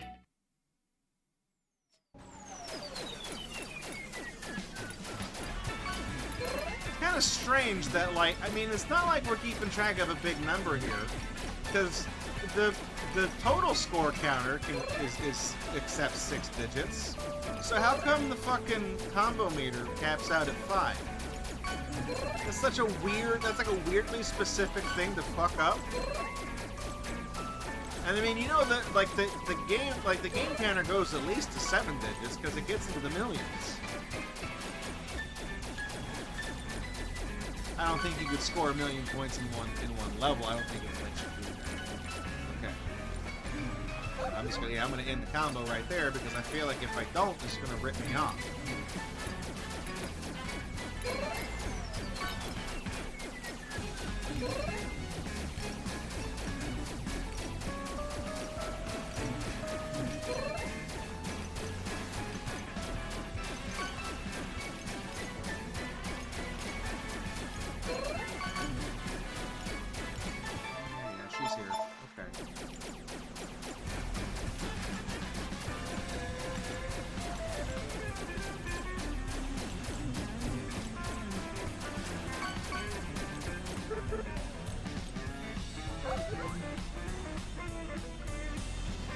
That might be enough.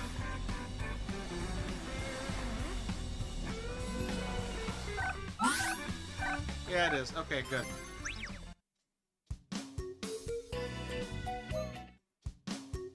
So we need to buy the 1000 cc, this one. And we can play the final stage. Ah, we also got 1,000,000 points just for doing that. Ah, this level looks fucking crazy. It is a night sky where you cannot understand something at all. What on earth is this night sky? I don't fucking know. But you know what we're gonna do? We're gonna fly a chair through it. Is she gonna sit in the chair backwards because she's cool? Yes, she is. She's gonna sit in the chair backwards because she's cool.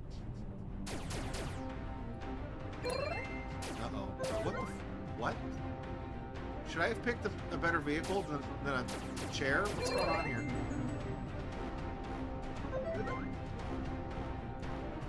Okay, there's definitely a path to take through this stage, and I did not take the right one.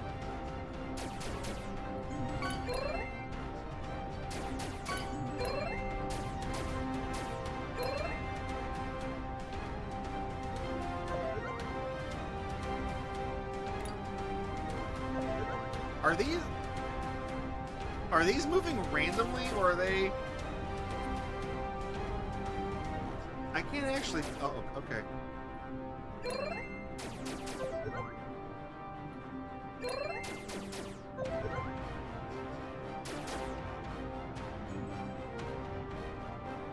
Oh, you're here too. Good. All right. Let me recharge the fuel on my chair. All right, there we go. That's I guess in a literal sense it is an airship, isn't it?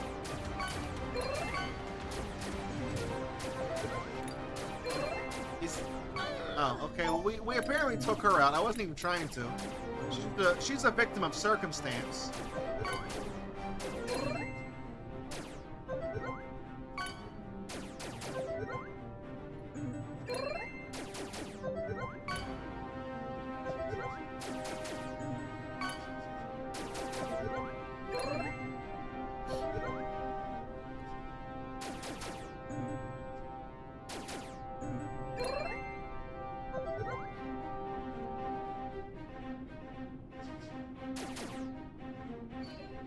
This level was a lot more foreboding when I got here, and like the buildings were twisting and contorting and shit, and I was like, what the hell is going on? But this just seems like a big version of the levels we've already done.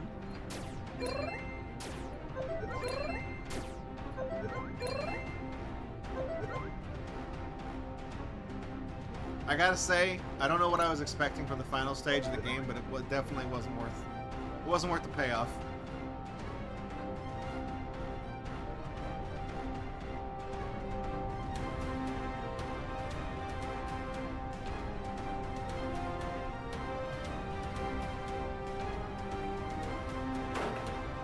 Nice. Perfect finish. Stellar.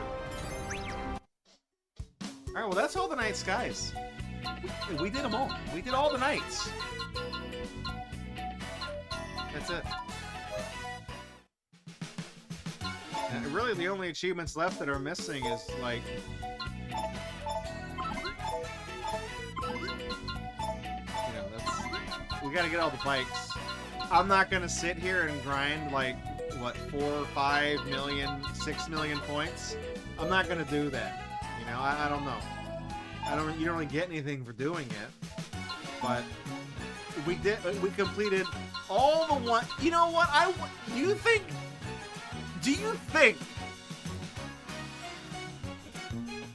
this is a platinum trophy? Do you think it is?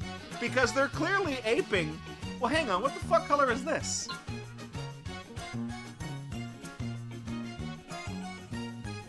Because look, this is clearly bronze, silver, gold, right? That's a PSN thing. What the fuck is this one? That's not the same color gray as the silver. What is this? Because the way the PSN trophies go, bronze, silver, and gold based on like difficulty, right? And then if you perfect the game 100% all the achievements, you also get a 4th platinum trophy for completing everything in the game. Every game has that by default.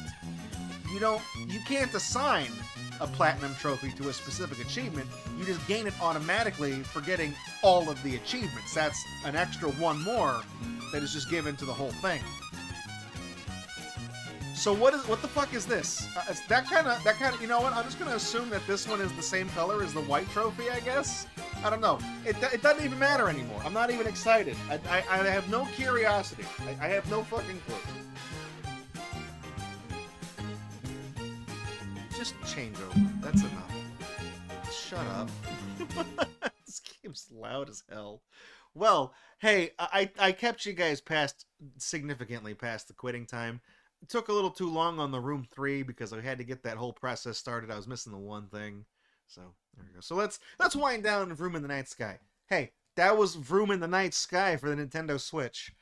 One of the lowest rated games released on the console, launch title, and exclusively on the eShop. It does not have a physical release. So, like I said, launch title, but it's a digital download launch title, but it still counts because it came out the day the console did. That's what Nintendo was like, yeah, we got to have the fucking Billy Witch Doctor broomstick racing game. Line it up. Make that. It's got to be available day one. Got to be available day one, guys. People want their Mario, and they want the fucking Magical Girl game that was translated by Google Translate, except in like 2004. All right, that's what people want to play. $10, $9.99. That's how much that game cost. Do I recommend Vroom in the Night Sky? Okay. Short answer: no, not at $10. But if somebody gives you like a points card and you just have money to blow or whatever, or if you've managed to get, how many was that? Is that 10? Would that be 10,000 gold?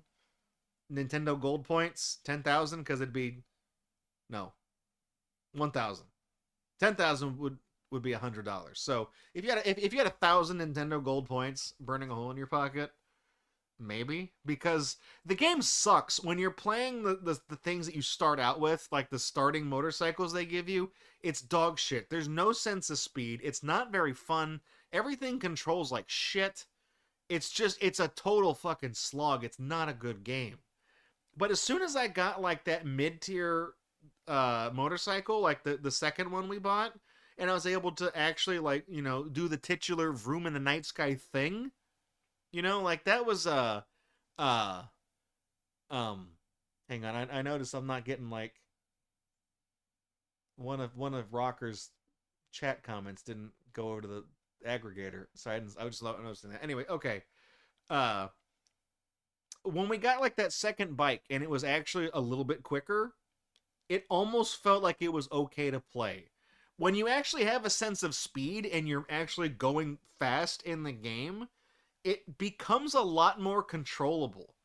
Like the whole thing where I was fishtailing on purpose because I was trying to like eat up the combo meter. I was trying to max it out so we can get a bunch of Stardust to buy everything to unlock all the stages. But that was intentional.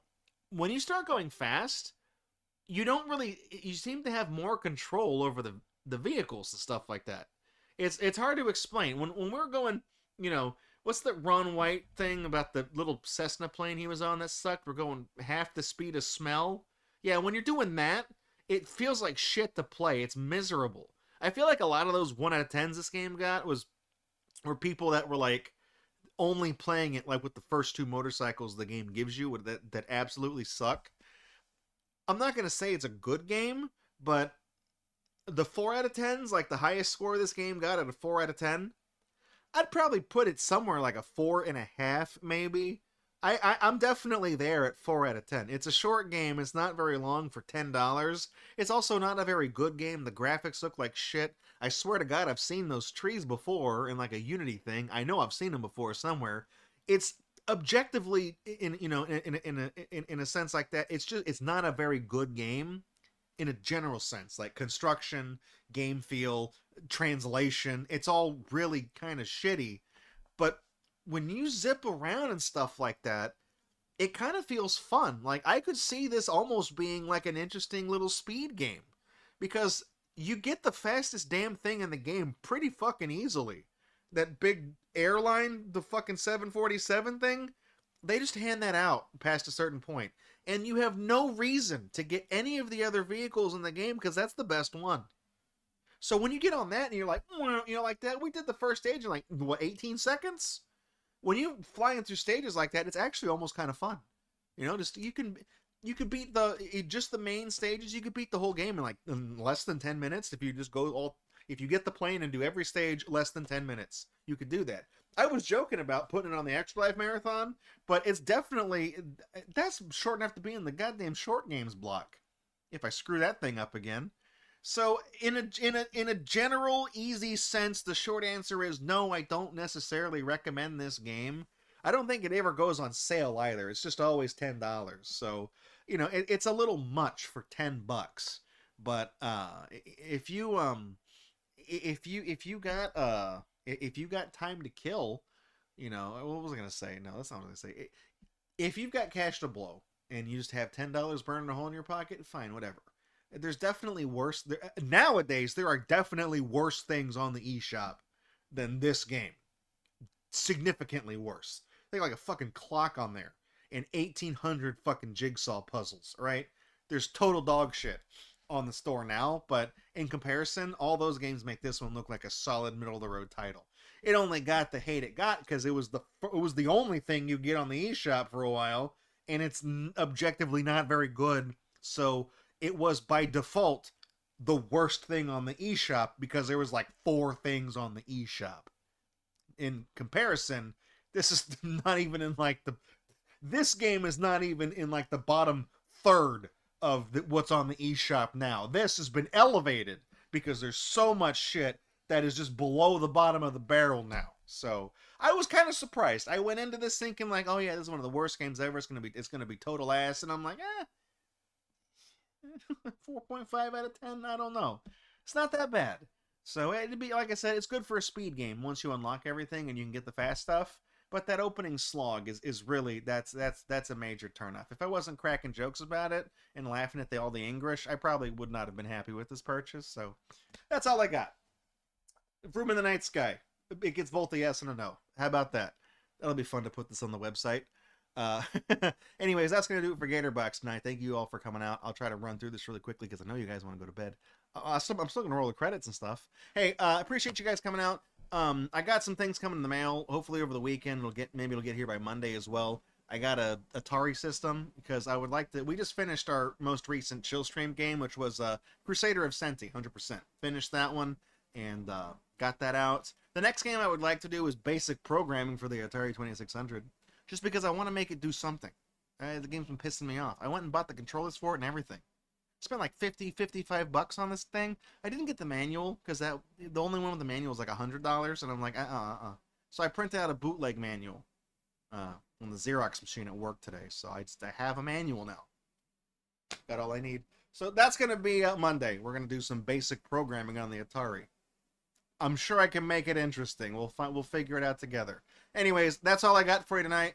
Appreciate you guys coming out. I'm still working on getting all the VODs and stuff mirrored on Mega. I got most of the chill stream stuff, all of our playthroughs up until like I think the most recent one I got up is when we did Splatoon 1 last year. So we got that, Win Back, Splatoon 2, NES World Championships. There's like a few more that I need to put on there. Limits, Room Escape games need to be on there. The Forest, I think. So I'm pretty much almost there with the chill stream games. And those are the most important ones because everything else is already backed up. So we'll see that. I've been working on that. And I have the whole weekend to sort files and get that hammered out. So thank you guys for coming out. I'm going to let you go. I'm going straight to bed. Here's the credits. I'll see you guys back here Monday for the basic fucking programming on the Atari 2600. Played on real hardware. Genuine hardware, by the way. Both the console and the controllers and the cartridge and everything else. Got a funny story to tell you about why this game exists. You want to catch it Monday? See you guys in the Discord. In the meantime, Wednesday we'll do something else because I'm not going to do back-to-back basic programming. This is a one-off thing that I spent way too much money on. And what is next week's game? Next week's game I don't think is on the schedule yet because we had a kerfuffle with the schedule because our opening game of the year did not work. So we have a hole next week. I will fill it up. So thanks for coming out. See you guys in the Discord. And I'll see you guys Monday for basic programming. Good night.